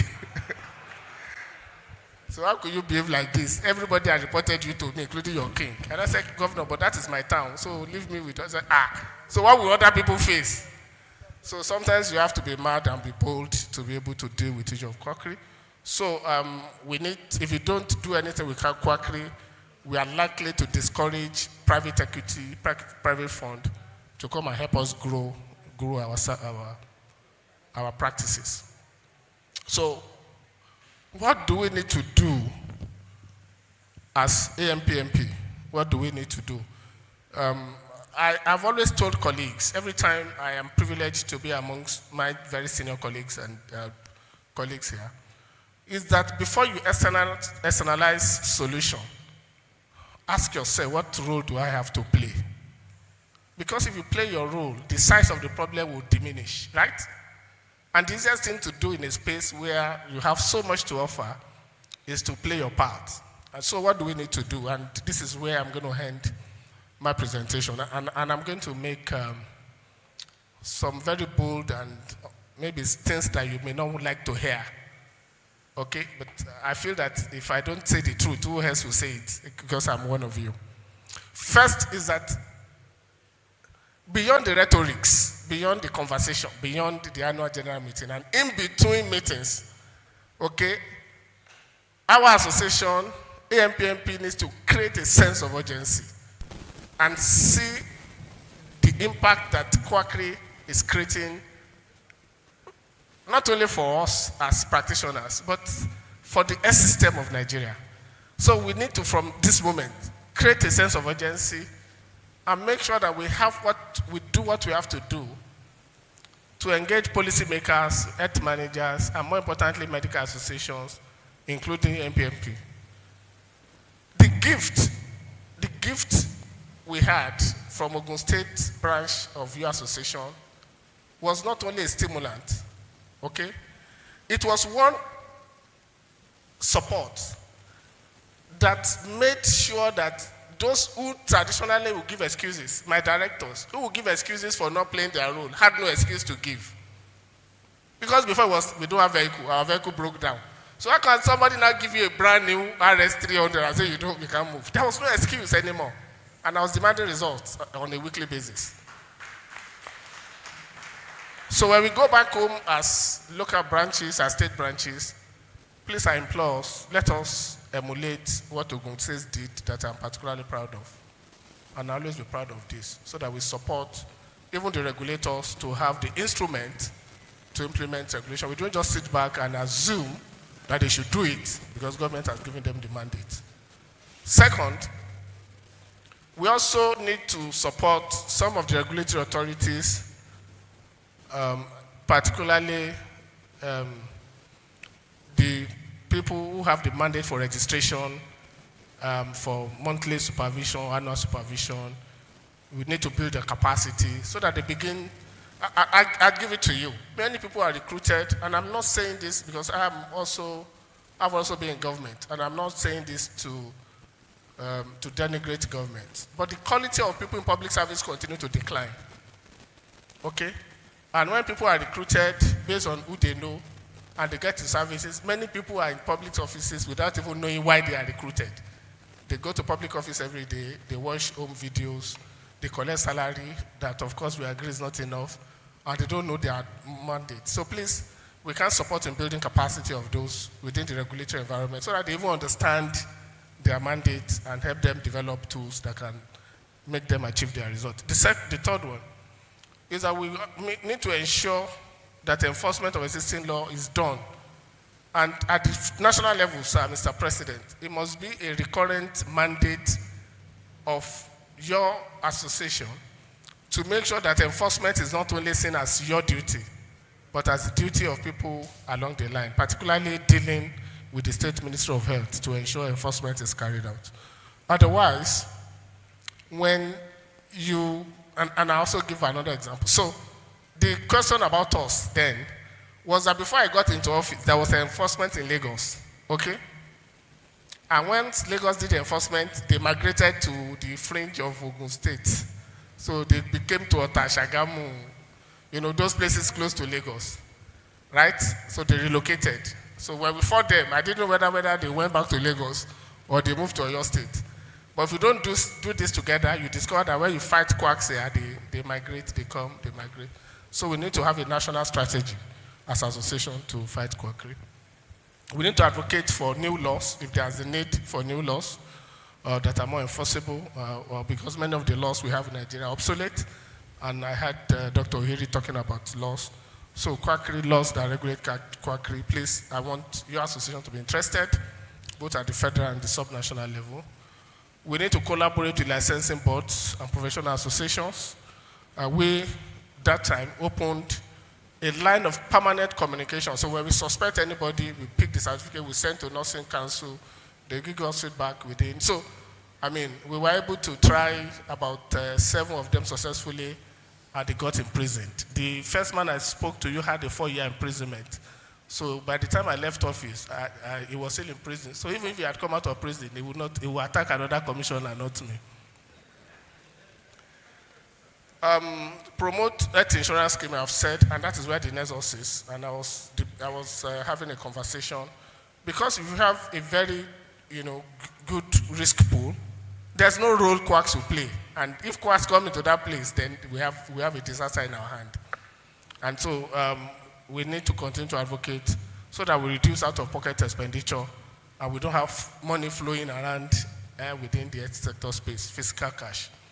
Public enlightenment is very important. I do not know how. I've seen a revitalized National Orientation Agency. I hope that your association or our association will work with NOA to ensure that we educate the public on the impact and the consequence of allowing quackery to be their providers. Economic empowerment where possible and improvement, that is likely for government. But of course, we also need to see what role we play in this area. But more importantly, here is people's leadership. People's leadership.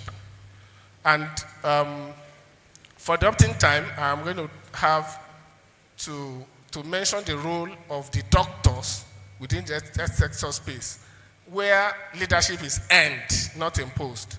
So people's leadership require that medical practitioners, including ANPMP members, lead by example, because that is the hallmark of leadership. So that we don't begin to demand respect, we will hand respect within the sector space. Next slide. And my last line, based on the last presentation, is that everything rises and falls with leadership. So I thank you for the privilege of speaking.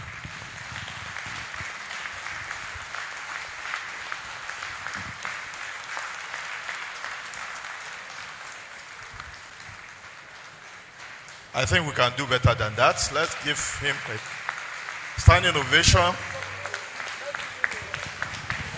You can see he's part of us. And he has already there with the assignment given to him. Thank you very much, Dr. Ekpai. Do we have questions? We will only entertain 3 questions. Our time is fast spent, please. 3. Yes.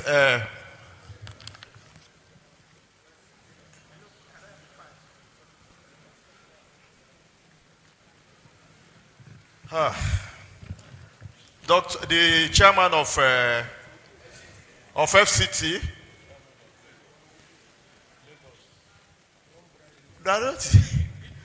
Dr. Okay, Oktade and Dr. My 3. Dr. Akilim Bola and the former Wonka president. Those are the 4 people that is going to. So, start with you, sir. All protocols duly observed. Thank you very much for the wonderful practical lecture. Dr. Odia, FCT chairman. The quackery is coming from the school of training, of apprenticeship. So if we didn't go into that school of training of apprenticeship, how do we stop the quackery? Because when you say doctor now, it's the chemist and all that will turn and answer. They draw syringe openly on the street and they are giving injections. Nobody is doing anything about it. So if we leave it for ANPMP does not have police. They don't have the enforcement agency to fight the battle. It will still go back in the same way. Then number 2, until we are able to manage NHIA to the door of the common man. They have no alternative, and it's cheaper for them, and they will openly tell you how do we go about it. And finally, nursing assistant, or what you call it, this auxiliary nurse. If you now employ 2 nurses BSc and they are demanding for 200,000, who will dress the bed? Thank you. Let's go direct to the point. We don't have much time. Yeah, all protocols observed. Luckily, I happened to be in Ogun State, and I was here when Dr. Ipaye was here. He has presented exactly what he did, and he did a lot for quackery. But as at now, that's about how many years ago, quackery is back in full in Ogun State. So some of those things that encourage quackery, which he has mentioned, one of them he never mentioned is the pharmacists. The pharmacists are #1 quacks in Nigeria. Go to any pharmacy, even the trained pharmacists, you see people line up every morning. I mean, are they trained to be consulting, or they are trained to be dispensing? That's one. Then the nurses, the so-called, even the not only auxiliary nurses, you have the registered nurses opening offices or medical places all over the place, and the Ministry of Health, they are aware of it, and they are supposed to open convalescent centers, but they have big hospitals, nurses, and these are some of the quacks that we have.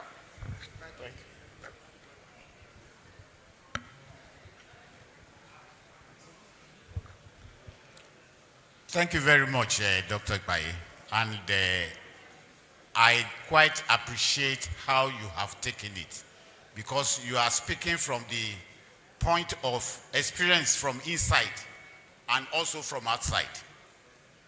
And thank you for standing your ground concerning the person who treated you when you were young, because that's where the problem is. But there are quite a few things that I want to comment, and I also want to ask just one question. My comment is this. Our problem is inside. Otaile, Oburuju Otaitalo.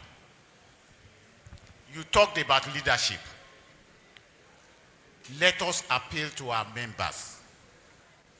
They are using different ways in which they encourage quackery, and we need to do something about it.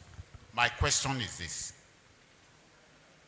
Those auxiliary nurses that we have spoken about, they are like guerrilla fighters. They don't have no signboard, nothing. And they are well known in the society. So they do their own under the roof where nobody will know. It's only the community who will say, okay, you are in labor, go to so and so. And it is a lot easier for them. Once they catch them, they relocate to somewhere else. And they begin to do that. What can we do concerning those people that even if you go to report them, they will be caught red-handed? And also officials, government officials, because of what you said about salary is not enough. So incentive is coming from them. And that makes it a lot more difficult to tackle. Thank you very much. Thank you. My president.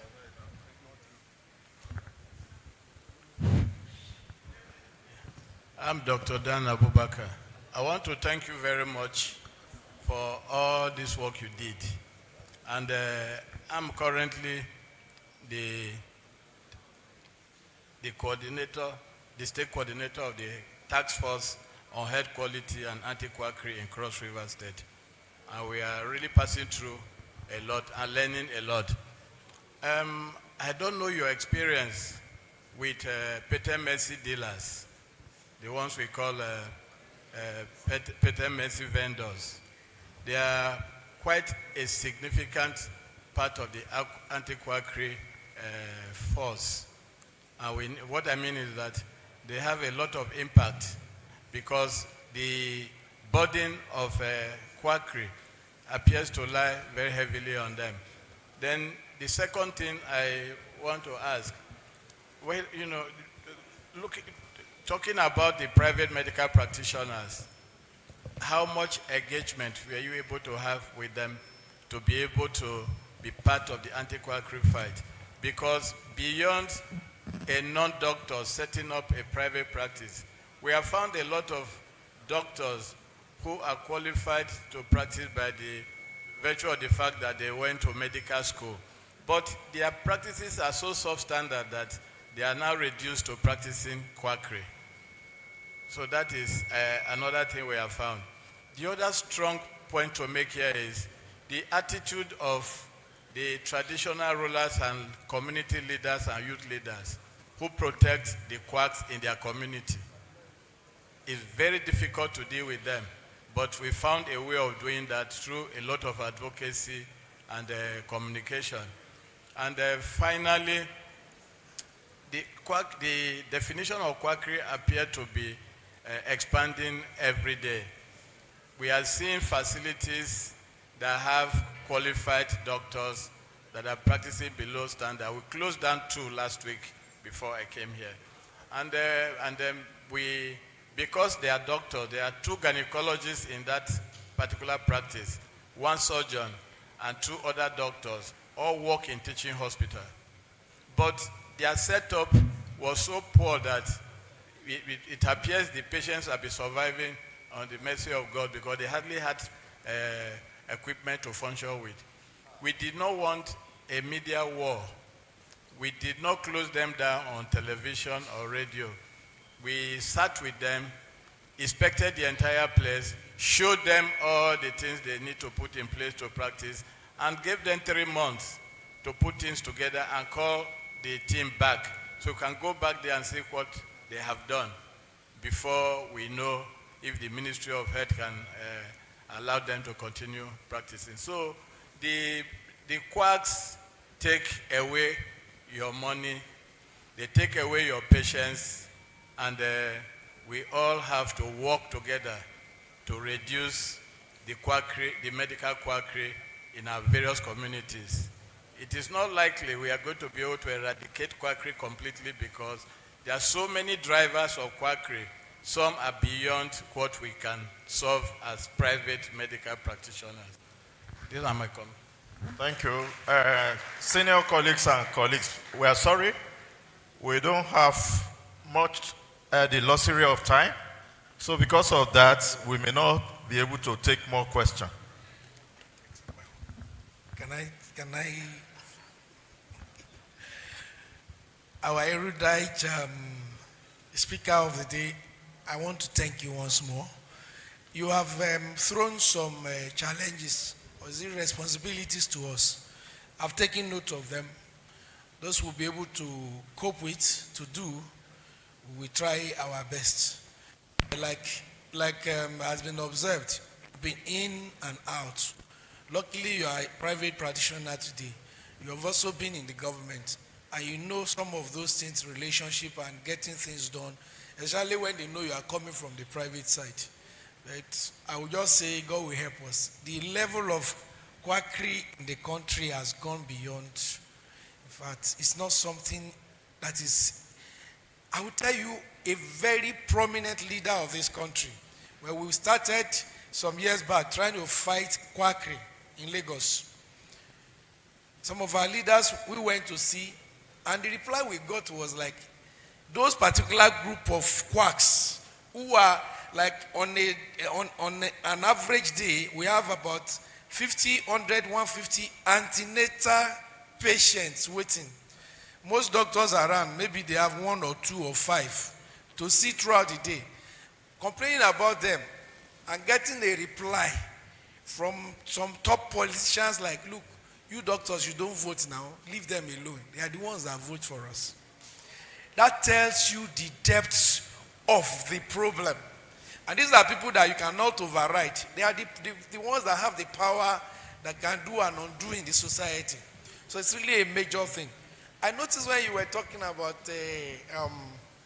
Japa syndrome, with due respect, you applied it to the fact that a doctor who is japaing and leaving his certificates in the wrong hands, and that person now begins to practice quackery. The other side I was looking at it before you gave explanation was like, the more we have japad doctors, the lesser we have here, and the more spaces we create for quackery as well. Because when you don't, even if you have your money and you go to the hospital, you queue till you are getting worse, somebody will direct you to somewhere else. So maybe you also look at it in that way. On this note, I just want us to, because we still have quite a number of things to run with the rest of the day, and our AGM will soon start. So I want to really thank you so much. I don't know who's giving you a vote of thanks. No. So those are my comments, and those things you have mentioned. If we need to interact with you again, we'll do that. Thank you very much. Let's quickly allow. So thank you, my president, for the charge. I'm much in a hurry than you are. And of course, I'd send that they get me another flight, but that's not a problem. So the coordinator from Cross River, thank you, well done. I wish you the best of luck. The kind of job they have given you is not the kind of job anybody prays for. Okay, you don't. It's a thankless job, and you will become so unpopular, chief. You will become so unpopular if you achieve results. If they praise you, it means that you have not achieved results. So you take a decision whether you want to be popular and not achieve results, or you want to achieve results and become unpopular. So the issue of safety is another issue, and some of us don't have problem with that. There's a comment. I will just address all the comment by two scenarios.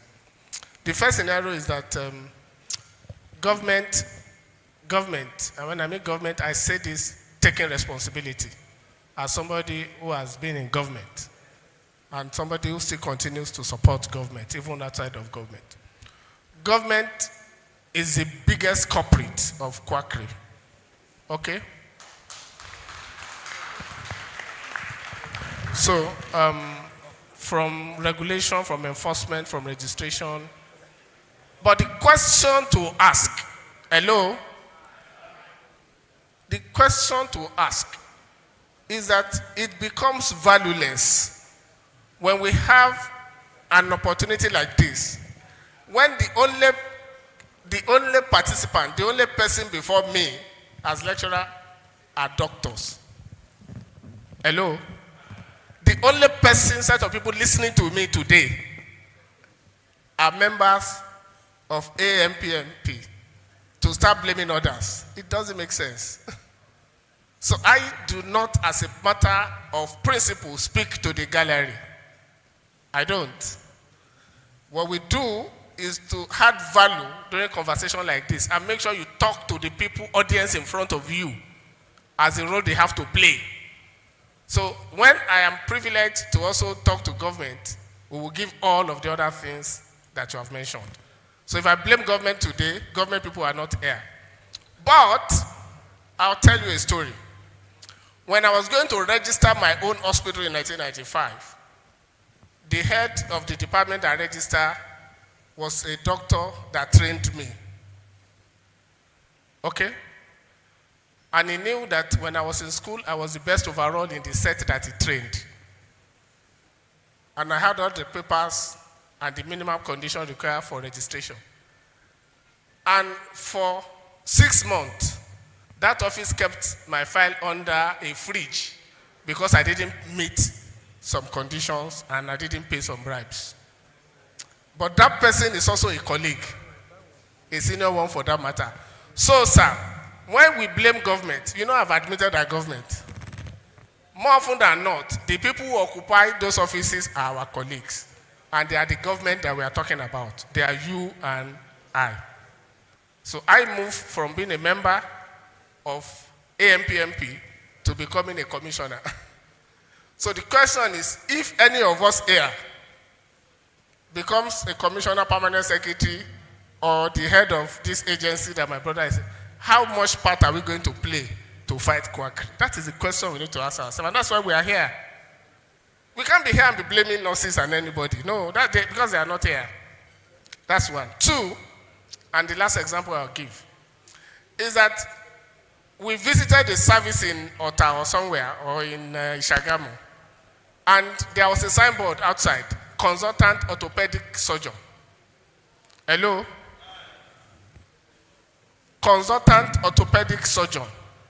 I was wondering, and my PS was a consultant orthopedic surgeon, Dr. Igoro. I said, Igoro, what type of person display? And then he now listed all type of orthopedic, and you know that that person is a local alatu. What do they call them? Bone setters.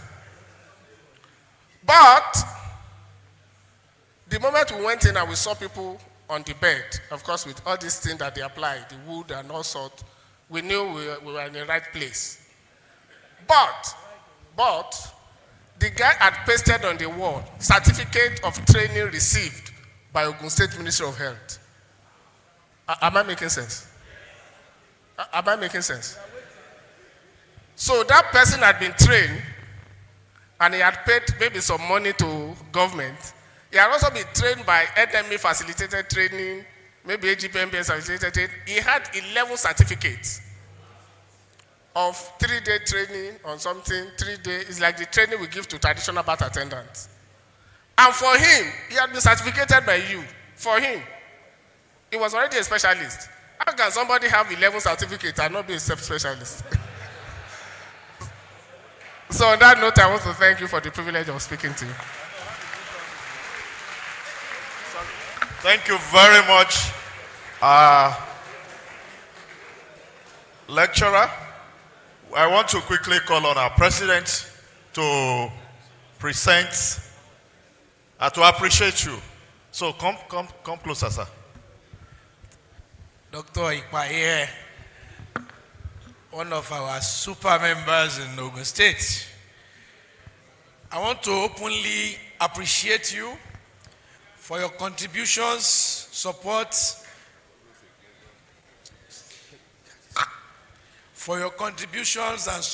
and everything you are doing for us in Ogun State, and for being one of us. Thank you very much. Dr. Ikpaye here, actually, yesterday during our cultural night, and I think during the opening ceremony, I did appreciate our members in Ogun State for the roles they have played individually, personally, towards how far we have come with this conference. Dr. Ikpaye here gave us a sum of 1 million naira as support fund to this conference. In fact, our Ogun State men and women have really done so greatly. And you can see the erudite lecture he has also delivered this afternoon. He doesn't know what he has touched. He has been challenging me and do this, do that. Now he's in my drag net. It's like when you go and touch the tax people. Once they catch you, you can't go nowhere again. So he has entered that drag net. We'll be working together, and very soon, many of us will see some of those things. I want to quickly call on one of our most respectable leaders, elder, and somebody that has been nicknamed Baba President in ANPMP nationally, not just in Ogun State.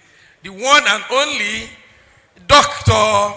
Luwole Kukoyi. I will not talk about him because I don't know much about him. So please, on behalf of the national, present this plaque of appreciation. Thank you. Thank you very much, my president. I think it's an understatement to say that Dr. Ikpaye has given us a beautiful lecture today. So can we give him a round of applause? For me, I will say that I'm not surprised That is his signature. Whatever he touches is gold. I can remember when you were Commissioner for Health, you did a lot of wonders, and I'm happy that you gave examples of what you did as a commissioner. I've also observed that beyond clinical practice, you have also performed so excellently well that we are proud of you as a doctor. Thank you so very much for this wonderful lecture you have given us, and you've actually sensitized our minds to the mirage of problems of quackery. And like my president has said, we'll take cognizance of all you have said, and we do our own bit to clean our house and ensure that quackery is reduced. So, on behalf of my president and the Association of Nigerian Private Medical Practitioners, it's my pleasure to give you this honorary award of excellence presented to Honorable Dr. Babatunde Ipaye, ex-Commissioner for Health, in recognition, yes, you can keep placking if you want, in recognition of your role as a faculty during our AGM and international conference, Gateway 2025, on 24th April 2025 at Conference Hotel, Abeokuta, Ogun State. On a personal note, I want to appreciate you for all you have been doing. Thank you so much for the wonderful financial support too.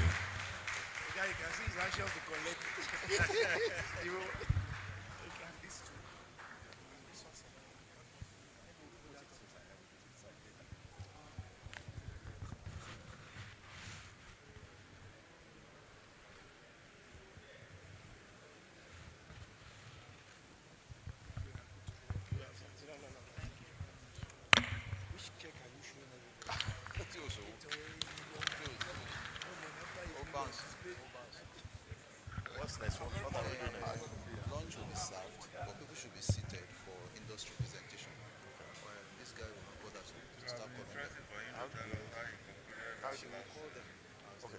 What I mean is they should sit down when we launch the serve. Lunch is being sitting served down. now. Yes. Okay. Yes. So we. Serve lunch while serving lunch, industry presentations required. Thank you for your patience. Since we are going, lunch is going to be served. Please have your seats and let us listen to some industrial presentation as well.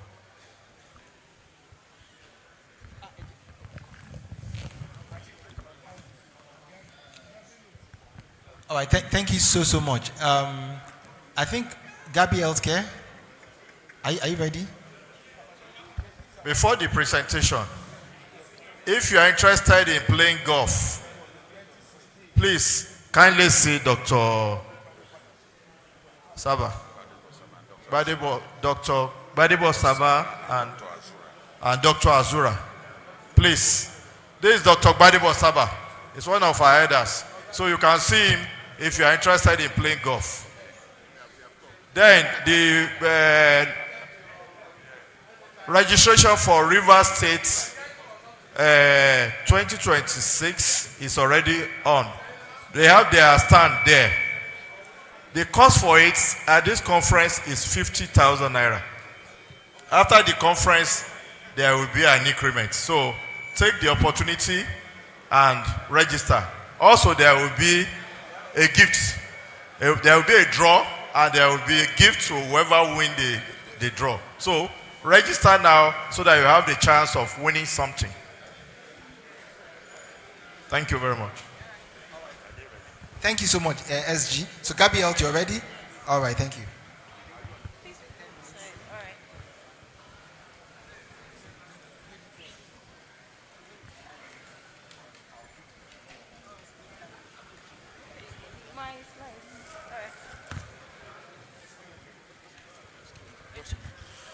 Please let us sit down. We are about to start serving the lunch. We've started already. We don't want it to be rowdy or disorganized. Please let us sit down at our place so that we can reach everybody on time. There is more than enough for everybody. Even if you want to eat 10 times, there is more than enough. So please let us sit down and stop moving around. Thank you. Good afternoon, everyone. Thank you for joining our session today. My name is Yetunde and I'm from Gabby Health. I'm excited to take you through this topic that is rapidly shaping the future of global healthcare. That's AI-powered digital initiative, enhancing clinical documentation and predictive analytics in medicine. Okay, all right.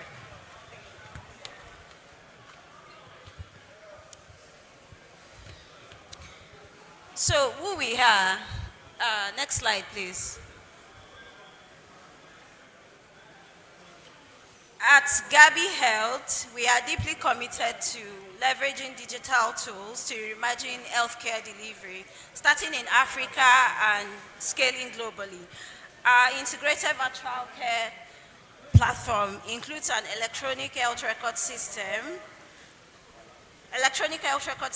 and a patient engagement portal and telehealth capabilities. Each product that is designed by us with a focus on improving accessibility, efficiency, continuity of care across healthcare ecosystem. Next slide, please. So AI in medicine. Artificial intelligence is not just a buzzword. It's a powerful force that is revolutionizing healthcare as we all know it. AI is enabling faster diagnosis, personalized treatments, and improved patient outcomes. In Africa, where healthcare systems are overstretched, AI can fill the gap, whether it's through remote diagnostics, automated data analysis, or integrated triage. The potential is enormous. The potential of AI in medicine is enormous, and we're just scratching the surface. Next slide, please. So these are some of the use cases in AI, use cases of AI in medicine. Let's look at how AI is being used in the real-world settings. First, for clinical decision support.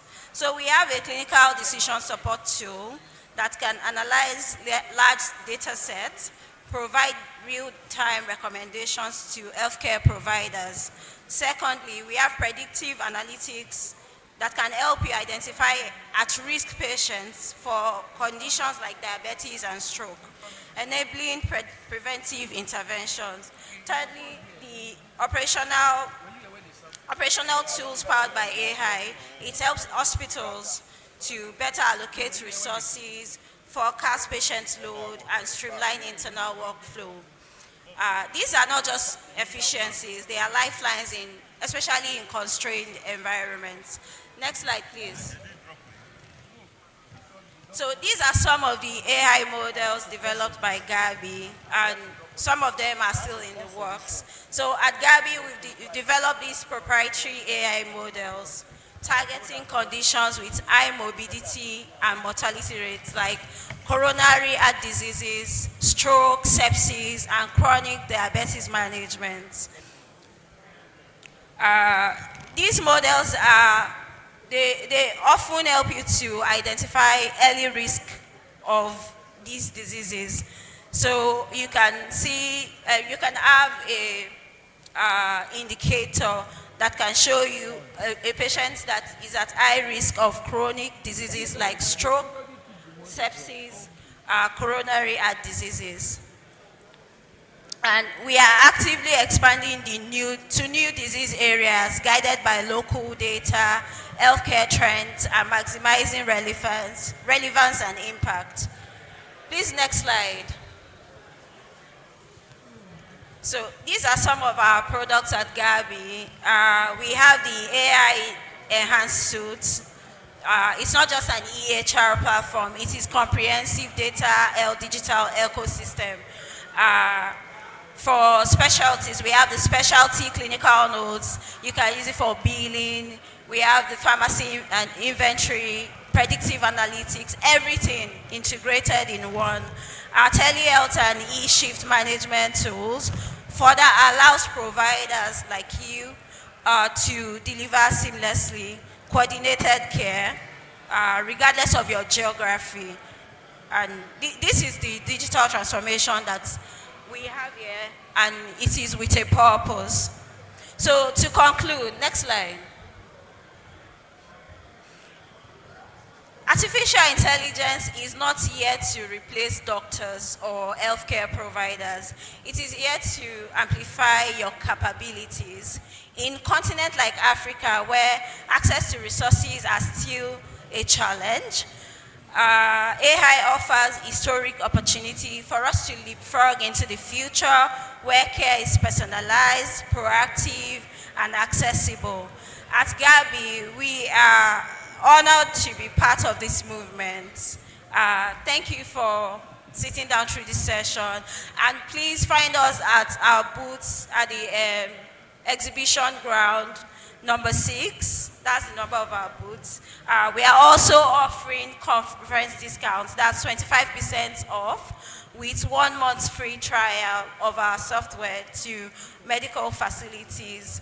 And you can also qualify for our raffle where you can win fantastic prices like routers, laptops, and MiFis. Thank you.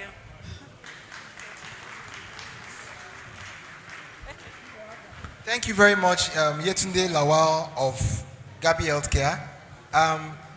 If anyone has a question, you still have 3 minutes on your time, so we can take one question. If there's any question, since you still have 3 minutes. If none, we'll just call Precision Note Limited.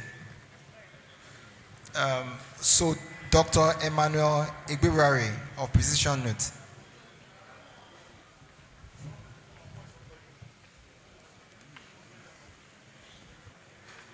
$10 minutes. I'll give you the queue at 9.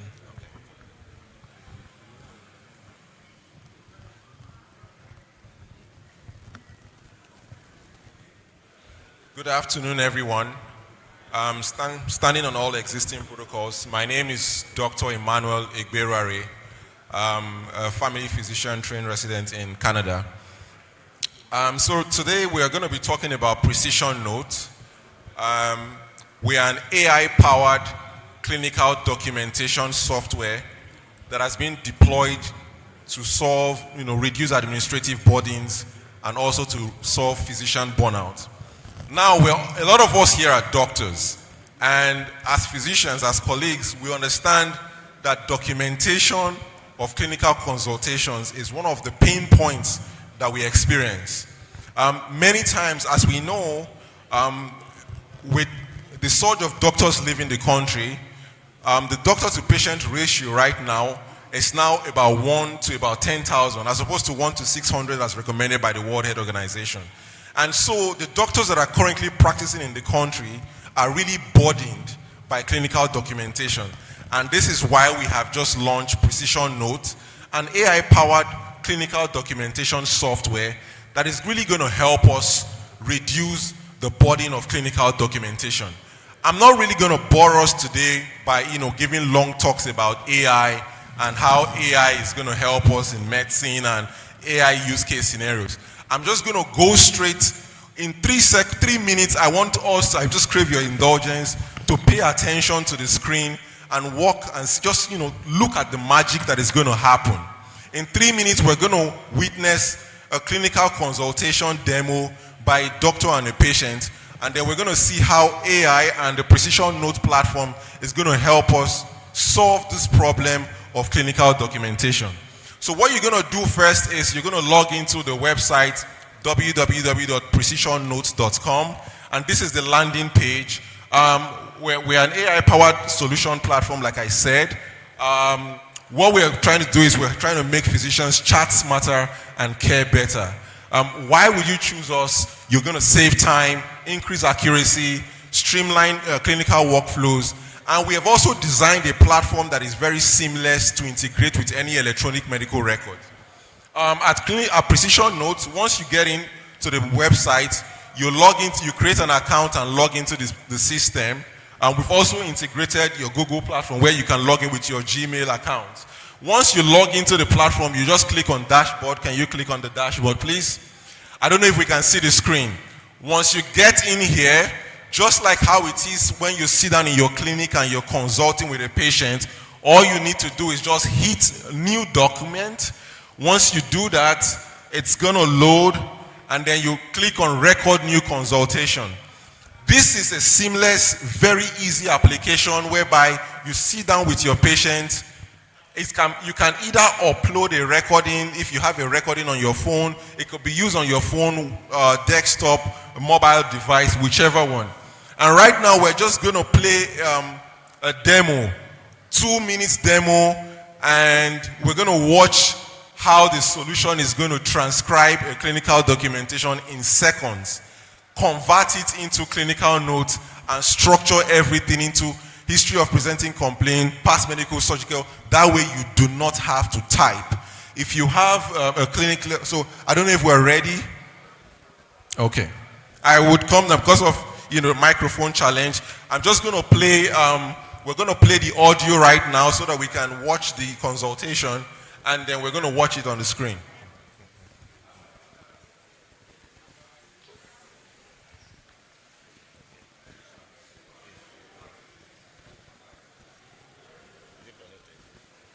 Mr. Kola, how are you doing today? I'm fine, thank you, doctor. Okay. So how old are you? Can you confirm your age for me? Okay, I'm 24 years old. Okay, I've been told that you came on account of abdominal pain. Yes, that's correct. So sorry about that. When did it start? It started about 2 weeks ago. Okay, and this is the first time you're having this kind of abdominal pain? Yes, exactly. Where exactly in your abdomen? Is it? In the upper part of my abdomen, close to my chest. Okay, how did it start? Gradually? Well, I noticed it's just like probably, I've always been skipping my meals in the morning, but most time I notice that it's always worse probably when I don't take my meal. Okay, and how does the pain feel like? I feel like stabbing in a way. Oh, so sorry about that. Does it move anywhere else? It moved to my back. Okay, anything that makes it worse? Well, anytime I don't take my meal in the morning, it's very worse. But when I try to eat in the morning, it's relieved. It's much better. Yes. Okay, that's great.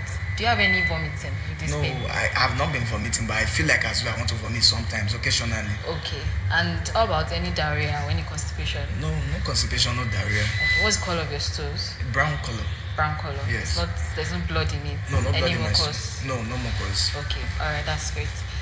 So I need to ask, did anything eat you on your tummy? No.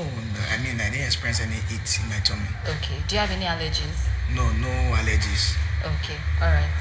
And is there any drugs you're routinely on? No, I'm not currently on any medication. Okay. Do you frequently indulge in using of NSAIDs such as ibuprofen? Once in a while I use all these painkillers because I'm always very tired when I come back from work. I'm a teacher, so yes. Is there a family issue of this sort of thing? Not that I know of. Okay. Have you done any surgeries in the past? No, I've not done any surgery. Okay. Can I ask, are you married? No, I'm not. Okay. Where do you live? I live at Oshogbo. Okay. You live alone? Yes, I live alone. Okay, that's great then. Do you drink alcohol? Occasionally. How often is occasional? Maybe, when I go for parties, that's only when I drink. But you involved in any binge drinking, a lot of bottles at once? No, at all. Okay, alright, that's good. And do you exercise frequently? I try to exercise, yes. Do you smoke, Mr. Kola? No, I don't smoke. Okay, that's great. Okay. So right now we've just listened to a clinical consultation between a doctor and a patient with the Precision Note AI-powered documentation doing the record in real time. Now what we are witnessing on the screen is as soon as you finish your consultation and you just hit stop, the powered solution is transcribing every single thing that has been said in real time. You wouldn't have to type, you wouldn't have to document. And so we're just going to wait in seconds. It's transcribing everything that was said in the course of the consultation. So right now it's transcribing. Usually it takes about 30 to 60 seconds for it to complete. So if we scroll down a bit, we can see. So if you scroll down, right now what you're seeing on the screen, you are seeing everything that the doctor said and everything that the patient said in the course of the consultation. The next thing that happens after this is we're going to scroll up, and because we know that different specialties would use this solution, we have created multiple templates, as regards different specialties. So right now, you're just going to hit select template, and we go to history and physical. Once you click on history and physical, you generate the clinical note. Once you hit generate, the next thing that happens is it's going to convert every single thing that was captured in the consultation and compartmentalize them into a structured clinical note. We're witnessing precision note in action, and this is one of the ways AI is going to help us reduce physician burnout, optimize doctor-patient interaction, and also reduce administrative burdens. Right now, as you can see, the note is being generated. It typically takes about 30 to 60 seconds, like I said earlier. And what we're seeing on the board is it has converted everything that was captured in the consultation and has created a summary for you. Right now, you're seeing Mr. Kola, a 24-year-old male, presented with chief complaint. And then once you scroll down a bit, we can see it has captured everything into our documentation style. Name of patient, age of the patient, chief complaint, history of presenting complaint, past medical, past surgical, drug, allergy, social, family history, and a review of systems. Every single thing that was captured in the consultation, the AI, our solution has helped, compartmentalize that. We've also built a solution that suggests differential diagnosis. Based on whatever is being recorded in the consultation, it will suggest a list of about 4 to 5 differentials based on what was captured. As you can see on the screen, it has suggested peptic ulcer, gastritis, based on what was captured in the consultation. Now, going forward, because we know that as physicians, we're going to make the ultimate diagnosis. So we have a plan to suggest a plan for you. And then when you scroll up, we have built a solution that can seamlessly integrate into any EMR, any electronic medical record.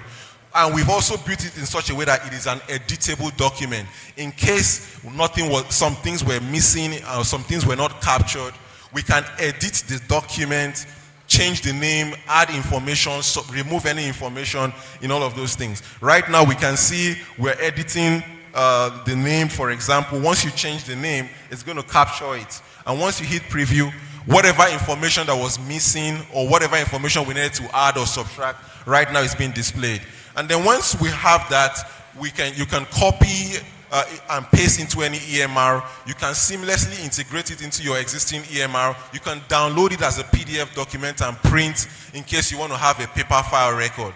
I just wanted to also say that for data privacy, we are HIPAA compliant, NDPC compliant. We're registered in Canada and in Nigeria, and our solution at the moment is currently being deployed in many facilities in Lagos, Nigeria, and also in Canada, and it's being tested. So I employ all of us to, we're going to be passing notes around.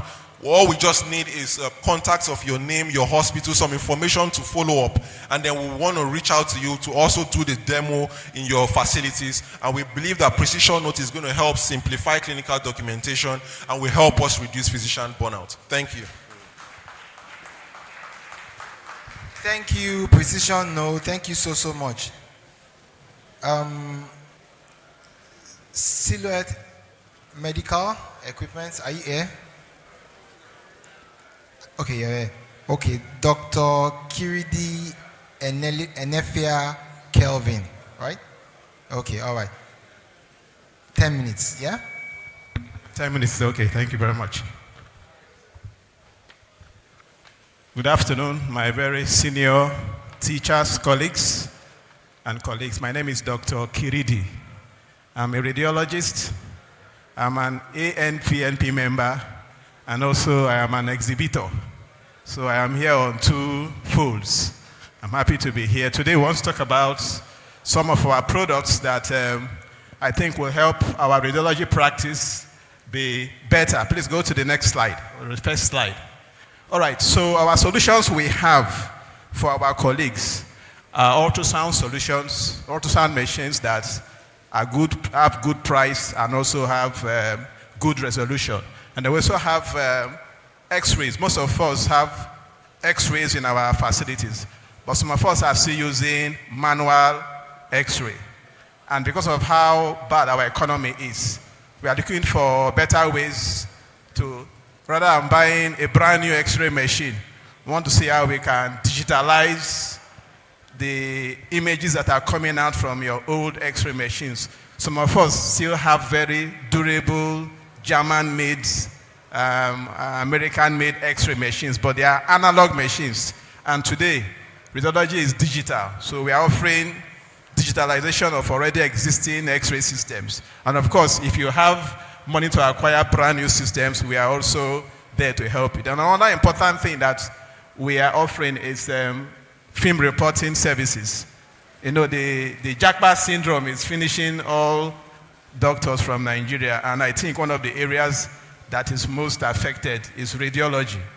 As a lot of times, you will have a radiology center in your place, you have produced x-rays, but you do not have anybody to readily report it.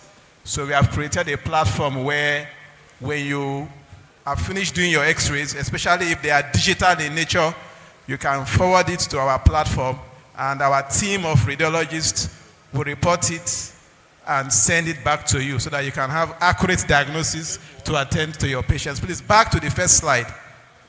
Back to the first slide. Thank you. All right, so we also have technical support. A lot of us find it difficult to get qualified radiographers. They too are all living in the country. So at the end of the day, we have technicians who are not properly trained. And some of us don't even have technicians. So if you have technicians that are not properly trained, you can send them to us. We'll train them for you and ensure that they have the basic knowledge to do simple x-rays for you, that we can send them back to your centers. We also have x-ray consumables, ultrasound printing papers, and things like that. Then also, if your radiology department is not standard in terms of radiation protection, you know, these days, NHIA, if you are practicing in a big city like Abuja, Lagos, Port Harcourt, Kano, Kaduna, Calabar, NHIA is going everywhere trying to lock up diagnostic centers or x-ray units in private hospitals. And so we all have to raise the bar to ensure that our radiology facilities meet NHIA standards so that they don't have to come and close any of us down. So if you know you have such a facility that needs to be upgraded or redesigned, please, you may need to call us to help you with those solutions. Okay, you can go to the next slide. So like we said, we have both analog, we have both static machines and mobile machines. Whatever one that your pocket can meet, we can supply you. But the good news is that both are digital and also battery powered. So you don't necessarily need to put on a 25 or a 50 kVA generator because you want to do an exposure. So we now have very powerful battery-powered X-ray machines that are digital. Digital means that you snap the X-ray and you print. You don't need CRO. That era of CRO is gradually phasing out. So you just have a flat detector panel where you are attached to your X-ray machine, and as you expose the X-ray, you have the image. If you are not interested in sending the image outside the hospital facility, you don't even necessarily need to print it. You can send a soft copy to the physician who is coming to your hospital to review the patient, and he will look at the patient and treat the patient. Now, if the patient gets well and says, I want a hard copy of my X-ray, then you can print the X-ray out for the next slide, for the patient, of course, for a stipulated fee. Next slide, please. All right, so ultrasound solutions. You know, these days we have very powerful ultrasound machines in the market with very good resolutions. There are different brands, but the problem we are all facing as end users is this issue of machine breakdown, especially the crashing of the software.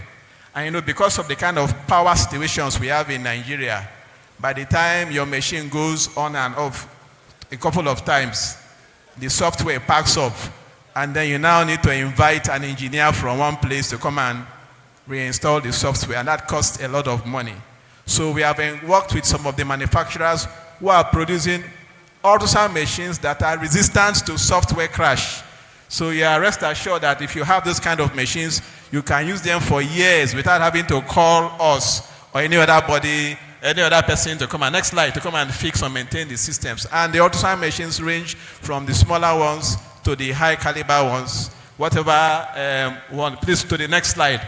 Whatever one you want, you can get you a pocket-friendly machine that you will use for a very long time. And then for those of us that have very large centers, you're always having patients coming with CVDs, and you have to refer your patients to other hospitals to do CT scan. Or maybe you had an old 16 slice, 4 slice, 32 slice CT scan, and it's no longer working. And you are trying to fix it, it's still not working. And you are thinking of buying a new one. Please, we have a product in the market that is not going to tear your pocket. The price is very fair. We have more than 10 systems in Nigeria now working perfectly, and we have maintenance engineers to maintain them. So if you are in that bracket of doctors who need to buy a CT scan, please, you may need to call us so that we can discuss and offer you, next slide please, can offer you what we have. You know, these are different installations of the CT scan machine, both in Nigeria. You can see the picture by your right-hand side, that's installed in Port Harcourt in Nigeria. So we have so many systems. Next slide, please. Next slide. All right. That's me posing with a 1.5 Tesla MRI in one of the companies I represent far away in Asia. And we also have 0.5 Tesla.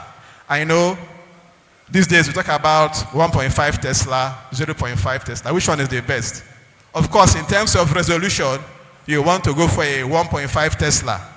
But in terms of maintenance costs, especially for we private practitioners that don't have the kind of volume of money or the kind of volume of patients that we have, it's advisable that we go for a 0.5 Tesla with AI support. With AI support, the resolution of a 0.5 Tesla comes close to that of a 1.5 Tesla, so you can have both something that is not going to tear your pocket, but yet you're going to get good quality images. We also have various ranges of endoscopy machines. A lot of us have patients who require upper GI endoscopy. Of course, gastritis, and most patients that come to our clinics with abdominal pain either have gastritis, PUD, or some abdominal pathology.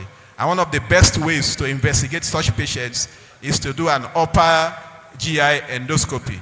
Sometimes, or most times, we need to send our patient out to other facilities for these investigations.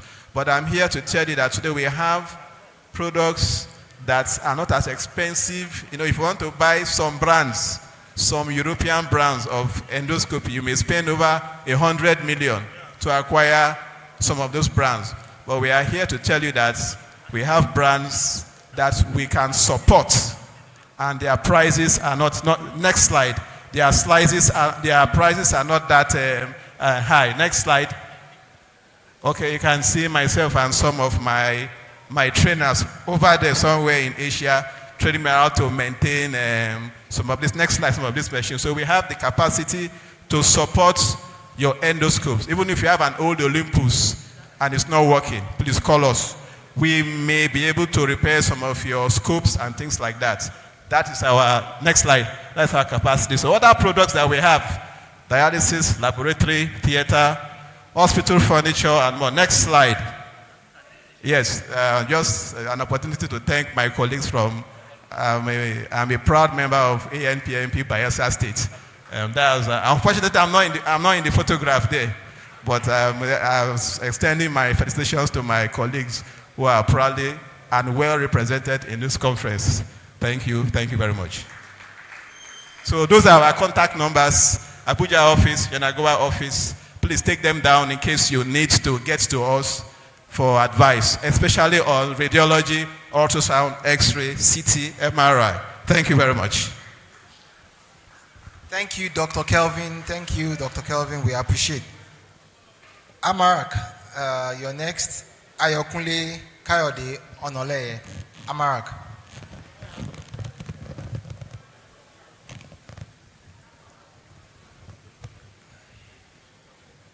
Ten minutes.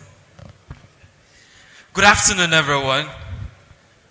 ANPMP. ANPMP I wanted to just give one disclaimer before I start. But first of all, my name is Ayokunle Elisha Kayode Onoleye. I used to say I have 10 names. Ayokunle Elisha Kayode, Jacob Rimamskep, Bola Renwa. People now ask, where did Ayokunle and Rimamskep come together from? I'm Yoruba by tribe, but I grew up in Taraba State, which my mom is from. So I'm a proud Yoruba Northerner. All right, so it's a pleasure to be here with each and every one of us. And I'm with Amarak Technology Solutions. We're just going to be saying something about digitizing Nigeria's private medical practice. A very big kudos to Precision Notes and to Gabby Healthcare. Amazing stuff that they do.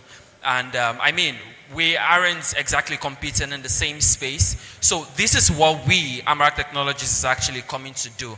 A couple of weeks ago, about 2 weeks ago, ANPMP National announced that there was a company, Amarak Technology Solutions, that is looking to roll out its electronic medical record system for 15 members, free installation, free deployment, and then they have 3 months of free usage, right? So Amarak Technology Solutions is that company. But a lot of people did not know what our software is about. So before I go on about what the software is about, I just want you guys to just listen to something from your colleagues, other medical doctors and dental therapists and dental surgeons from the National Assembly Clinic of Abuja that use our software. Video, please.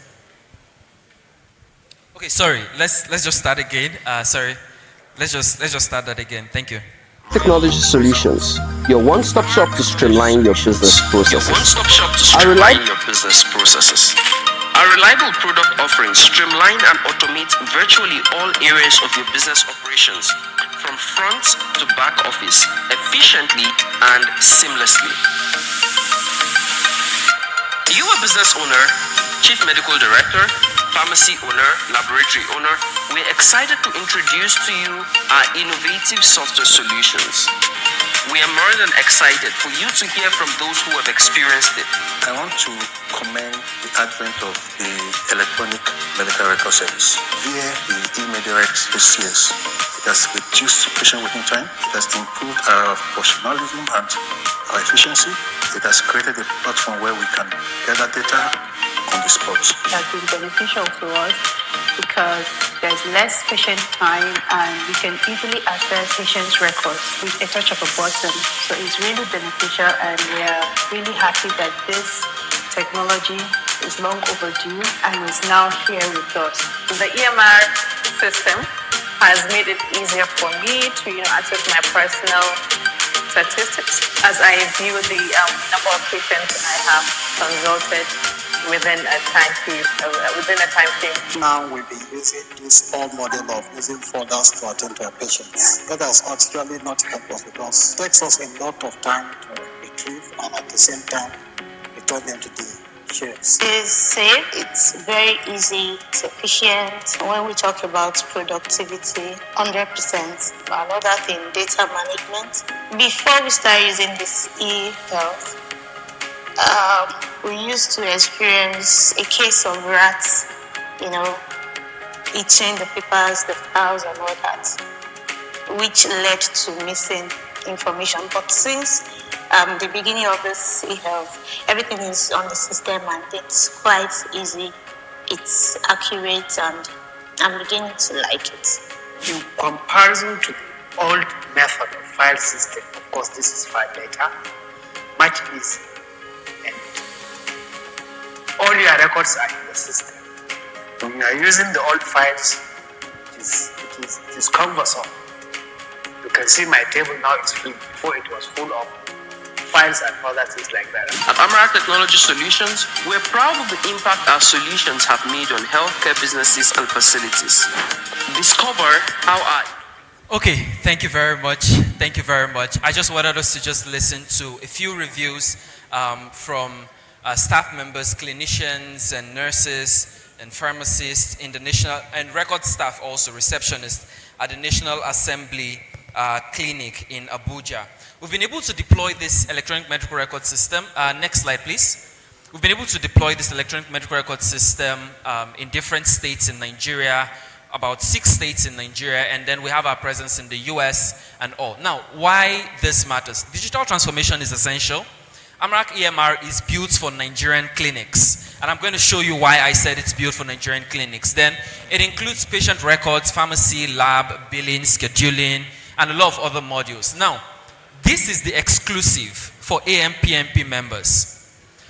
So our biggest goal, which is going to be in the next slide, the setup fee is 35,000 naira. We're looking to sign 100 clinics today, right?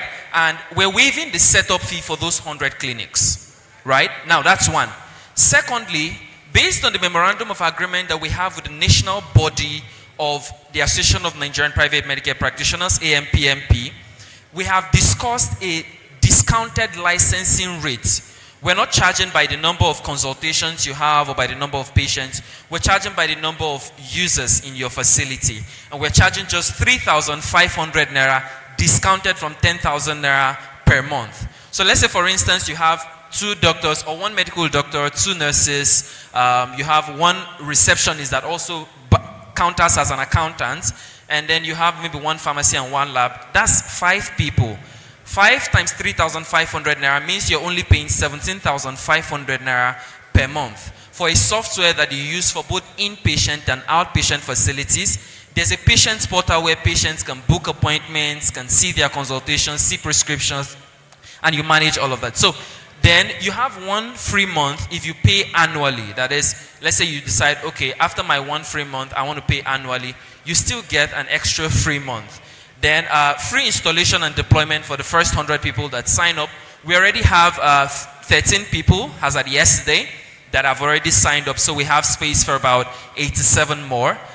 Then we also offer, because we know that the cost of starting an EMR in Nigeria is usually very expensive. You have to purchase laptops, desktops, whatever. So our US company right now has already shipped 100 computers, laptops, and tablets, right? They've shipped them to Nigeria for ANPMP members because we had the discussion with the president of ANPMP, and they've shipped 100 computers, laptops, and tablets for ANPMP members that they would pay at no interest over a period of 1 to 2 years. So if you want to get maybe 2 laptops or 3 laptops, you'll be paying about 30,000 naira per laptop and then 15,500 naira for a tablet. And then you're paying that for 12 months or 24 months, depending on the number of gadgets that you take. Next slide, please.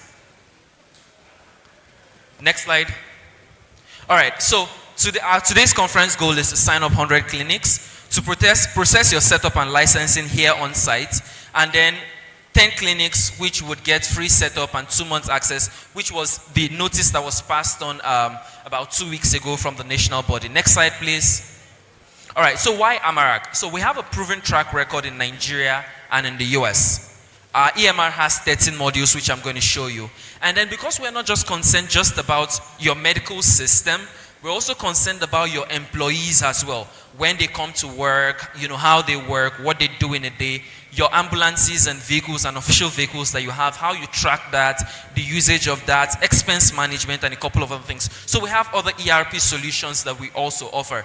And we're a Microsoft partner, we are AI driven, and we're looking to partner with, I mean, there are really great companies here that have given us real great products. So we can integrate our softwares with these partners. Okay, all right, so this is not really displaying well, but I'm just going to run through the model. So why Amarak? This is the dashboard of our system. With one look, you get an overview of the number of patients registered in a day, in a week, in a month, in total, the amount of lab orders done, the amount of consultation done, on the number of consultations done, the amount of revenue generated in a total period of time. Then you have 13 modules, like I mentioned, the dashboard, the patient module, the consultation module, the scheduling module, the admissions module, monitoring module, surgery, lab, radiology, pharmacy, finance, the assets module, the messages module where you can interconnect with your patients, sending a message to the patient's portal, and then the administrative and the settings module. Next slide, please, as we round up. All right, so call to action. We hope that you can join the first set of 100 people. If you're interested, there's no financial cost on you for you to get started. My assistant is going around, she's just giving out the forms. You just give us your name, your facility address. We'll get you started, we'll build your application for you at no cost. We come down to your facility, we train your staff members. If you need laptops and tablets, we deploy that for you. And then, and we do that. If you have members that are not here or individuals that are not here and you feel like they would benefit from the software, you can just sign up for them either through the state chairman or the state secretaries who would then in touch, reach out to the national body and can get in touch with us, or you can just even get our number. Start your onboarding today. Don't be a part of history. Let's lead it. Let's lead the history that we're making. 5 years from today, there's going to be almost no facility that is still doing paperwork because patients want faster access to medical care. And this is one of the ways that you can give them that fast access because you don't have to go and be looking for files again. Next slide, please. Sorry. All right, so thank you very much. I'm still your presenter, Kayode Onoleye Ayokunle, Business Development Manager at Amarak Technology Solutions. That's my number, and thank you very much, and God bless. Thank you. So please do not forget to just fill out our form and then you can get started. Thank you, Kayode. Really, really grateful. All right. So next presentation is from Field Development Partners. Field Development Partners. I believe you're...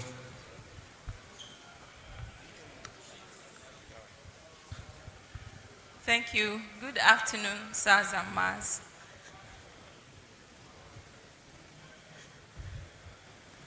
Good afternoon, sirs and ma'ams. My name is Ma Borukoje Yewande, and I'm a pharmacist. There's been a lot of esteemed doctors talking here today, but I'm a pharmacist. I finished from UI, and I'm not a quack. But we are here today to tell you how we have optimized maternal health care for the past 10 years, and we want to bring it into the private healthcare space. Next slide, please. So I'll be asking 3 questions, and these 3 questions dominate what I'm talking about. The first one is, what if your supply chain managed itself? I know that we are all private healthcare practitioners, but at the same time, we are businessmen and businesswomen. And you do not want to waste time looking for supplies here and there. You want it to come to you at the right time, and you want to make the right margin on it. You also want quality. Another thing that we know that you want here, because I've heard it talked about a lot, even from the other speakers, is how to reduce maternal mortality. We've heard about doctors doing stuff for children and they still didn't get paid. But we have a program that can help. The next slide, please. All right, thank you. So just as we're talking about looking for supplies, when I was in UI, I finished from UI, the first 10 to 15 of us, you get to do your internship in UCH. I remember my first week, a pregnant woman, she was tired, she has been standing for a while. So we were telling her that we are looking for something in the store. Before we finished talking, she slapped my colleague. She could not slap me because me, I'm short. But my colleague was tall and his head was through for those that are in UCH, his head was through that window. And she just landed him one hot slap. I've been here, I've been waiting and all of that. Of course, we had to beg him, beg her, and all of that. But you still don't want to waste time wasting supplies, looking for supplies, which is happening now. At the same time, there's a research that says that 3.8 billion naira is being lost in the healthcare value chain, and the major culprit is inefficient supply chain. So what are we doing about it? Because that's your current reality. Next slide, please. So Field Technology, which is the parent company of Shelf Life that I work with. Field Technology has been managing the technology that Nigerian Ministry of Health has been using. That's called NHLMIS. NHLMIS is used to accept products from donor agencies or that the government buys and distribute to every primary health care center across Nigeria. So with the technology that we have given to them and we manage for them, they have visibility. Now, after 6 years, we brought in that as Shelf Life to private healthcare institutions to help you to manage, supercharge your healthcare supply and give you access to medicines that you might have been looking for, but now it comes to your doorstep, free of charge, delivery fee, not the cost of the product. Next slide, please. So how are we doing this? We are providing you with an ecosystem. Just to summarize, from your phone, from your device, whether your phone, your laptop, your iPad, all you have to do is log into the app. You have access to over 3,500 medications. But it's not just ordering, it's beyond that. If you pay for the technological capability, you can see the usage of every department. You can order for everything you've ordered for before with one click. We can also let you know what you are running low on, and then we are predicting what you need to buy again. And all this will cost you almost nothing because we have financing available for you. Recall, we've been doing this for almost 10 years now. This is our 10th year in Nigeria. Next slide.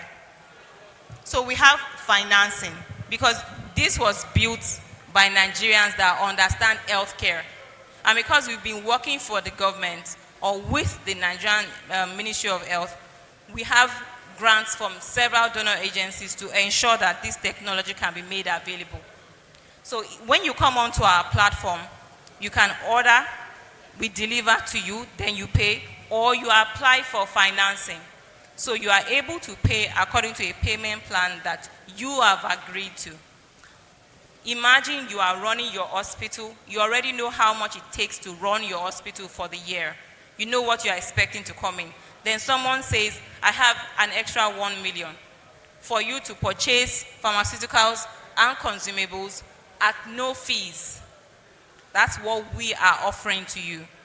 We are offering to digitize your supply chain, and we are offering to provide financing at no extra cost on the platform of Shelf Life. Who are the people that we have served so far in our 10 years in Nigeria?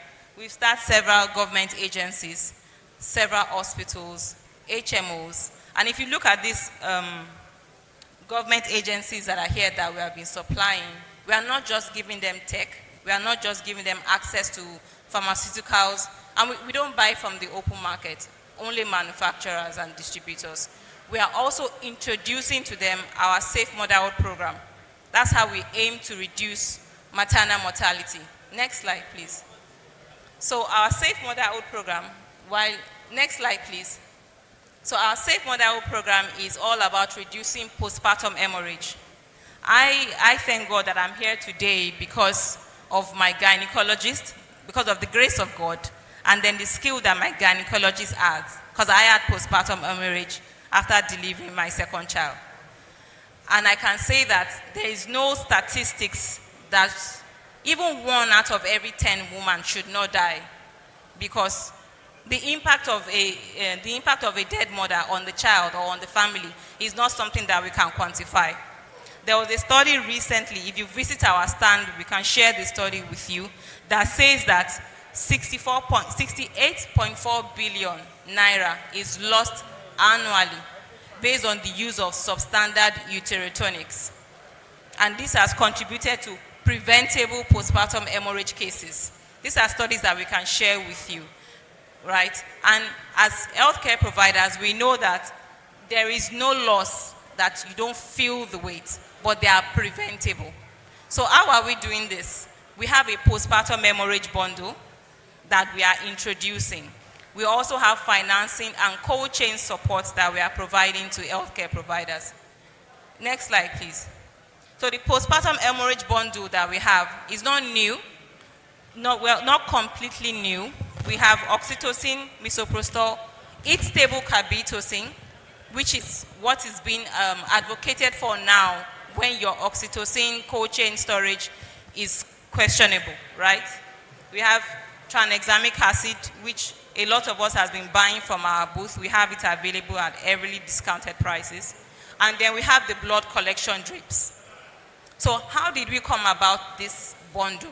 The bundle is as a result of WHO recommendation for the prevention and treatment of postpartum hemorrhage, right? As you can see in this chart, this study is also available at our stand. We can make it available to you if you want to glance through it. Next slide, please. But for the drapes, I know there was a particular doctor that we spoke with that I heard about it. But when we were speaking with a lot of people at our stand, not everybody has heard about the drapes. It's as a result of the EMOTIVE trial. The EMOTIVE trial is The full meaning is early detection of postpartum hemorrhage, massage of the uterus, oxytocin drug, tranexamic acid, IV fluids, and examination of the genital tract. So the aim of the study was to access a multi-component clinical intervention for postpartum hemorrhage, of which the drapes, the calibrated drapes, was one of the interventions that was used for women that had vaginal delivery. Over 200,000 women were done, over 5 countries, of which Nigeria was one of them, and it was a randomized trial. So this is the drape. Next slide, please. So this is the drape. The drape is to be used post-delivery, or it can be placed on the table, on the delivery table, with this part hanging low from the edge of the table. The objective is to collect the blood loss after delivery. It's calibrated to let you know at what point do you need to make an intervention. Do you need to know that, okay, you need to do something to arrest the postpartum hemorrhage? I'm sure from a lot of people that I spoke with, you don't wait. There is already something that has been done when you know that maybe the woman is anemic or is prone to postpartum hemorrhage. But then sometimes you might not be there, or maybe the baby is giving issues or whatever. I don't claim to know. But the study shows that 60% of maternal mortality that will have occurred due to severe PPH was removed. There was 39% decrease in the use of blood and blood products and early detection of PPH. One of the gynecologists that was there said that the drape is a marvel and it's a good decision tool in the delivery room, and we need to make it available to the world. And that's why we have it here. It's less than the cost of data. It's 1,505 naira. And we are advocating for it as part of our postpartum hemorrhage bundle to make it available to every hospital where a woman is going to give birth. So we have a program. You can buy any of the products at any time, but then we have a program, which is what those governments are signed up into. Once you get the bundle or any part of the bundle for a consistent period of time, we will come with WHO certified trainers to come and train your staff for free at no cost. Just have to reach out to us and get the information and sign up. Next slide, please. So this is where I'm going to be rounding up, right? I've talked about the first thing. You have a platform where, as busy entrepreneurs that are also providing care from your phone, from your laptop, your iPad, whatever, you can get access to pharmaceuticals and consumables that will be delivered to you. No cost. Wherever you are in Nigeria, we'll deliver it to you. We use the plane, we use the land, we don't use the sea. But we will deliver to you wherever you are. We also have financing available for you. So you don't want to take out of your revenue or your revolving fund. Use our own credit as your revolving fund. And we are also saying that we want to join you in reducing maternal mortality due to postpartum hemorrhage with the bundle that we have at severely discounted prices. All you have to do is go to shelflife.co and sign up as a hospital. And then we will take it from there. You can place your order. We already have some people that came to our booth and signed up, but you can sign up by yourself. Or you can take the phone number, which is on the next slide. Next slide, please. You can take the phone number and call us. You can also apply for credit right there on the app. It's very important to share your license registration number or a picture of it, because we only work with licensed healthcare providers, pharmacists, hospitals, and government organizations, non-government, and HMOs. So be a part of the solution today. Thank you so much.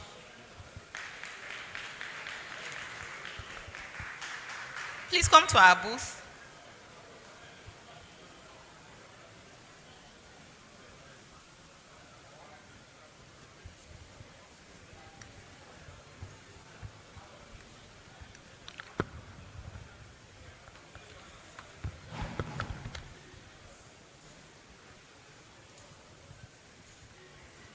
Good afternoon, everyone. Chibuzo is my name. Permits me to stand on existing protocol. My name is Chibuzo. I work with SWIFA, and in the next 10 minutes, we will be looking at managing cardiometabolic comorbidities, combined blood glucose and blood pressure control with cardiovascular protection. Now, we have a problem in Nigeria. Next slide, thank you. We have a problem in Nigeria. Like we all know, hypertension is actually a silent killer. Now, looking at this data being shown on the screen right now from the World Health Organization, we can see that the prevalence of hypertension in Nigeria is practically higher than the prevalence of hypertension globally. This presents a serious and a precarious situation for us here in Nigeria. Again, the percentage of hypertensive patients in Nigeria that are actually controlled is just as a minimum of 11%. And from this same data, it has been shown that for us to achieve 50% control rate in hypertension management, we will have to treat 7.6 million more people to achieve control. That is actually a huge number. Now, in addition, next slide. Now, in addition, looking at hypertension management, the next question would be, if a patient presents to the clinic, what are the recommended BP goals for such patients to be managed? Now, this is actually has been differentiated into different classes, either depending on the general population, older patients, or patients with comorbidities like diabetes and CKD. Now, it is important to also state that for the recommended BP goals, the American College of Cardiology, they are actually a proponent of tighter blood pressure control. Because of that, they've established a flat recommended BP goal of less than 130/80 for all patient types, be it older patients, be it patients with CKD, be it with diabetic patients, or the general population. However, for the JNC8, which is a more global body, there are discrepancies in terms of the recommended BP goals. For general population patients with diabetes and CKD, they are proposing a blood pressure BP goal of 140/90. However, for older patients, because of loss of muscle elasticity in veins, they are proposing for 150/90. Now, why is this important? It is also important because, next slide, when you look at hypertension management in blacks, several factors actually play a role.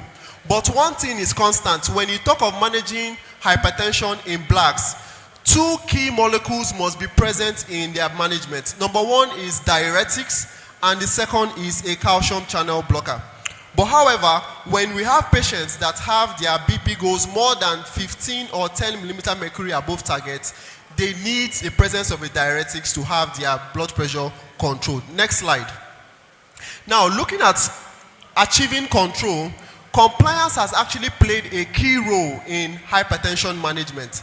Now, this is because from this study that was done by Stockenboom et al., they've been able to find out that when you place your patients on a fixed dose combination, they've realized that 21% more are actually fully compliant than when they're on their individual therapies. And this is actually proper because a patient who is hypertensive may be on other medications, and as a result, if you can place your patients on a fixed dose combination of their antihypertensives, they tend to be more compliant and there's a better treatment outcome. Next slide. Now, what are the desired combination therapies to go with?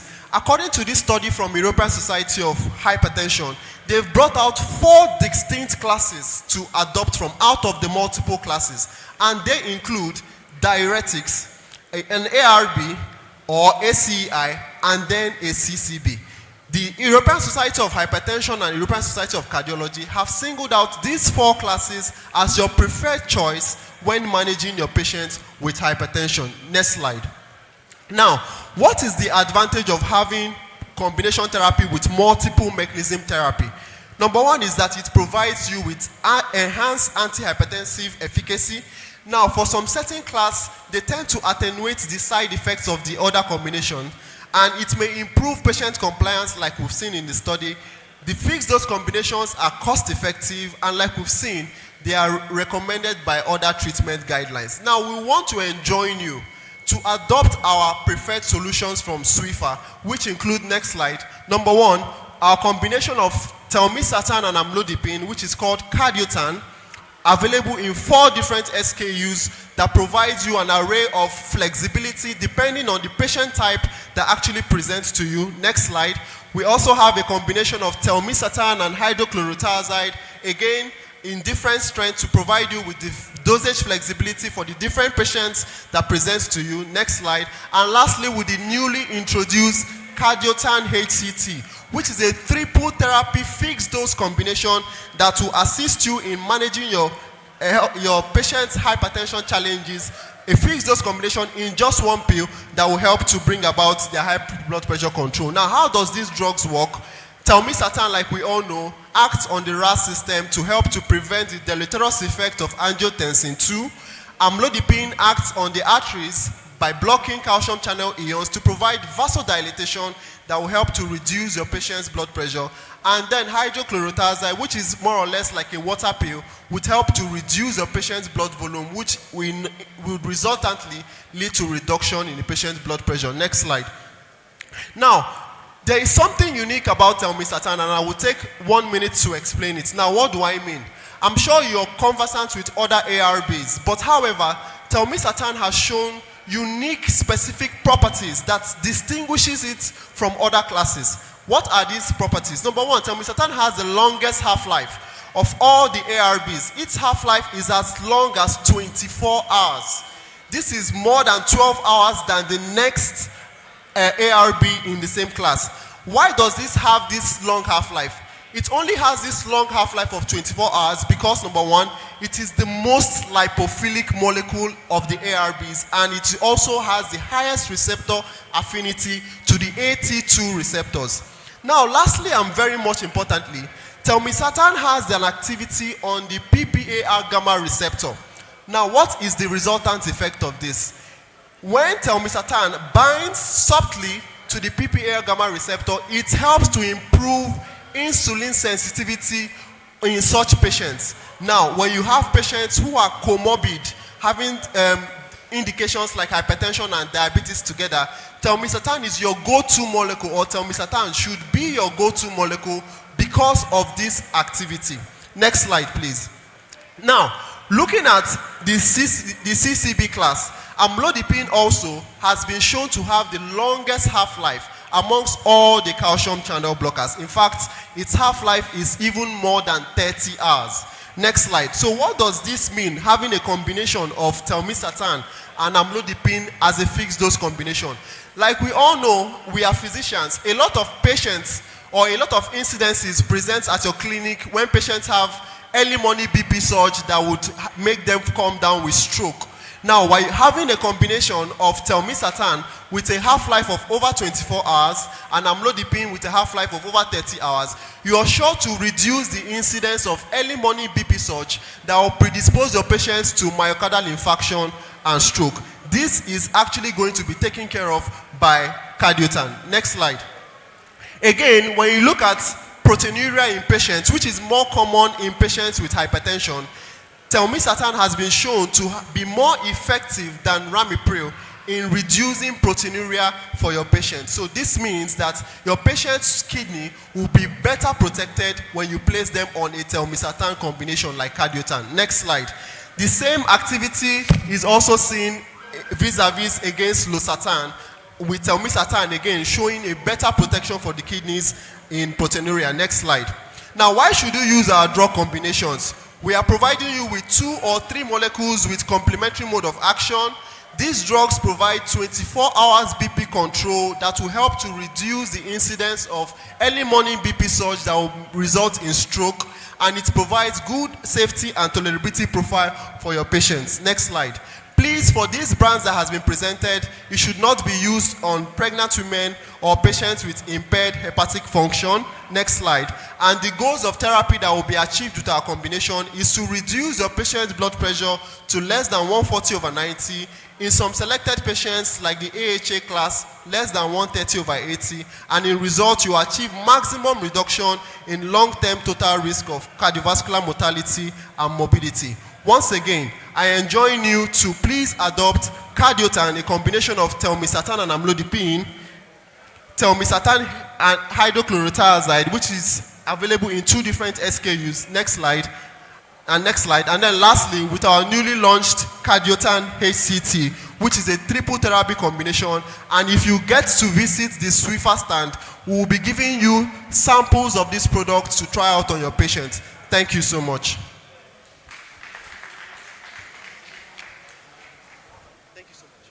All right, so we're really, really grateful to our sponsors who have enabled, provided some resources that have been used for this conference. We have the last sponsored presentation. Right after this, there's a presentation that I know we've all been eagerly waiting for. That will be delivered by no other person, by our own Dr. Oluwole Kukoyi. So right after this last presentation, he will deliver the presentation around one of the sub-themes of the conference, the Japa syndrome, impact on the national health system and on migrant healthcare workers. I believe that's something we've been looking forward to. So that will come up immediately after the upcoming presentation. So Remedial Health, you have the floor, 10 minutes.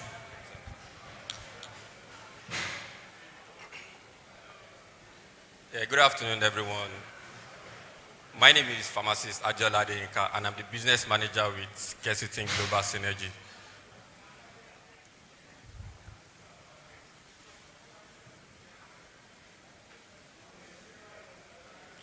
Okay, so today the theme of my presentation is Ketin, a critical tool in the global pursuit of malaria elimination.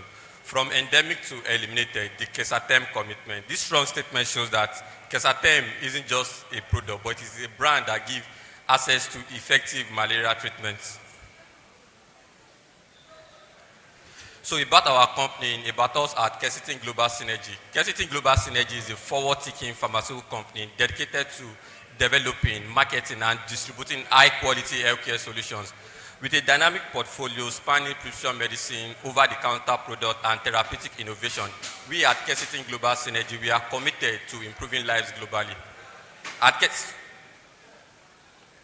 Ketin Global Synergy, our biggest mission at Ketin is to enhance patient outcome. And how do we do this? We plan to do this by delivering accessible, effective, and innovative healthcare products. And all our products at Ketin Global Synergy are all driven by science. They are guided by ethics and powered by strategic alliances. So at Ketin Global Synergy, we don't just build products. At Ketin Global Synergy, we don't just build products. We build network of trust, expertise, and shared purposes. Next slide. So one thing we understand at Ketin Global Synergy is we understand the effect of logistics on effectiveness and bioefficacy of drugs. So because of this, one of the numerous quality services we offer at Ketin Global Synergy is that we offer free delivery from our outbound down to the hand of the customer. And the whole essence of this is to ensure that the quality of our medications are untampered with. So at Ketin Global Synergy, your health is actually our priority. So Remedial Health is a sister company to Ketin Global Synergy. Remedial Health is a leading pharma-tech company in Nigeria saddled with distributing high-quality medications across the country.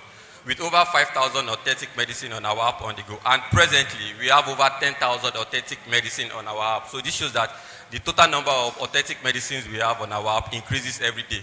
So why should you actually partner with Remedial Health? Because we offer one, ease of doing business. We offer free delivery at your doorstep. We understand that health financing is actually a big challenge in doing businesses in Nigeria. So because of that, we offer this service of you buy now from us, then you pay later. Also on our ERP, you can actually manage your inventory, and this service is actually for free. So you can actually scan this app to learn more about Remedial Health.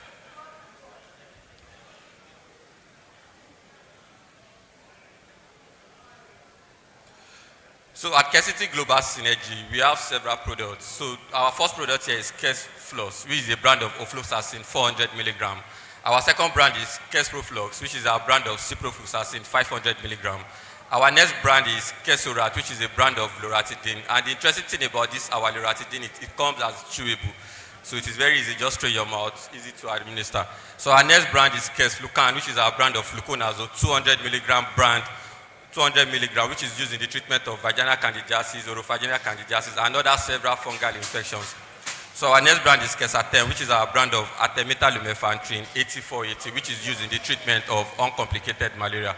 We also have our brand Kesprazole, which is our brand of omeprazole 20 milligram. So our next brand here is Kesef, which is one of our new products.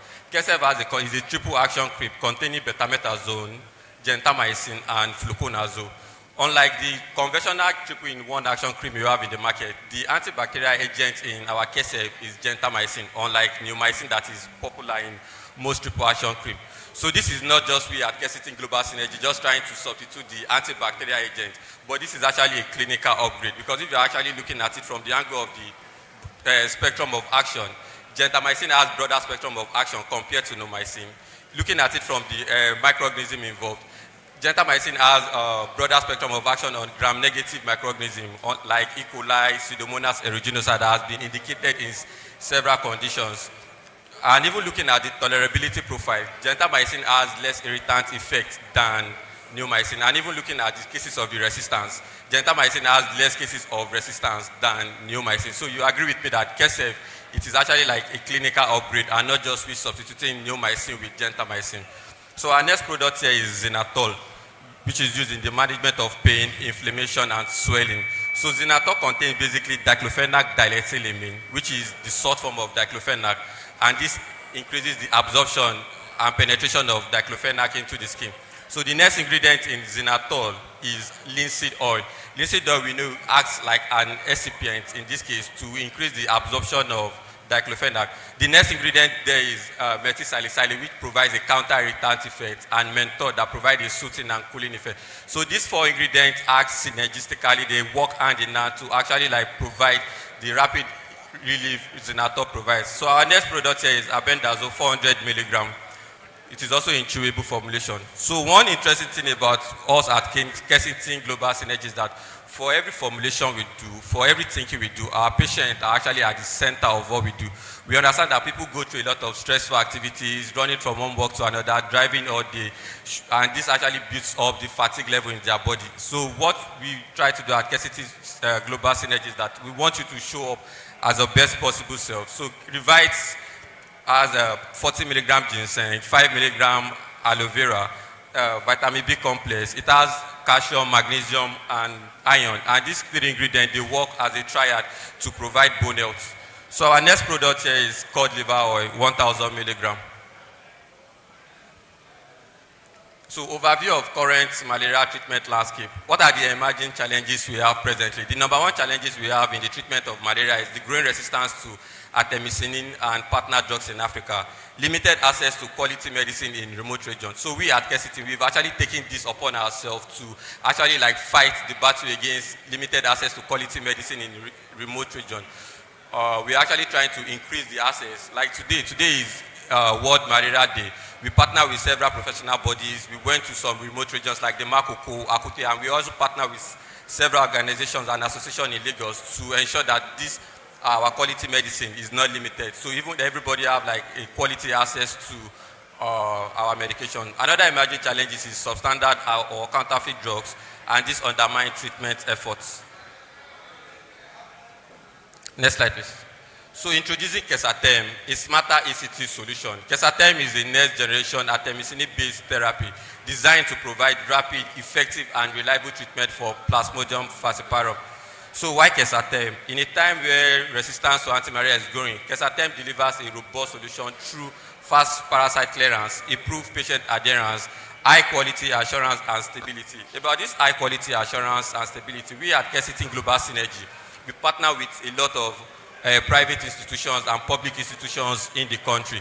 So for many public institutions like the DMA Kano, DMA Kaduna, several medical stores across the country, they actually like require you to bring a quality assurance certificate to ensure that what you're actually supplying them, it is of the highest quality. This actually interests us as Ketin Global Synergy, because we know that if we should tell you at Ketin that our drug has 20 milligram is 20 milligram. If we should tell you at Ketin Global Synergy that our drug has 50 milligram is always our 50 milligram. So why we formulated Kesatam basically is formulated basically to address regional resistance pattern. Next slide, please. So Kesatem, kick malaria out with Kesatem, artemether lumefantrine, 8480. So you know that for every tablet of Kesatem you dispense, you are dispensing quality to your patient. For every tablet of Kesatem you dispense, you are fighting the battle against substandard medication, undermining your treatment. For every tablet of Kesatem you dispense, you are actually fighting the battle against artemisinin-based combination therapy. So thank you very much.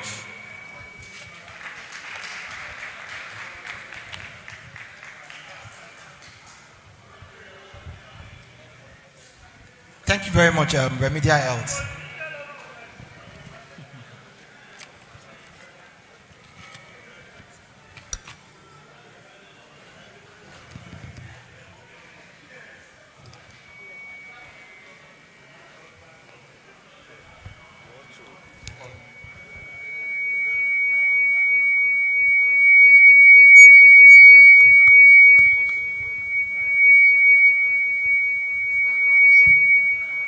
Hello, senior colleagues and colleagues. Thank you for your patience so far.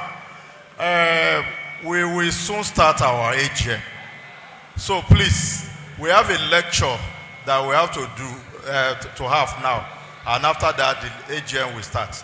So for those who are around, the registration stand is at the back. You can start registering for AGM from now. Thank you. At the back there.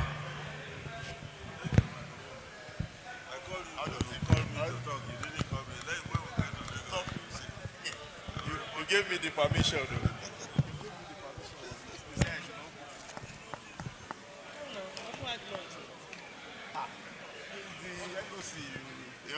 We went, we were given the assignment by the I know.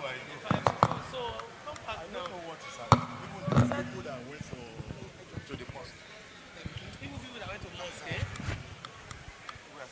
They are still trying to sort this out. While we are registering for the annual general meeting, let's take Dr. Kukoyi. Osamiloye. We can do that, and while members are silently registering for the AGM. Okay, say now. Okay. Let's take it. Who will give the citation? Let's make it as seamless as possible.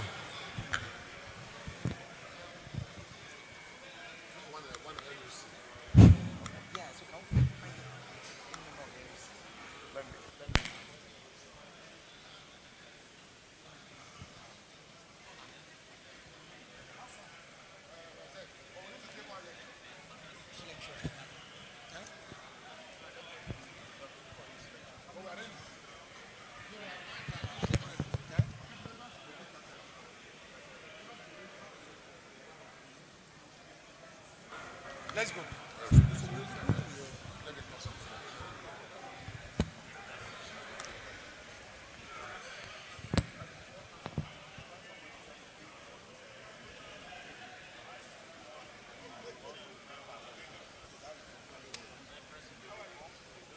To him, I've called him several times, sent him messages to ask questions whenever I am confused, and he has always been there for me.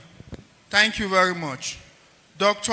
Wole Kukoyi is a medical entrepreneur with a cognate experience of over 40 years.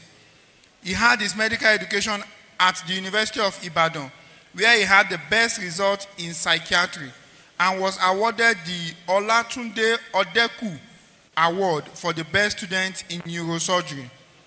He had further training at King's College Hospital, London, and Thomas Jefferson University Ultrasound Institute. He got Masters in Business Administration degree from Business School, Netherlands, and Certificate of Completion of Sustainable Business Strategy from Harvard Business School Online. Certificate of Achievement of Internet of Things, IoT, from King's College, Lagos. He was chairman, Nigerian Medical Association in 2008 to 2010, and he superintended the novel electronic voting of the association that witnessed an unprecedented 84% voters participation. Please let us clap for him, please. He is a member of the Olabisi Onabanjo University Teaching Hospital OOUTH Management Board and Olabisi Onabanjo University Education Foundation OOUDEF. He is a member of the Association of General and Medical Practitioners of Nigeria AGPMPN, now ANPMP.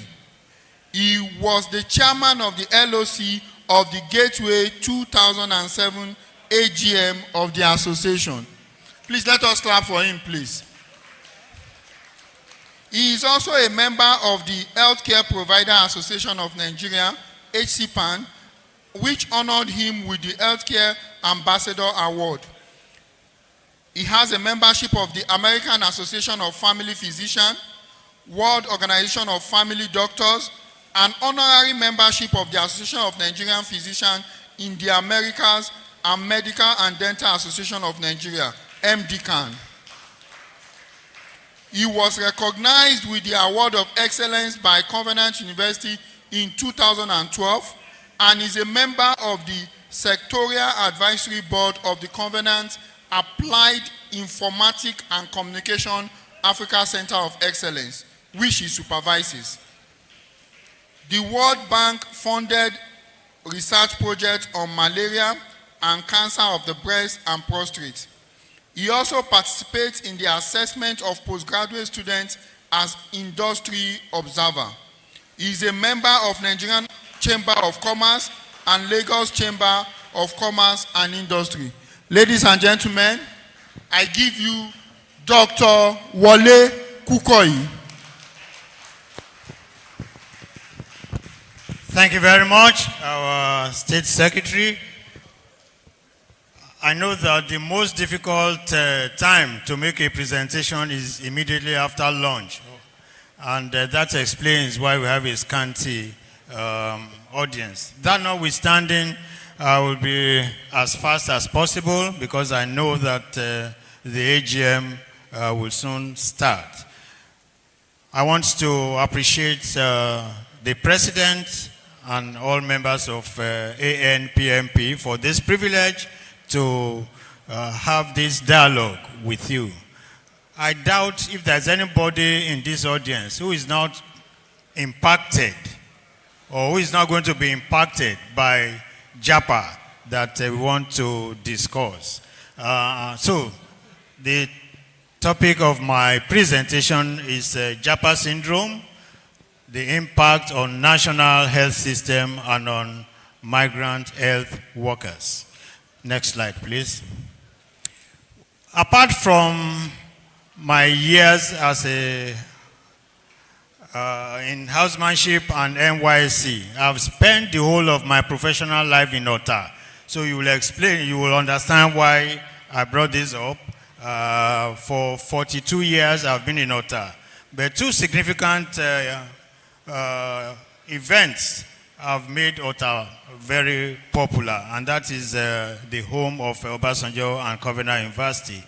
I bring you greetings from ACE Medical Clinics, where I'm privileged to practice as a medical practitioner. And next slide, please.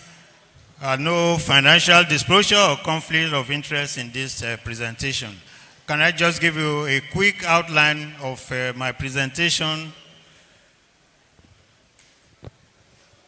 We'll try and define what Japa is, Nigeria's national health system, the migrant health workers, Japa syndrome dynamics and magnitude. Of course, we'll talk on the effects on the health system and the effects on the migrant worker, and we briefly touch on the phenomenon of brain waste and brain gain.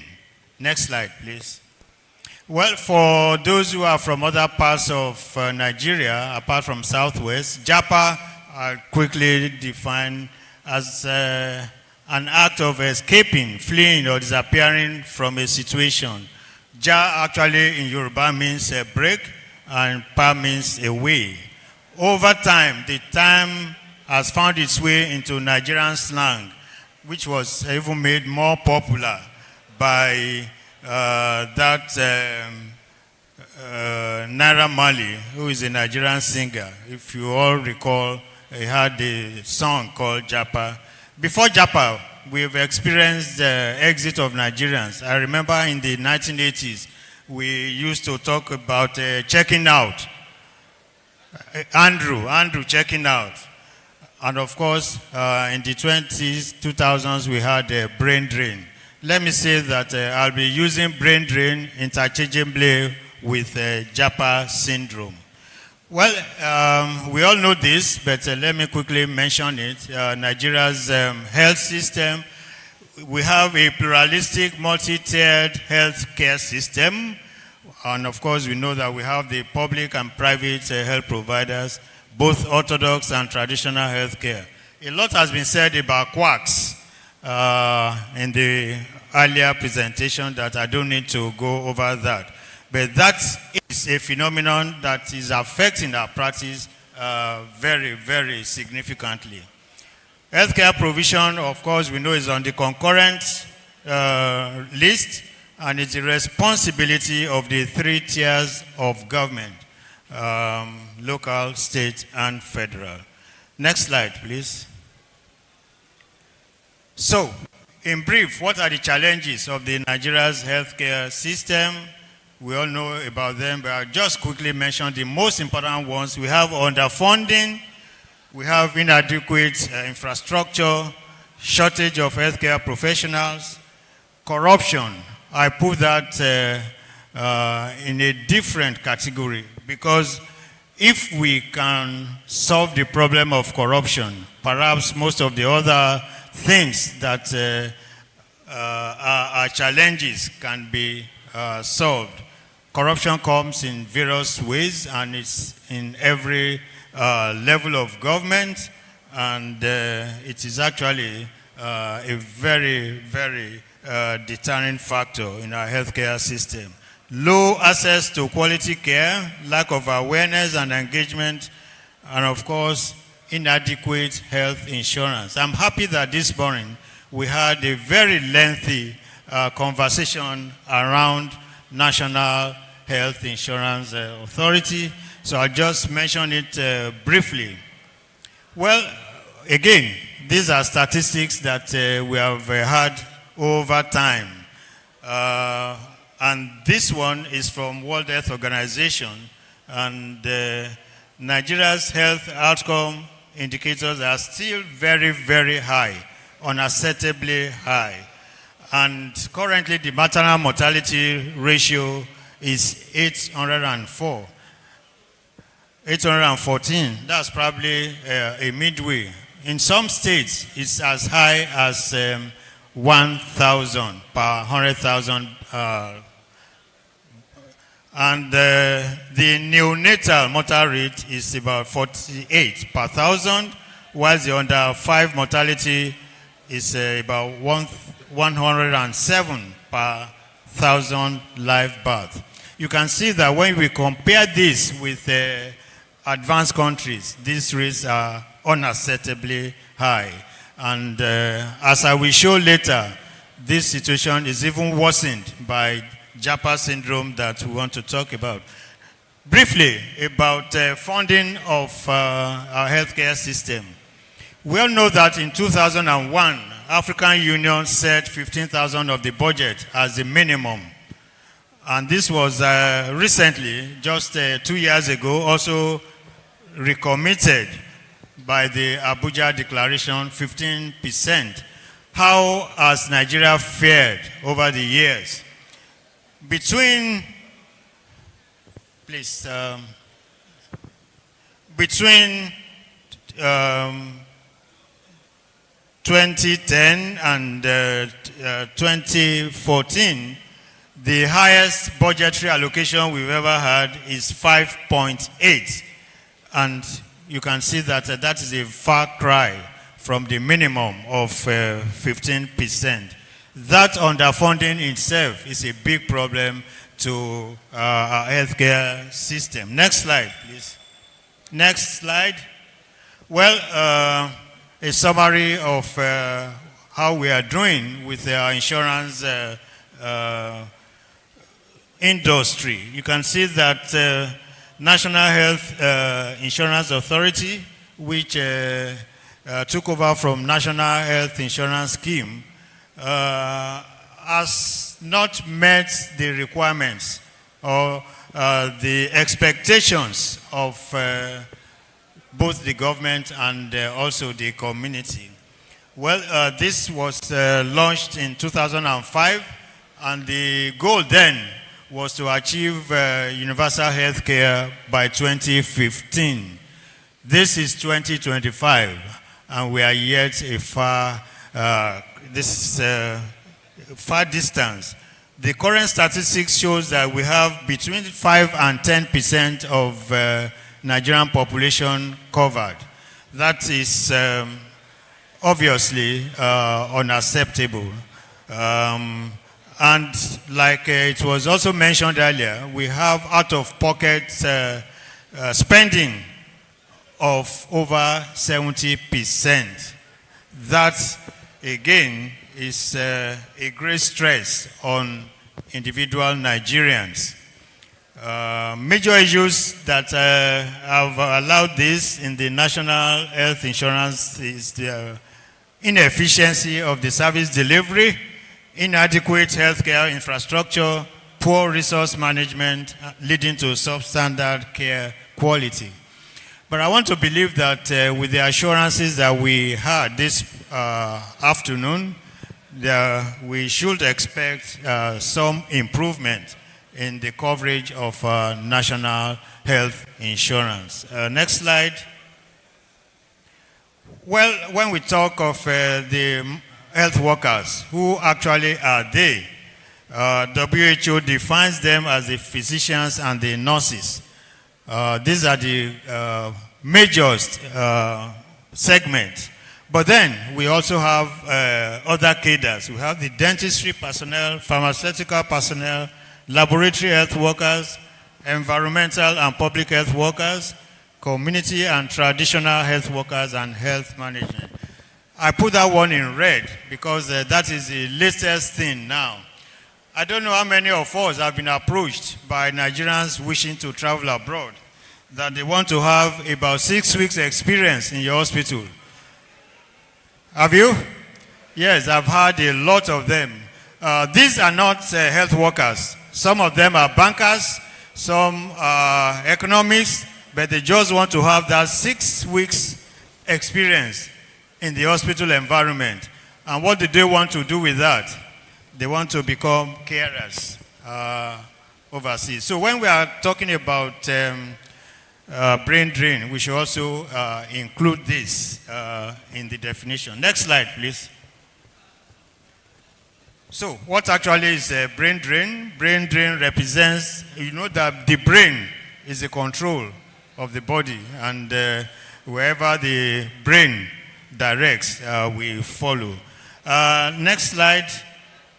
And that is the way some of our doctors leave the country in drones.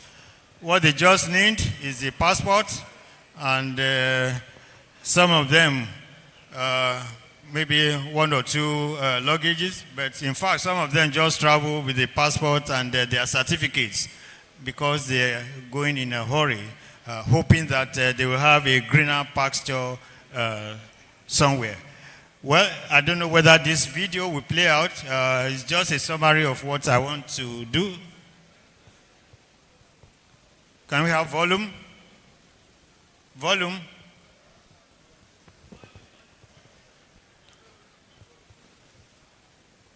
Well, it's just a summary of this. This was actually done by BBC. It's a documentary on brain drain, specifically on Nigerians. And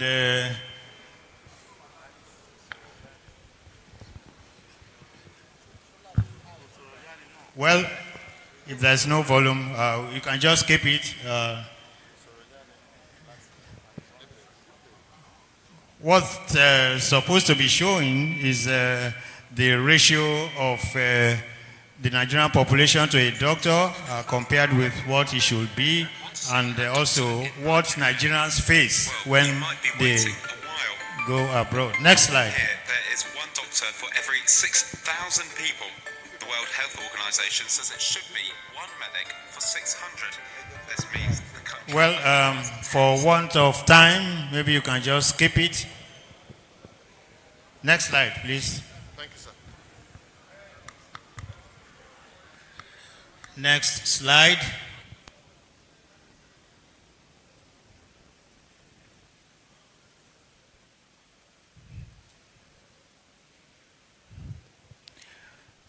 Yes, just a further definition of what brain drain is.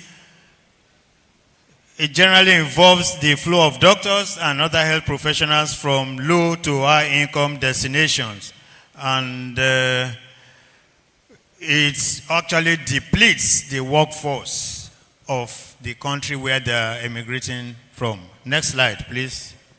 Well, this is just a summary of the factors that we call the push factors and also the pull factors. I will expatiate on this. Next slide. You can see it's from poor and low-income countries to high-income countries. What are the push factors? We all know about them, and we've been talking about them since morning. Poor infrastructure in hospitals, poor remuneration, inefficiency, intra-professional disharmony, and frequent strike actions lasting for weeks or months. The intra-professional disharmony is very important, especially in our teaching hospitals, and most of the time it grounds medical services. Lack of motivation for training, that is one reason why many of our doctors go. Of course, insecurity, kidnapping, ritual killing, a long list of those nasty situations that push our doctors and medical workers out. So what are the pull factors? Next slide. There is a strong reputation for multiculturalism that presents many socio-economic opportunities in other countries. This is very, we can actually get in terms with this, because when they get there, they have a lot of socio-economic opportunities that are definitely created for migrants.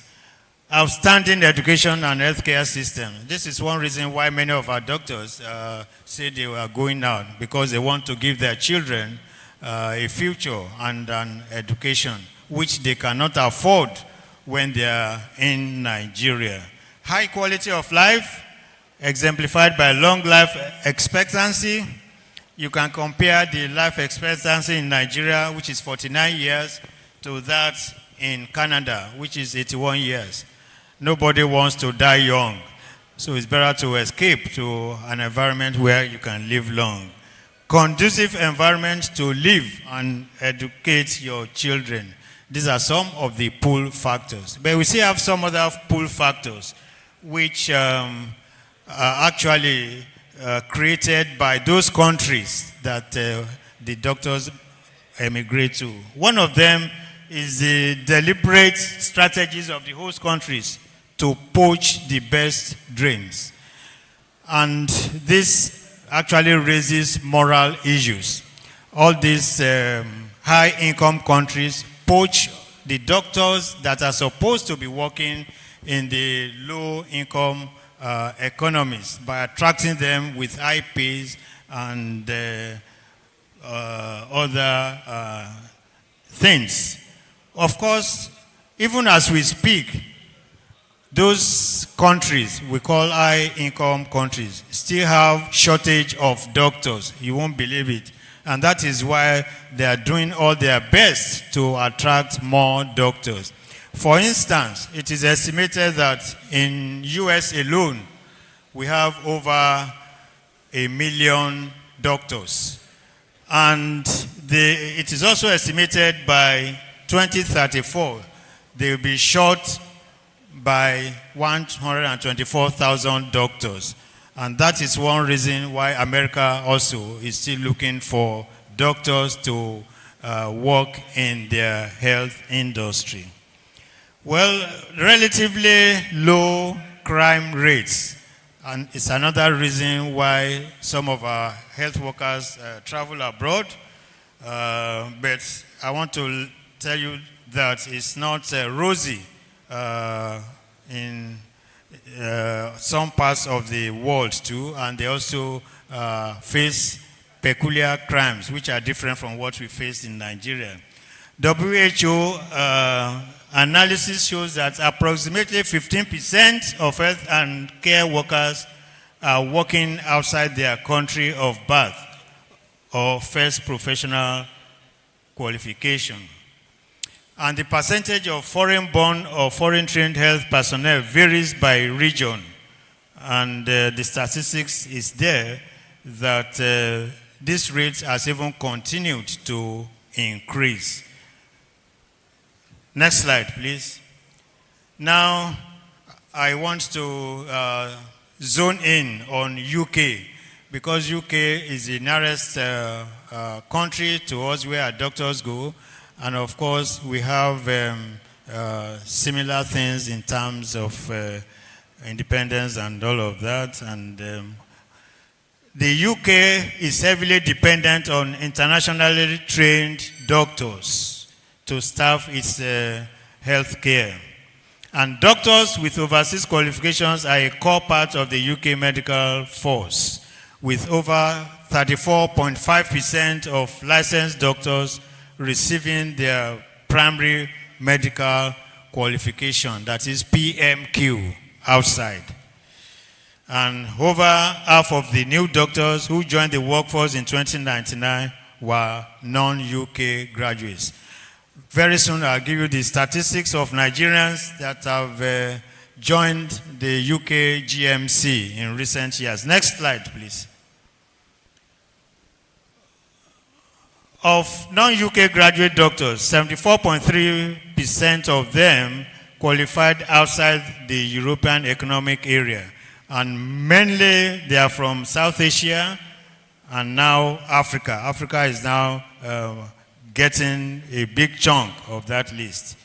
Non-UK private primary medical qualification doctors are more likely to work in rural areas. That is another thing that I'm going to touch that later, because when our doctors go to UK, for instance, many of them are posted to the rural areas in UK, something that they will not accept when they are in Nigeria. But over there, they have no choice. This is a graph of GMC about Nigerian doctors that are in UK. Nigeria is number 4 there. In 2018, we had 523. The next year, 815, followed by 1,300, 850, 1,200, and that is every year. You can now imagine the cumulative effect of this number over the years. If you look at that graph, you see that Nigeria is now number 3 of countries supplying doctors to UK. This is by 2023 health workers record in GMC. Next slide. Nigerian doctors in the UK. Between 2021 and 2024, 8,516 Nigerian doctors registered with the GMC in UK. That is unbelievable. And the number of Nigerian doctors licensed to practice in the UK currently, as we speak, is 12,193. And this includes Nigerian doctors that were licensed between May 29, 2023 and December 1, 2023. That is a period of 6 months. Within that period, 1,197 doctors from Nigeria were registered in UK. 6 months. That is a serious matter. Next slide. Well, this is just showing the number of Nigerian doctors working in other countries. I just picked these 3 countries because they are the ones that Nigerians frequently go to. In UK, I've said it, 12,198 by UK GMC register. In US, 3,895. This number is just the board certified. Apart from that, we still have a large number of Nigerian doctors in US. Probably those who are not licensed by the board and who are doing other works apart from clinical works. In Canada, it's estimated that over 2,000 Nigerians are there. And this information is from the Canadian Association of Nigerian Physicians and Dentists. So, quickly, we go to the effects on the health system. I'll just round up because of time. Shortage on the health system, shortage of medical practitioners in the health system, and that can be very, very great. And what this means is that we have a decreasing quality of care, especially in the rural areas. Next slide, please. We also have decline in healthcare quality.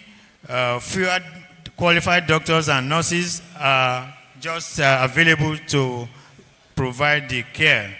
And there's reduced access to specialized care. Most of our specialists, unfortunately, have traveled abroad, and we're having a dearth of professionals, consultants in our various institutions. What this means is that there's increased mortality rates, and healthcare quality begins to decline. This is a matter of great concern. Please, next slide. We also have economic consequences. You can imagine the quality of the Nigerians that are going abroad. Physicians that Nigeria has spent a lot of money to train. Now we are losing them. That is a great economic loss to this country. And these are valuable assets that we are missing, and so it becomes a drain on our economy. Next slide. Effects on the migrant workers themselves. Most often than not, the doctors and the medical professionals that are going do not consider this before they leave. But when they get there, they face these challenges. Number one is that they often face challenges in practicing their profession at their full potential. It is not every doctor that leaves the country that has the advantage or the privilege or the opportunity to practice as a doctor. And this can be very disturbing. I used to have a colleague many years ago who traveled abroad for the reasons that I mentioned earlier. When he got there, he was unable to register and practice. He ended up as a petrol attendant selling fuel in the gas stations. Of course, this had a serious effect, mental effect on him, and a few years later, we lost him. This is the height of what our doctors failed. Many are forced to work in roles that don't utilize their skills or experience, leading to frustration, leading to wasted potentials. And it's just because they do not consider all of this before running out, thinking that everything is green on the other side. The truth is that not every situation is green there. Next one. Difficulty with licensure and recognition, and language barriers, unrecognized credentials, and institutional resistance can hinder the ability to practice. And of course, many of them cannot continue the professional education and professional networks that they left here. They may also have struggle to access opportunities for professional development where they eventually go. Next one, I'll be faster this time.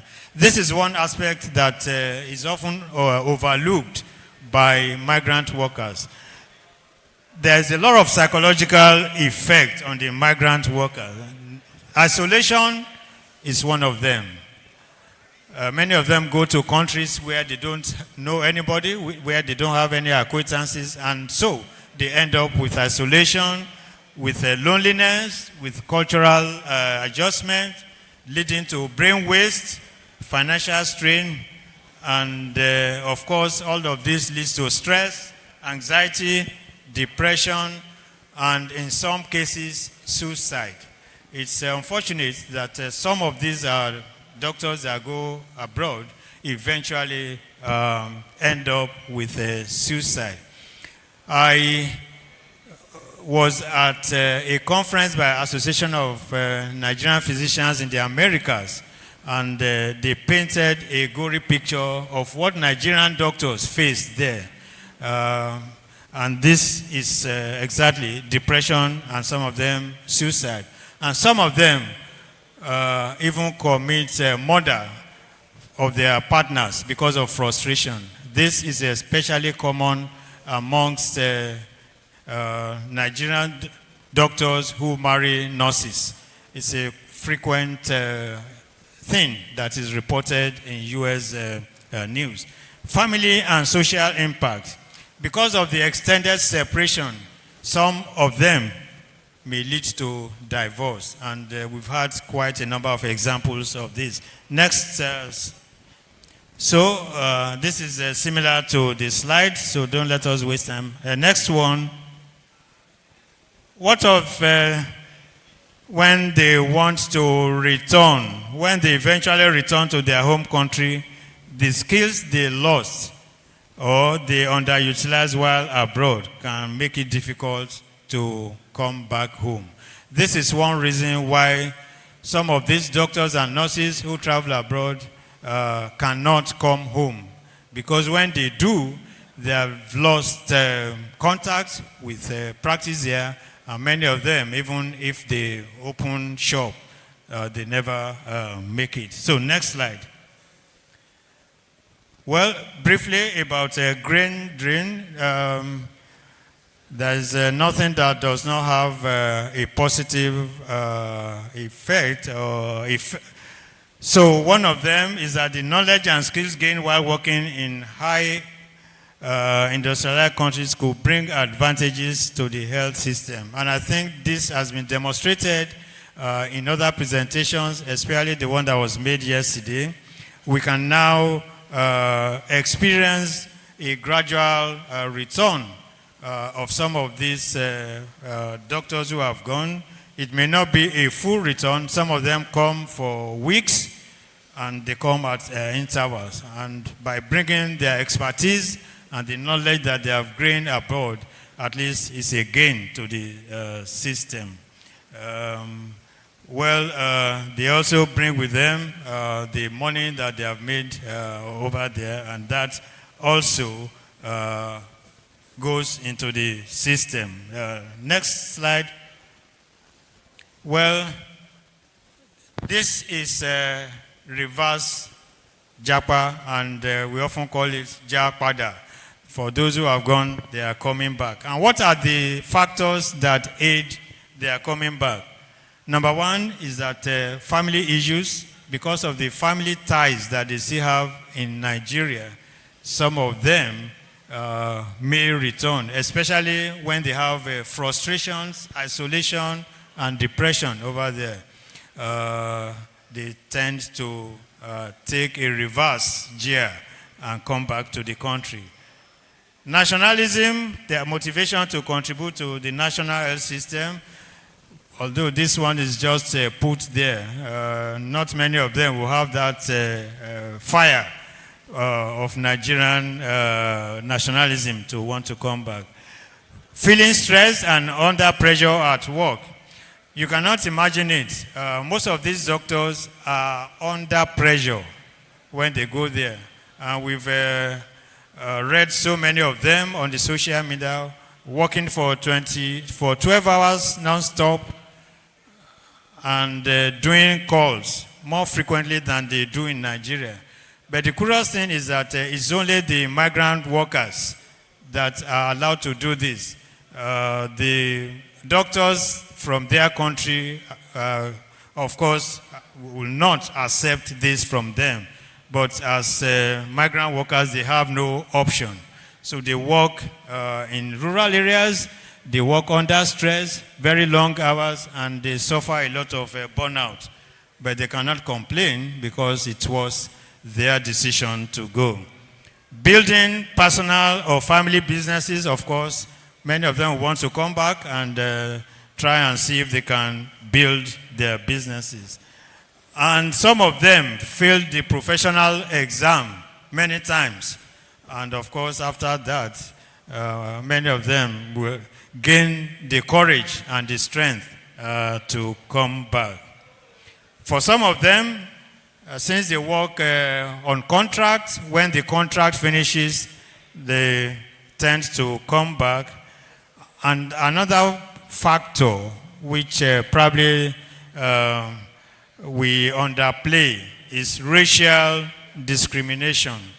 There's no doubt that many of them that travel out, they face a lot of racial discrimination, even whilst they are still working as doctors in the hospitals, not to talk of racial discrimination outside the hospital environment. Language and communication difficulties can also be a reason why some of our doctors who have escaped outside want to come back. Next slide. Well, this is just something that happened in UK in 2023. For the first time in 106 years, nurses went on strike. And the same thing happened in 2024 in UK, and it was the longest strike. There's no study to correlate the migrant workers with this, but I just want to assume that maybe some of our Nigerian health workers have imported or exported strike to other countries because we are very good at doing that. Well, I think this is the last slide. Next one. Well, this is just a list of references that I used for this lecture. Distinguished colleagues, my president, I want to thank you once again for this golden opportunity to rub minds with you on this phenomenon that has affected every one of us. My own personal experience in the past 1 year, we've lost over 50% of our workforce, especially doctors and nurses. And even when we employ them, it's just a matter of 1, 2, 3 months, they are out again. So this frequency has actually affected a lot of our processes. And it's not just in private practice, it also happens in government establishments. And it's very difficult for even tertiary institutions now to find residents to undergo training. And I wonder what this country will turn to in another 5, 10 years when we don't have specialists that have trained in Nigeria.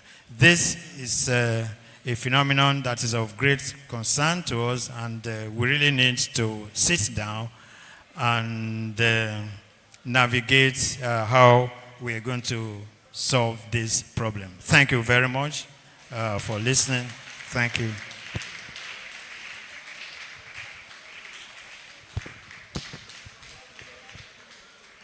Let's keep the round of applause going, please. Thank you so much, sir. We're really grateful for your commitment.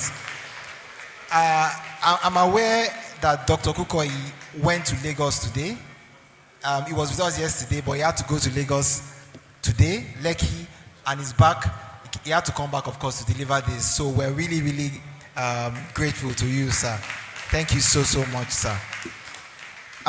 So we would like to, the president has graciously agreed, we can take 1 or 2 questions from members. Please, let's make it short and to the point. Thank you so much, sir, for the lecture. Year 2010, I was privileged to meet with the former president of Liberia, Ellen Johnson Sirleaf, who then told us the situation in our own country there was due to war. As at that time, she told us that they had only 2 surgeons in the entire Liberia. 2010. She offered us wonderful things and great promises. But patriotism and passion to build Nigeria was in my heart with some of my friends. Looking back now, sir, I'm not too sure whether that decision I made then was the best or not. Coming back to the lecture discussed today, sir, we, this generation, we are the one that we are passionate and thinking it is a drain. The younger ones are seeing it as gains. In fact, they are not ready, they are not willing to stay. And I think the government has so much to do. Because to settle down as a young medical graduate and raise a family in Nigeria today is an Herculean task. So we can't completely condemn those who saw future and they run into the future. Because if we just suppose, even we that we are here, and we look at the years that we have worked for, we found out that it is not commensurate with what the government is bringing out for us. So the policy makers, sir, and thank God, sir, I believe, sir, you are also very close to some of them, sir. I think they need to review some things. There could be some fringe benefits, maybe for the younger ones. Let them give them accommodation, maybe loan facility, something that will give them sense of belongings and commitment. Possibly this can affect their psychology and make them to do more. We only hope and trust God that in another 5 to 10 years. I also remembered that one of the things that was profiled, and we were laughing then, somebody stood in that conference and said, possibly we should begin to train middleman personnel, between doctors and the community. That a time is coming that we may look and we may never be able to find a single doctor. So I think we should also begin to look at how we meet and mitigate these menaces, because it will keep happening. Only God can save us. Once again, sir, I want to thank you, sir. Dr. Kukoyi is my father, so he's my father, and I'm glad, sir, for this lecture. Thank you so much, sir. Excellent job. God bless you, sir. All right, just one more question. One more question. Let's keep it short. One more. Thank you, sir, for your presentation. Dr. Kukoyi is like a father to me. I know your hospital. When somebody was introducing you yesterday, he said you have the most largest private practice in Ogun State, of which I agreed. I've been to your hospital. I know most of these young doctors will have passed through you, those trying to Japa. So on your own, as a Nigerian, is there anything you have done or you are doing to see that some of those doctors that pass through your hospital, they want to work for maybe 1 year, 2 years and Japa, and I'm sure you know their idea, their purpose. On your own capacity as a Nigerian, have you done anything to discourage them or to encourage them staying in Nigeria? Thank you. All right, thank you, everyone. Sorry, before Dr. Kukoyi responds, I just want to mention, we all know Dr. Kukoyi is an enigma. Is a lot of things to many of us. A lot of adjectives have been used: father, leader, mentor, role model. So Dr. Antimalarial wrote a book on Dr. Kukoyi. He has requested that I announce it. He's got a few copies, about 2,500 naira for each copy. So please, let's see. For those of us that don't know Dr. Kukoyi and wish to know him further, we can see Dr. Antimalarial. Finally, raffle tickets are being sold by the organizing committee. Please we can talk to the ushers. Thank you. Thank you very much, Dr. Oshamilui. Let me start by thanking Dr. Enimola one more time for that very marvelous and wonderful thing that you did by writing a book on. I really, really appreciate it. And I also want to thank you because the proceeds from that book have gone into the sickle cell project that I'm doing in Rotary. So thank you so very much. I appreciate you. Well, I think Dr. Olasende's was more of a comment, but I really do appreciate that. And for the other question, that's a direct question, that what have I done? I think the answer lies in Dr. Olasende's remarks, that no matter what you do for this young generation, they are not ready to stay. And I have a personal experience. One of my children who is a doctor is now in UK. Irrespective of all I did to ensure that he stays back. And I did realize that he wants to take his destiny in his own hands, and he wants to chart a future for himself. And so I had to allow him to go. So the answer is that yes, we can encourage them with salary, with allowances, with all of that. But when they consider what they want to get over there, all of these things will not mean much to them. I think our prayer should not be that they should not go. I think our prayer, and that is the realistic way of looking at it, is that when they go and acquire the skills and the experience, they will find enough reason to come back home and develop our country. Thank you. All right. The president has graciously allowed one more question. Please keep it brief, sir. All right. Thank you for the privilege. Thank you, sir, for allowing me. I actually protested that I want to comment. And because I think the solution starts with us. And I told the president that in a short time, that I'll be 50. In a short time, and I think I'm among the, even at that old age, I'm among the youngest people. So the solution starts from here. In another 10 years, how many persons that will be 30 years will be in this association? I doubt if we can take that statistics now. So my suggestion is that ANPMP is an association that has a number. And when people commented, I heard some are nephrologists, some are neonatologists, some are different areas you can think of in medicine. And I've seen smaller communities, educational communities, having a program that trains doctors as one of those things that can keep the younger ones behind in the country. My own experience, even after you have primaries, West Africa, national, you will need a lot of connections before you can get a place for residency. That drives a lot of people out. What if this association have an institution that can train younger ones? That will keep people. Instead of telling others not to talk or to talk, that can keep people. That is one of the problems. Some of us went to Asia, we went somewhere to get smaller trainees. AGM can get that institution, keep running. We have the manpower.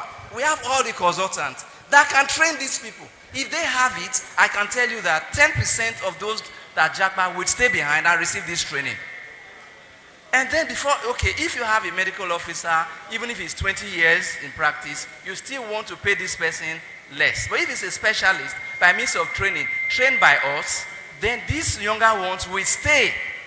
They will stay. That's what I want to suggest, that we can start something. I know that some years ago I was told that the advent of DFM, that AGPM contributed to it. Why can't we take along that line instead of waiting for government? My father was waiting for government till now. He has died. I'm still waiting for government. Let us do this thing by ourselves, and then we can begin to read the report. Thank you so much.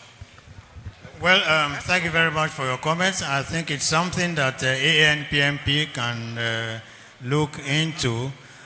But then, I can tell you a fact that even the teaching hospitals that are trying to keep these residents are unable to do so. I'm on the board of OUTH, and I know how much we have tried to keep these residents in training, but they just go in droves, and that is why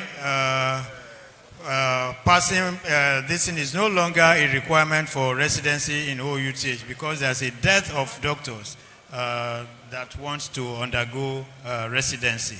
So it's a big problem, even to the teaching hospitals. And well, I think every sector of the community, including the government, including the private, should just sit down and brainstorm on how these things can be mitigated. Thank you very much. Thank you very much, sir. Okay, sir, you come down the podium. We want to appreciate you, sir. Come closer to us. President, sir.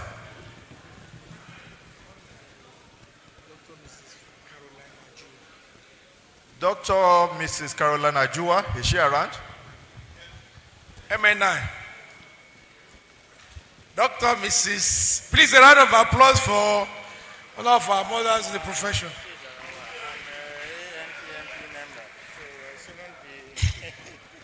I would appreciate it.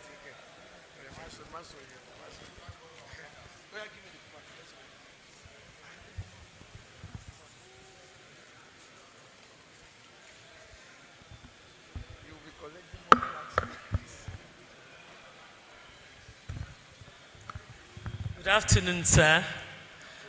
May I just tell you, I met your wife this morning in a dining, and she said to me, my husband has gone to Lagos for some urgent meeting. She even gave us bread to tell you. What a coincidence. It's my pleasure this afternoon to present this to you. And I thank you for the wonderful hospital picture I saw. And I do hope that that's your son that has Japad. We still come back and continue your good work in the hospital. Once again, we appreciate you and we present this to you. Thank you. Give yourselves a round of applause, please. Thank you. Thank you. Thank you very much, sir. Now it's time for our AGM. If you have not registered for AGM, please, the table is at the back. Go and register. If you are in this hall and you don't register, it's as good as not coming for the conference. So please register, especially the Ogun State people that believe they are at home. Please go and register. Otherwise, you are absent from the AGM. Thank you very much.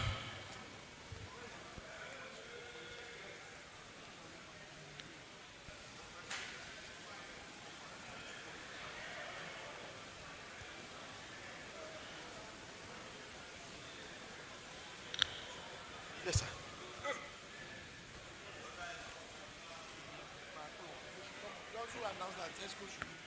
I should announce it. Yes,